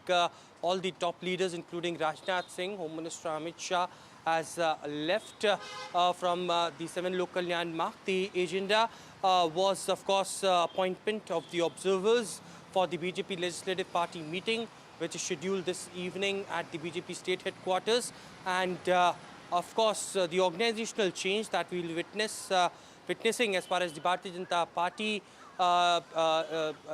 central leadership is concerned. The president's election is something that the BJP top leaders has also deliberated upon. This meeting has just got over, and we are waiting for that notification from the Bharatiya Janata Party, which will give a detail of who are the observers for the BJP Legislative Party meeting that will be taking place this evening. Of course, as we were discussing about the name of probables, the Chief Minister's name, the ministers who will be taking oath tomorrow at Ramlila Maidan was also on the cards as far as the discussion at the Parliamentary Board was concerned. So that has just got over at the 7 Lok Kalyan mark, and now all eyes would be at the BJP state headquarters, where in the evening all important legislative party meeting will take place, who will announce their legislative leader. Right, Aishwarya, stay with me. Tanushka is also joining me from the Ram Leela ground. Tanushka, less than 24 hours to go for the oath ceremony to take place. The Delhi Chief Minister's name will be announced this evening. But before that, take us through the updates at what is happening at the Ram Leela ground, the preparations in full swing. Right, Aditi, as you can see behind me, I'm stationed right outside Ram Leela ground, and the visuals that we're showing you at this moment is of the stage. The stage is all set for the Delhi Chief Minister to take their oath tomorrow, and these are the arrangements that are underway right now out here. We are expecting, you know, a huge crowd here. This is going to be a grand event tomorrow. Ram Leela Maidan can hold over 50,000 people, and definitely apart from the top brass of the BJP, the Prime Minister, the Union Home Minister, all top BJP leaders and members of Parliament will also be present here tomorrow at the oath-taking ceremony. Current MLAs and MPs, Chief Ministers and Deputy Chief Ministers of all the NDA-led states are going to be present here for the oath-taking ceremony. We also know that, you know, invitation has been extended to Jhugi Pradhans as well and JJ cluster Pradhans as well, gig workers as well. So there is this whole angle of inclusivity coming in at this point. The BJP is, you know, focused on inclusivity on all sectors of people, and caste has been also taken into consideration this time in the election campaign, and this is also reflecting this inclusivity in the oath-taking ceremony as well, with the invitations being extended out to the gig workers, to farmers as well. Remember, the farmers issue has been very important and very controversial as well in the capital. So all of these invitations have gone out. There'll be cultural programs here tomorrow. We're also expecting singer Kailash Kher to be here as well. There'll be spiritual leaders, there will be diplomats, there'll be 50 industry personalities from the film industry. Industrialists have also been invited. So, of course, preparations are full in swing. The Commissioner of Delhi Police is also present here inside. All the DCPs are present here inside. Special CP of Traffic and Law and Order are also present inside, ensuring that due protocol is maintained. The security measures remain tight for this massive and grand oath-taking ceremony tomorrow. After all, BJP is returning to the national capital after 27 years. Back to you. Right, Tanushka, nearly 3 decades. It was a long await. Will the BJP make it to or not? It was a very high suspenseful drama that, you know, turned out in the elections. While Aishwarya and Tanushka, you stay with me, let's also bring in our political analyst, Sajjan Kumar. Thank you so much, Sajjan, for joining us at this time. Sajjan, how do you see, firstly, the BJP's return to power in the national capital? That's certainly, I mean, the victory of the politics of aspiration, because primarily it is the middle class which became the anchor of change, and that was very much visible. So this is one. Second, also on the plank of corruption, there was a grand disillusionment vis-a-vis a party which emerged from the anti-corruption movement, and therefore BJP also won over a perception among entire electorate of Delhi that on the plank of corruption, they have a better credibility. And therefore, BJP coming, I mean, first time in the 21st century as a ruling party in Delhi, because last time it was in 1998. So certainly this time, it's a Herculean task wherein both the central and the, I mean, NCT government is from the same party. So that way, mind it, Delhi as a metropolitan city has lagged behind, say, other cities like Mumbai, etc., wherein many public, big infrastructural transformation has happened while Delhi has lagged behind. So therefore, mind it, it's going to be a Herculean task of the BJP, is signifying the politics of aspiration, but that aspiration also has an underbelly, and that is the politics of freebies that Aam Aadmi Party has been kind of continuing, and therefore they have to retain that also. So certainly BJP coming here is point that national capital should not lag behind in comparison to any other metropolitan, because people come to Delhi with a sense of aspiration, and that aspiration has to resonate with the people who are living here, who come here. And in that sort, BJP coming is primarily about the aspirational quest that people are expecting from the party. Yes. Sajjan Kumar, if this was the election of aspiration of the people, BJP got thumping majority, defeated Aam Aadmi Party. Why is it taking so long for the BJP to decide and give a thumping majority to its CM candidate? Yeah, it's precisely, we see, I think this delay is reasonable, because mind it, the state leadership as far as the Delhi BJP unit is concerned is considerably weaker than the national profile and what is the state of leadership in many other states. So first one, you do not have a settled face, as was the case, say, for example, in Haryana or Maharashtra. Two, BJP has to find in one person who has who signifies the package of being delivering on the big aspirational front, that is kind of delivering on infrastructural and lots many other middle class centric expectation. Two, he or she should also be the one who also resonates with the vast section of the Delhi demography, which was the core voter of the Aam Aadmi Party, that is the poor segments. And besides that, you also have the local representative and identity consideration. So therefore, I think the party has to find a balance packaged into one who can balance both delivery on aspirational and governance front, as well as continuance of the freebies wherein you are relatable to the vast poor demographics also. So I think the delay is quite reasonable. I mean, all the delays are not bad, provided you do not have a basis. But I think certainly when it comes to priority, it is the delivery and efficiency that is expected to supersede the identity markers. Okay, delivery is what we are talking about. Then Sajjan Kumar, stay with me. Let's also bring in Aishwarya in this conversation. Aishwarya, do you want to take us through the delivery that so far has been made in these 11 days by the BJP? We saw Yamuna cleaning process being the first one.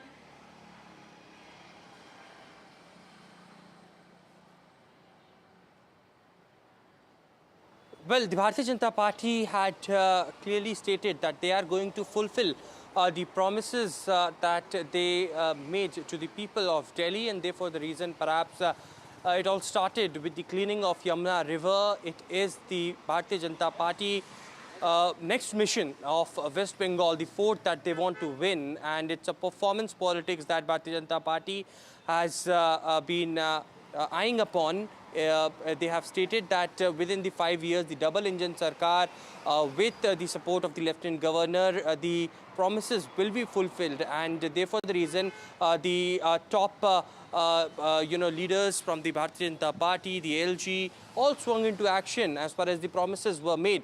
And therefore the reason perhaps this is the kind of politics that they wanted to do for next 5 years, looking at the reputation of what Aam Aadmi Party has left behind.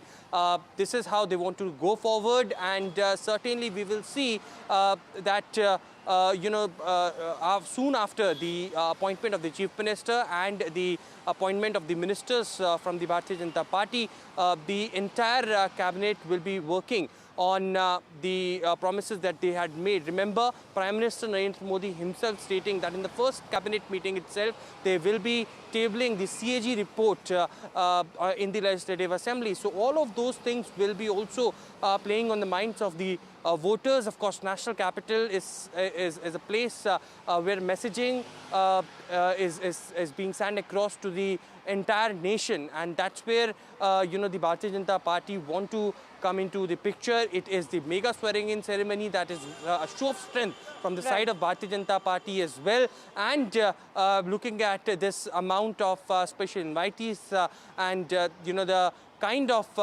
preparations that the Bharatiya Janata Party is doing, of course, this will send out a larger message. Absolutely, Aishwarya, stay with me. Sajjan Kumar, let's also discuss the names that are doing rounds right now. Firstly, Parvesh Kumar. Parvesh Sahib Verma, the name, the giant killer, defeated Arvind Kejriwal, New Delhi constituency, the main seat which was the high-stake battle between the BJP and the Aam Aadmi Party. He won it, but will he get the CM chair? Will he won the CM seat as well? Certainly, he is the front runner. Besides that, he also has a legacy. His father, Sahib Singh Verma, I mean, he was the chief minister of Delhi and is considered to be a kind of efficient chief minister. Though before 1998 assembly election, a couple of months before election, he was replaced by Sushma Swaraj. But besides that, I mean, within BJP, the main, as we expect, that main consideration, main criteria would be to select a person not primarily on the basis of his or her identity, but rather on the basis of the Herculean expectation, and that is the politics of performance or politics of aspiration. Who would be considered as someone who has the energy, who has the kind of clarity, and who also has the trust of the Prime Minister, because now you need double engine ki sarkar, a coordination. So therefore, of course, Parvez Singh Verma is one front runner, but don't be surprised, because given the style of the BJP, there can be a dark horse whom we do not expect, but certainly it is expected to be someone who should resonate with the demography of the Delhi, primarily the middle class.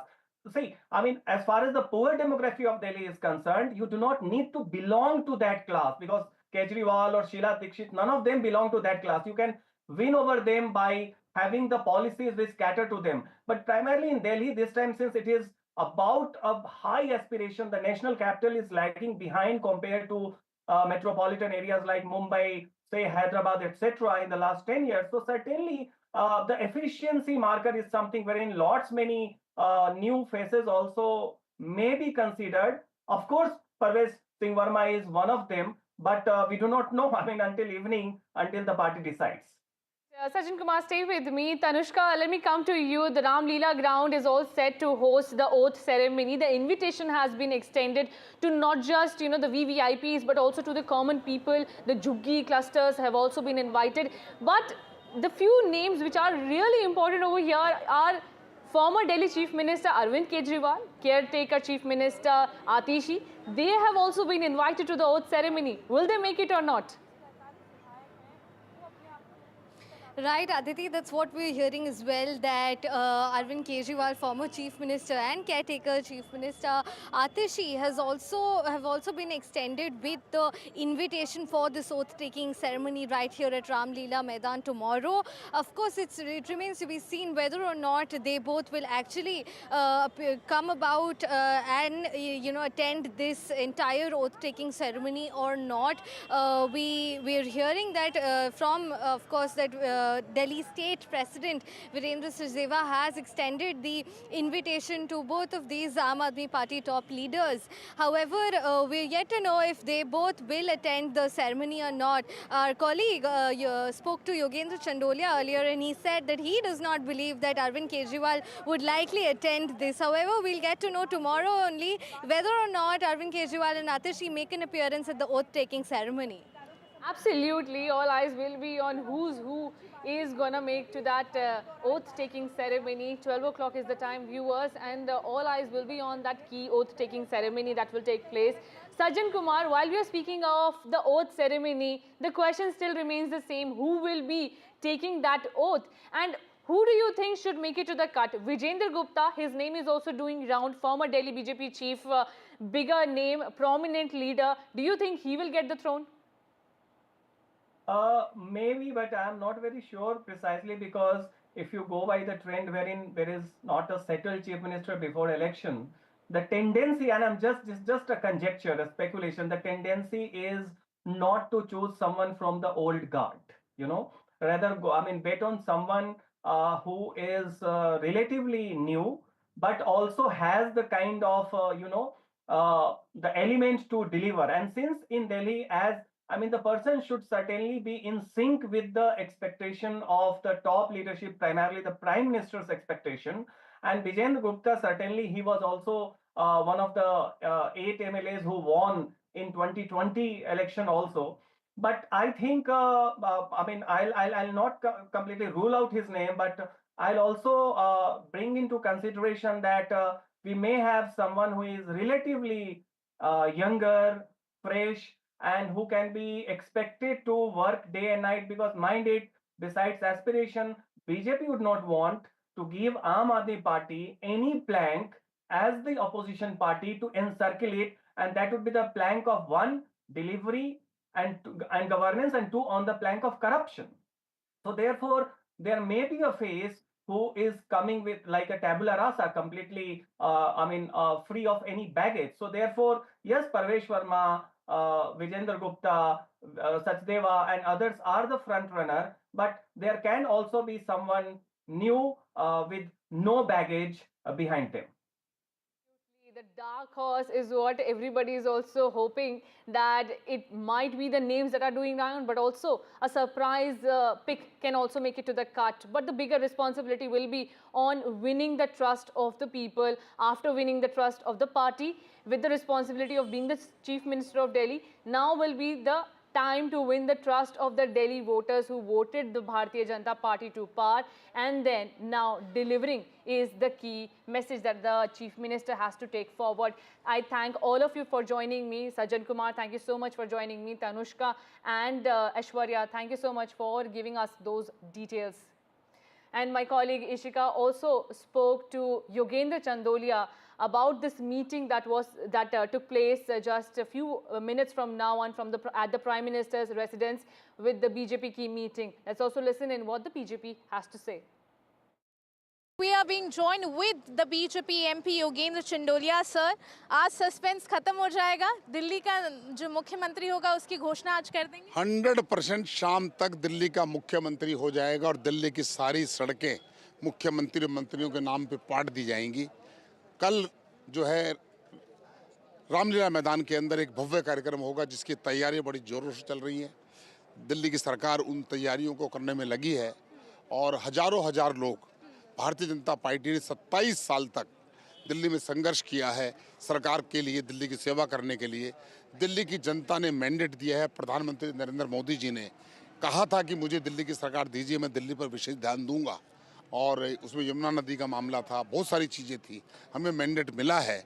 Sir, ये जो आप लोग अभी तैयारियां कर रहे हैं उसकी कमेटी में भी आप हैं, कितना क्राउड एक्सपेक्ट करते हैं, और साथ ही साथ जो ऑटो रिक्शा वालों को भी आप लोगों ने इनविटेशन भेजा है, तो एक तरीके से वो जो स्लोगन है आपका सबका साथ सबका विकास, उसे ही आगे ले जा रहे हैं? 100% होगा। ऑटो रिक्शा भी होंगे, के लोग भी होंगे, गिग वर्कर्स भी होंगे, और सभी एडवोकेट होंगे, प्रोफेशनल लोग होंगे, सभी लोग होंगे। भारतीय जनता पार्टी का कार्यकर्ता बहुत बड़ी तादाद में होंगे और भव्य कार्यक्रम करने वाले हैं। सर, मेरा आखिरी सवाल ये है, अरविंद, केजरीवाल, आतिशी, इन सबको आप लोगों ने इनविटेशन भेज दिया है या भेजने वाले? देखिए, ये काम दिल्ली के चीफ सेक्रेटरी का है, उनको निमंत्रण जाना चाहिए और ये वो तय करेंगे उनको आना है नहीं आना। लेकिन मैं ये कह सकता हूँ, जो मेरा अनुभव राजनीतिक, केजरीवाल साहब शायद नहीं आएंगे। And now let's also talk about the controversies that are taking place regarding the elections in the country. The Congress has once again rigged up the voter manipulation charge at a meeting, and this meeting was held at Congress headquarters where they were discussing about the poll loss, why Congress party is losing election after election. But right now, the major focus in this meeting was on the voter manipulation charge that the opposition has time and again been claiming, that the elections in the country are not being held in a free and fair manner. Remember, Congress President Mallikarjun Kharge accused the Bharatiya Janata Party of getting Cong supporters' names deleted from electoral rolls. The BJP has in the past said that the Congress is making baseless allegations and is unable to digest poll losses. But the counter of the opposition remains the same. For more on this, I'm also being joined by my colleague Sunil Prabhu. Sunil, the opposition is once again combining the attack on this voter manipulation charge that Rahul Gandhi has time and again been raking up. Well, I think today's meeting, firstly, we must put it correctly. The focus for the Congress party is about the General Secretary's meeting and to prepare for the coming assembly elections. And it's in that context, Mr. Kharge in his opening remarks made it clear that they would want accountability. Whatever reshuffle has to take place has already taken place. What other organizational changes will be required will be done. but on the important fact that, you need to have at the booth level, be it in Bihar, be it in West Bengal, be it in Assam, be it in Tamil Nadu, be it in Kerala, where there are critical elections. And it's in that backdrop that the Congress party is meeting. Yes, there have been allegations. They have formed a core group of, leaders who have had and veterans at this entire field to discuss the entire deliberations. And one of those steps, as you saw yesterday, was Rahul Gandhi's dissent note, and to continue to ask about the fact that how and whatever data is required from the Election Commission should do. So it's on that point that we'll have to wait and see how the Congress goes forward. But that's a long road ahead. At present, the Congress themselves realize that they have to pull up their socks and be able to ensure that there is winnability in the coming assembly elections, which are due this year as well as next year, and which are very critical for the Congress party if it has to continue to keep its presence felt, because it has lost election after election, be it Maharashtra, be it Haryana, and as you mentioned, blaming various other tools of the Elections Commission or the other reasons, but ultimately it is only the winner who is recognized. Absolutely, correctly said. So thank you so much, Sunil. We're also being joined by BJP spokesperson Pradeep Bhandari over this news information that is coming in. Pradeep, how do you see this latest allegation that is being made by the Congress party that the names of Cong supporters are being deleted by your party in the electoral list, hence Congress party is losing the elections? Well, after every election, the Congress party comes with one or the other allegation in order to shield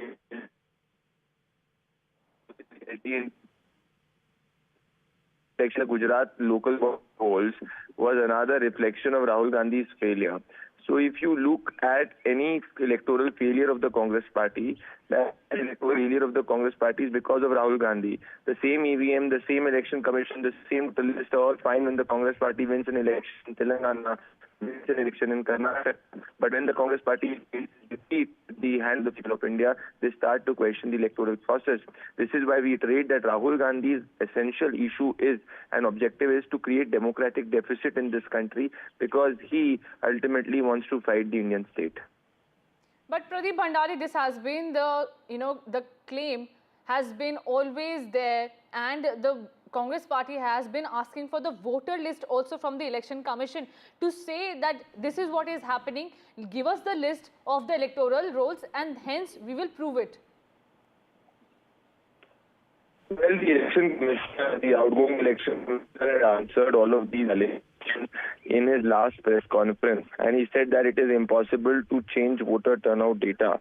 So if you recall, what was the allegation of Jairam Ramesh after the Lok Sabha elections, that the district magistrate got a call from the Home Minister in order to slow down the voting. After the results came out completely and the Congress party got double digit, nowhere Mr. Ramesh could prove his allegations when the Election Commission gave him 24 hours of time to give the data. The Congress party repeatedly shoots and runs away because it knows that it cannot win the trust of the people of India. So just like what George Soros' agent will do, he will create democratic deficit. None of his allegations have been proven in the Supreme Court or have been proven in any democratic land of the country. This again reiterates that Rahul, in order to hide Rahul Gandhi's failure, shield Rahul Gandhi's failure, the press part yet again is passing in. Okay, point taken, Pradeep Bhandari. Thank you so much for joining us. So that was the BJP saying that the Congress party is not able to digest the losses and hence making excuses just to avoid people's wrath. Remember, the Congress party has been facing defeat one after the other in the recent elections. Let's shift our attention to other stories that we are tracking here at this hour. The politics over Maha Kumbh. Remember, West Bengal Chief Minister Mamata Banerjee called Maha Kumbh Mrityu Kumbh after stampede took place, and also a related stampede that took place at the New Delhi railway station. Now, the same sentiments have been echoed by Samajwadi Party Chief Akhilesh Yadav, saying that the BJP is playing with the emotions of the devotees, and also the BJP is unclear so far how many people have died in the Maha Kumbh stampedes. Remember, this has been happening since the stampedes took place. The opposition has been asking for the actual data from the UP government. The Yogi Adityanath government has been facing flack from the opposition on the arrangements that are being made for the Prayagraj Kumbh Mela that is underway in Prayagraj. But the BJP has retorted it with saying that the opposition is habitual of playing with the astha of people and hence insulting the emotions and the sentiments of the Hindu devotees is what opposition does. Just to question everything, they will oppose everything. Let's also listen in to the reaction coming in of Samajwadi Party Chief Akhilesh Yadav, Union Minister Kiran Rijiju and the BJP. देखिए, ममता बनर्जी जी ने जो कहा है waste Bengal की मुख्यमंत्री ने, ठीक ही कहा है, उनके लोगों की भी जान गई है। और एक बहुत बड़े अंग्रेजी प्रतिष्ठित अखबार ने भी ये बात कही थी कि बंगाल के लोग जिनकी जान गई उनका नाम सूची में नहीं है। तो बड़े संख्या में लोगों की जान गई है जो बंगाल या और प्रदेशों से आए थे। एफआईआर भी नहीं दर्ज हो रही है। ये महाकुंभ किस लिए कराया गया था? इंतजाम करने की जिम्मेदारी किसकी थी? जब मुख्यमंत्री जी ने ये कहा कि 100 करोड़ लोगों का हमें इंतजाम है, तो लोगों को भरोसा बढ़ गया।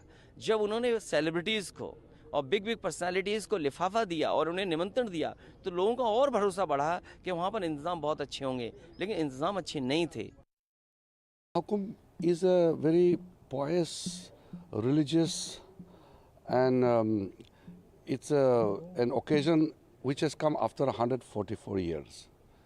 Let us devote ourselves in celebrating the event. It's a unique event which has drawn the largest human gatherings ever recorded in the human history and unlikely to be broken in the future. So in such occasion, we should not get into the political comments. If you don't believe in the Hindu faith or Maha Kumbh, so let it be, but no need to run down and make any kind of comments on that. Mamata Banerjee जी का यह बयान जो निहायत ही निंदनीय और भर्त्सना योग्य है, अर्थात महाकुंभ को मृत्यु कुंभ कहना, ये उसी का एक अंग है। इससे पहले कांग्रेस अध्यक्ष खड़गे जी स्नान करने का मजाक उड़ा चुके हैं। उसके बाद अखिलेश जी अवमानना और तिरस्कार के बयान दे चुके हैं। लालू प्रसाद यादव जी भी इस भावना का तिरस्कार कर चुके हैं और आज ममता बनर्जी जी वही करती हुई दिखाई पड़ रही हैं। अतः यह इंडी गठबंधन की हिंदू धर्म के प्रति जो नफरत और हिकारत उनके दिल में भरी हुई है, जो अवमानना और तिरस्कार उनके मन में भरा हुआ है, यह उसकी स्वाभाविक अभिव्यक्ति है। And my colleague Vasudha Venugopal joins me for more on this. Vasudha, while the opposition is questioning the Maha Kumbh, the BJP is saying that this is the anti-Sanatan mindset of the opposition parties which is coming to the fore. Absolutely. We saw this play out in the parliament as well. When Akhilesh Yadav was speaking, he said that this was the anti-Sanatani government, and while the BJP made these claims that it is the Samajwadi Party, by raising those doubts on Maha Kumbh and even questioning why the Kumbh should be called Maha Kumbh, it's the Samajwadi Party that's behaving antithetical to the interest of Hindu faith. But with Mamata Banerjee and Akhilesh Yadav both raising questions on Maha Kumbh, this is the largest gathering of humans, devotees that has become a flashpoint between the BJP and the opposition. But the BJP is in some ways also defending its moves to make this a question of Hindu faith by saying that these are opposition parties that don't really care about the Hindu sentiment. Absolutely, Vasudha. Worrying trend that is going on. The political parties are engaging in a war of words while the clarity still remains unclear. We are still waiting for that probe report to come out, what happened at the New Delhi railway station. But the politics, however, continues on the matter. Now shifting our focus to the South Belt, where language war is escalating in Tamil Nadu. In the latest, Tamil Nadu Chief Minister M.K. Stalin has broken his silence.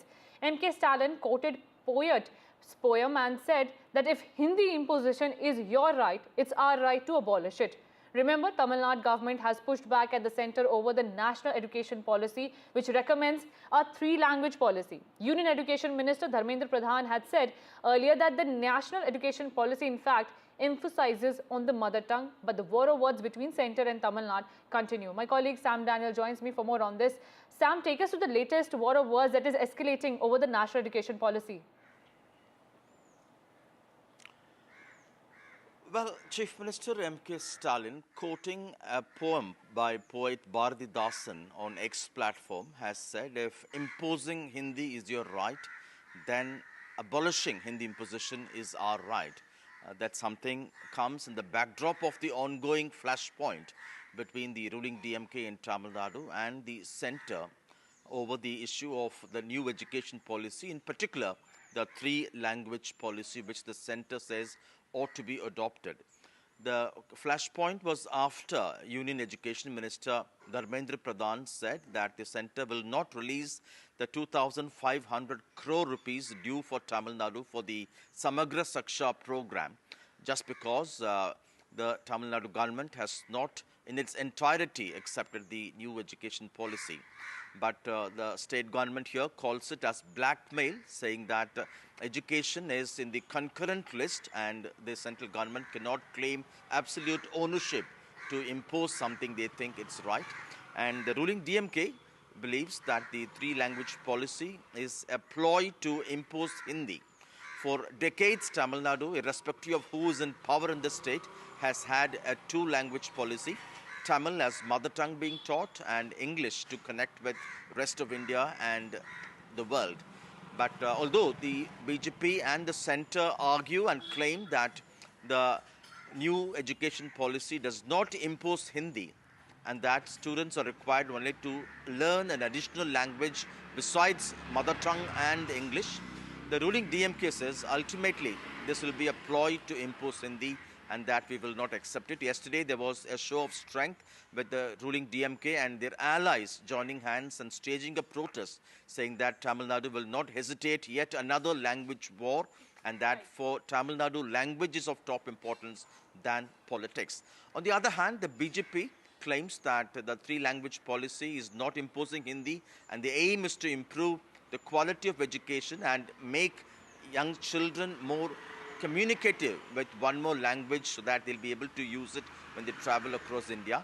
And they're going to launch a signature campaign from the 1st of March to go and get signatures door to door and then to present that to the president. They hope that there is an overwhelming demand on the ground for the three-language policy, but the ruling DMK is denying that opportunity for students, particularly in government schools. Absolutely. Thank you so much, Sam Daniel, for joining us with that update. And with that, viewers, we're taking a quick break. Don't go anywhere.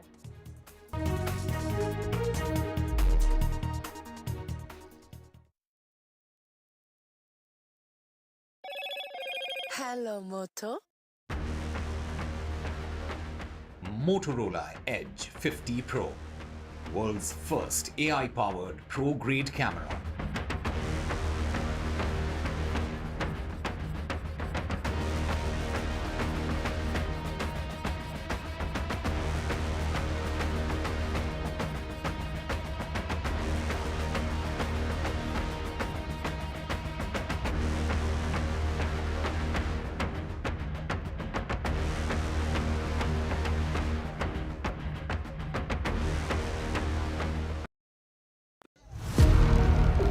Big budget day. Big newsmakers on NDTV. Top ministers and opposition leaders. ये by the people, of the people and for the people budget. It is a fulfilling budget. This is a development budget. It's one of the finest budgets I've ever seen. More than a bold move, it is a clever move. NDTV, always the first choice of newsmaker. NDTV keeps you ahead.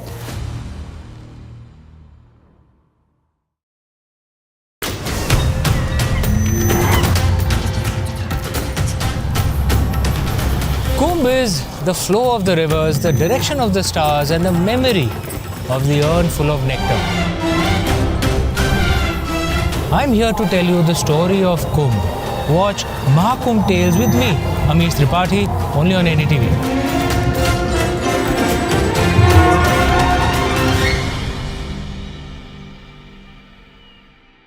I've been reporting on all issues big and small from Andhra Pradesh, Telangana, rest of South India, bringing you all the action, all that you need to know, all that you want to know. The energy of Maximum City is infectious. I bring in that energy in our news coverage from financial capital Mumbai. Covering from the southernmost part of India over the last 23 years, I bring in-depth and 360-degree coverage from the Dravidian heartland. The land of Mishti is also known for its bitter politics. I have seen much water flow under the Howrah Bridge, covering Bengal in all its vivid colors.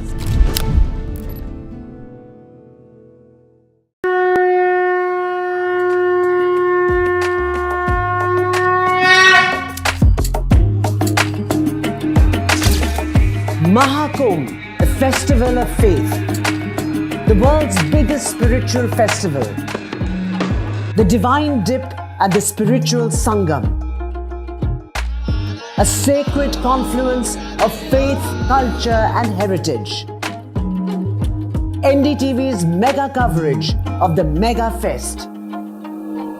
NDTV at Maha Kumbh 2025.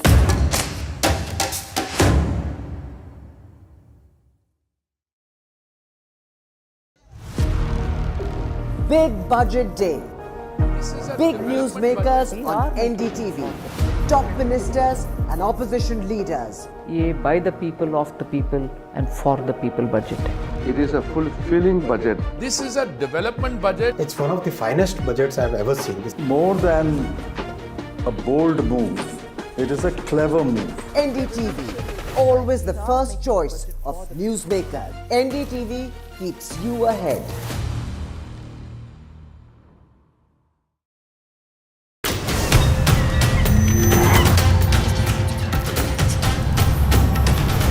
Kumbh is the flow of the rivers, the direction of the stars, and the memory of the urn full of nectar. I'm here to tell you the story of Kumbh. Watch Maha Kumbh Tales with me, Amish Tripathi, only on NDTV.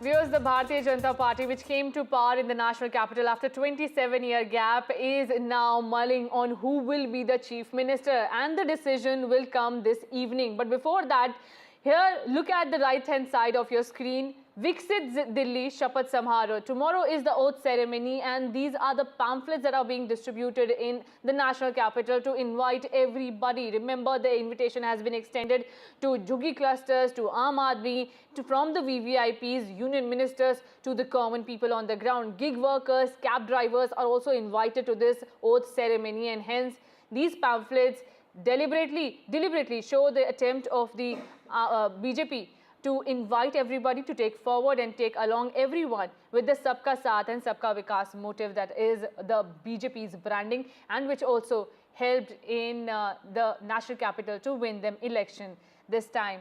And my colleague, remember, my colleagues have been reporting about the interesting competition that is underway between the front runners in the national capital, and my colleague Ishika joins me for more on this. Ishika, we are looking at the pamphlets that are being distributed. Interestingly, there is no name of the candidate, there's nothing, there's complete suspense over who will finally get the throne. 11 days have passed since the mandate was given to the BJP, but since then, no ultimate decision on the CM face. Well, the suspense is about to end today. That is what we are expecting, because at around 6:30 p.m. the legislature party meeting of the BJP is going to take place, where in fact all the 48 MLAs of the BJP are going to choose their leader, and that will be declared as the Chief Minister of Delhi. Now, in fact, the parliamentary board meeting of the BJP has already got over, and in fact, the observers are going to be appointed shortly. We have with us the BJP MP, Praveen Khandelwal ji with us. Sir, one question that is in the mind of all: who will be the next Chief Minister? Will the suspend end today finally? See, the Bharatiya Janata Party national leadership is widely known for taking right decisions at right time. So let the time come, the decision will be open. My another question to you is, sir, that we are seeing that you are doing all this mega preparations at the Ram Leela ground. The oath-taking, ceremony invitation, will that be distributed by the BJP workers among the common people as well? See, it is the program of Delhi government, and Delhi government is taking all those steps to distribute the invitations. Yes, the BJP will also distribute some very few invitation cards, which is the normal process of any oath-taking ceremony. But yes, this is a very emotional moment for each and every BJP worker in Delhi. After 27 years, we are forming government in Delhi. So, in fact, we want to ask to you this as well, that has the, we have heard that the invitation has already been sent out to Arvind, Kejriwal and Atashi. See, it's a long list of invitees, and I'm pretty hopeful that that all those people who have been invited will certainly join us in this moment of our joy and pride. So my last question to you is that, it was certainly a long time that you took to finally announce the Chief Minister. The Aam Aadmi Party today is saying that there is a, environment of fear around people. The Chief Minister is not there to govern. I think now their time is over, and they are habitual statement makers for all those negative aspects. Now it is the time for joy to do something for people of Delhi. Let's concentrate ourselves on the betterment of Delhi and the people of Delhi. So what is the criteria for choosing the Chief Minister? So you're not giving us names. See, as I said earlier, our BJP national leadership is known for taking right decisions at right time. So let the time come. So, in fact, this was the BJP MP Praveen Khandelwal, certainly tight-lipped yet about, who will be the next Chief Minister. But he's saying that the BJP will take the right decision at the right time. Remains to be seen at what time will that right time be, because we are expecting that after the legislature party meeting gets over, the announcement will be made as to who will be the Chief Minister. And also, following that announcement, the announcement of the cabinet ministers will also be done. Over to you. Right, and Ishika, just moments from now, the parliamentary board meeting happened at Prime Minister Narendra Modi's residence. Are we hearing any updates from that meeting coming in? What was discussed? Well, there were, a series of issues that were discussed, but one very important issue that was discussed in this parliamentary board meeting is the appointment of observers for this legislature party meeting. Because remember that these observers will act as the, the central leadership perspective in the meeting. So that is going to be announced now, because the observers have already been final. We are waiting for the announcement to be done, and in a short while from now, we are expecting that 2 observers will be appointed for this legislature meeting that is going to take place today in the evening. We are expecting a union minister also to be a part of this observer list. So that is the very important thing. One of the very important things that was discussed in this meeting today. And remember, as we told you, that at 6:30 p.m. is the time when we are expecting the legislature meeting also to start. Over to you. Right, Ishika, thank you so much for joining us with those updates. Let's also cut across to UP Chief Minister Yogi Adityanath addressing the UP Assembly. दुनिया ने इस पूरे आयोजन के साथ सहभागी बनकर के इसे सफलता की एक नई ऊंचाई तक पहुंचाया है। महोदय, आयोजन के 7 दिन बाकी संपन्न होने के, और जो मैंने आज दोपहर तक के आंकड़े बताए हैं, 56 करोड़ 25 लाख से अधिक श्रद्धालु अब तक प्रयागराज की महात्रिवेणी में आस्था की डुबकी लगा चुके हैं। और इसीलिए जब यहाँ पे हमारे प्रतिपक्ष के जो माननीय सदस्य डॉक्टर आर.के. पटेल जी, श्री संग्राम सिंह यादव जी और श्रीमती आराधना मिश्रा, मोना जी जब अपनी बातों को यहाँ पे कह रही थी, तो मुझे आपकी बातों को देख करके सचमुच एक तरफ हमें एहसास है अपनी जिम्मेदारी का, हमारी संवेदनाएं हैं उन सभी के प्रति जो लोग 29 जनवरी के एक स्टैम्पेड के शिकार हुए थे, उन सभी श्रद्धालुजनों के प्रति भी, या प्रयागराज कुंभ के दौरान जो आपने अपने नोटिस में उल्लेख किया है, सोनभद्र की, अलीगढ़ की या किसी अन्य जगहों पर प्रयागराज महाकुंभ के आयोजन में भाग लेने के लिए या यहाँ से जाने के लिए जो लोग यहाँ से प्रयागराज महाकुंभ में महास्नान के बाद वापस जा रहे थे, सड़क दुर्घटना के शिकार हुए हैं, उन सबको हम श्रद्धांजलि देते हैं। हमारी संवेदना उन परिवारजनों के प्रति है। सरकार उनके साथ खड़ी है, हर संभव सरकार उनको मदद भी करेगी, लेकिन इस पे राजनीति करना कितना उचित है? प्रश्न यही है।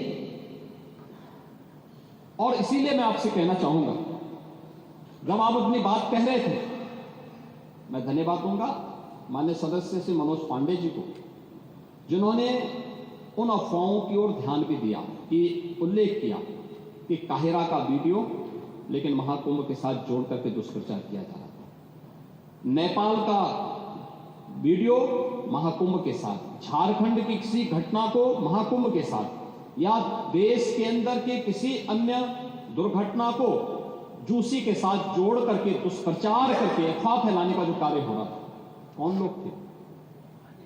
और इसीलिए मैं कहना चाहूंगा कि बड़ा हसीन है इनकी जवान का जादू, लगा के आग बहारों की बात करते हैं। जिन्होंने रात में चुन चुन के बस्तियों को लूटा, वही नसीबों के मारों की बात करते हैं।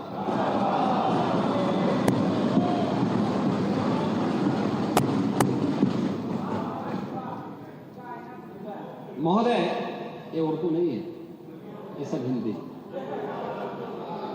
आपको मैं बताना चाहता हूं, आपको मैं एक और बात बताना चाहता हूं, जो भी नेता प्रतिपक्ष कह रहे थे। जब उत्तर प्रदेश की स्थानीय बोलियों को इस सदन में महत्व मिला, उनके द्वारा कहा जा रहा था, उन्होंने विरोध किया था। ठीक उनकी सोच है, ये समाजवादी संस्कार भी है कि हर अच्छे कार्य का विरोध करना है, हर अच्छे कार्य का विरोध करना है। उन्होंने कहा कि हिंदी इस सदन की भाषा है, तो हिंदी को तो हटाया नहीं। इस सदस्यों को एक छूट दी गई है कि वो किसी भी इन बोलियों में बोल सकता है, हिंदी में ट्रांसलेट की उसकी सुविधा मिलेगी। इस सुविधा है, थोपा नहीं गया है। दूसरा, भोजपुरी हो, अवधी हो, बुंदेली हो या ब्रज हो, पांडे जी, इनकी लिपि भी देवनागरी है, कोई दूसरी लिपि नहीं है। संविधान के द्वारा घोषित जो व्यवस्था है, उसी के दायरे में सारा कार्य हुआ है। आप जैसे उम्रदराज व्यक्ति को तो इसका स्वागत करना चाहिए, इसका स्वागत करना चाहिए। ओह, मैं इसीलिए कह रहा हूं, देवनागरी ही लिपि है और उसी दायरे में सारा कार्य हुआ। और इसीलिए मैं आपके संज्ञान में लाना चाहूंगा कि ये जो कार्य है, इस कार्य के साथ हमें उसी सकारात्मक भाव के साथ जुड़ना चाहिए। मैं आपके विरोध को कभी उसका न मैं उपास उड़ाता हूं, न मैं उसको बहुत उसके साथ जोड़ता हूं, क्योंकि मैं जानता हूं आपकी आदतों, मुझे मालूम है। आप लोगों के बारे में एक मान्यता ये भी है, मजबूरी भी है, और आपके बारे में मान्यता भी है कि आज के समाजवादियों के बारे में, तो जिस थाली में खाते हैं उसमें छेद करके फिर जाते हैं। और ये जो आप लोगों के बारे में मान्यता है, उसी के बारे में मैं आपसे कहना चाहूंगा कि महोदय, जब हम महाकुंभ के बारे में चर्चा कर रहे हैं, और ये आयोजन नहीं, आपके बारे में इसीलिए बोल रहा हूं, मैं आऊंगा उस पर भी, मैं उस पर भी। Shifting our focus to another story that we are tracking over the Delhi Chief Minister's selection. Now, breaking news coming in that the observers for the election of the Delhi Chief Minister's name have been appointed. The observers will be O.P. Dhankar and Ravi Shankar Prasad. Joining me for more on this, the updates that are coming in after the meeting that took place at Prime Minister Narendra Modi's residence at the 7 LKM, where the BJP held its parliamentary board meeting. Two names have come forward.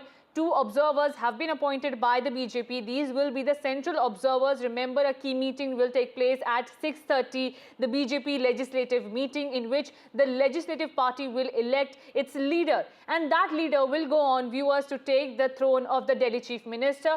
Who will it be? The suspense remains the same, but the central observers, the breaking news that we are tracking here at this hour is that BJP has appointed two central observers. One, O.P. Dhankar, and the second is the Ravi Shankar Prasad's name that is coming to the forward, and the meeting that concluded within 40 minutes. These two appointments have been made in the central leadership meeting that took place at Prime Minister Narendra Modi's residence. The meeting, remember, started at around 12:10 and then wrapped up around 12:50 or 40, and between that, two names have been finalized, O.P. Dhankar and Ravi Shankar Prasad. My colleague Ishika is joining me for more on this. Ishika, take us through the role of Ravi Shankar Prasad and O.P. Dhankar after being appointed as the central observers of the BJP.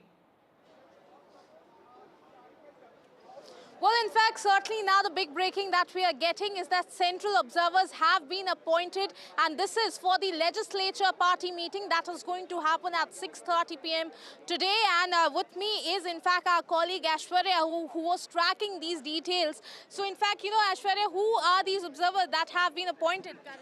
Well, it is Ravi Shankar Prasad, the ex-union minister and senior leader of the Bharatiya Janata Party, along with Mr. Om Prakash Dhankar, who is also National General Secretary and the ex-union minister.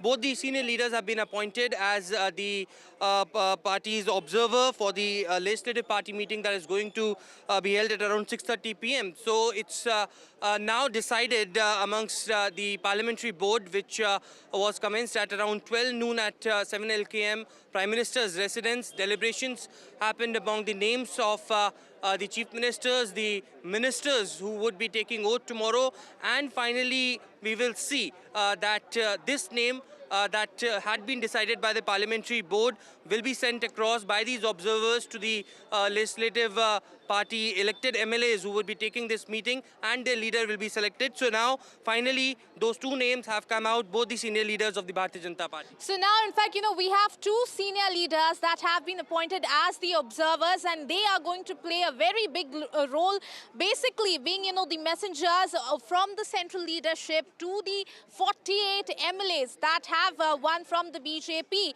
and they will be seconding their leader who will be declared as the chief minister. So their role, the observer's role here, becomes very, very important, especially for this meeting, after which we are expecting the announcement will be made. Well, and certainly we have seen in Madhya Pradesh, in Rajasthan, in Chhattisgarh as well, the observers being sent to the legislative party meeting. Now, this happens because what the central leadership decides in Bharatiya Janata Party, that message is being communicated by the observers. If there is any hindrance or any elected MLA wants some other name, then the observers calm down the situation, and the message and the decision that the High Command has taken, this will be communicated to them as well, and certainly the name will be announced. It's a formal thing that the Bharatiya Janata Party always believes in doing so. The deliberations has already happened at the parliamentary board meeting, which was chaired by Prime Minister Narendra Modi, and finally Ravi Shankar Prasad and Mr. Om Dhankar had been appointed. Both ex-union ministers of the country, senior leaders of the country, will be a part of the legislative party meeting, which will be held at 6:30 p.m. and of course the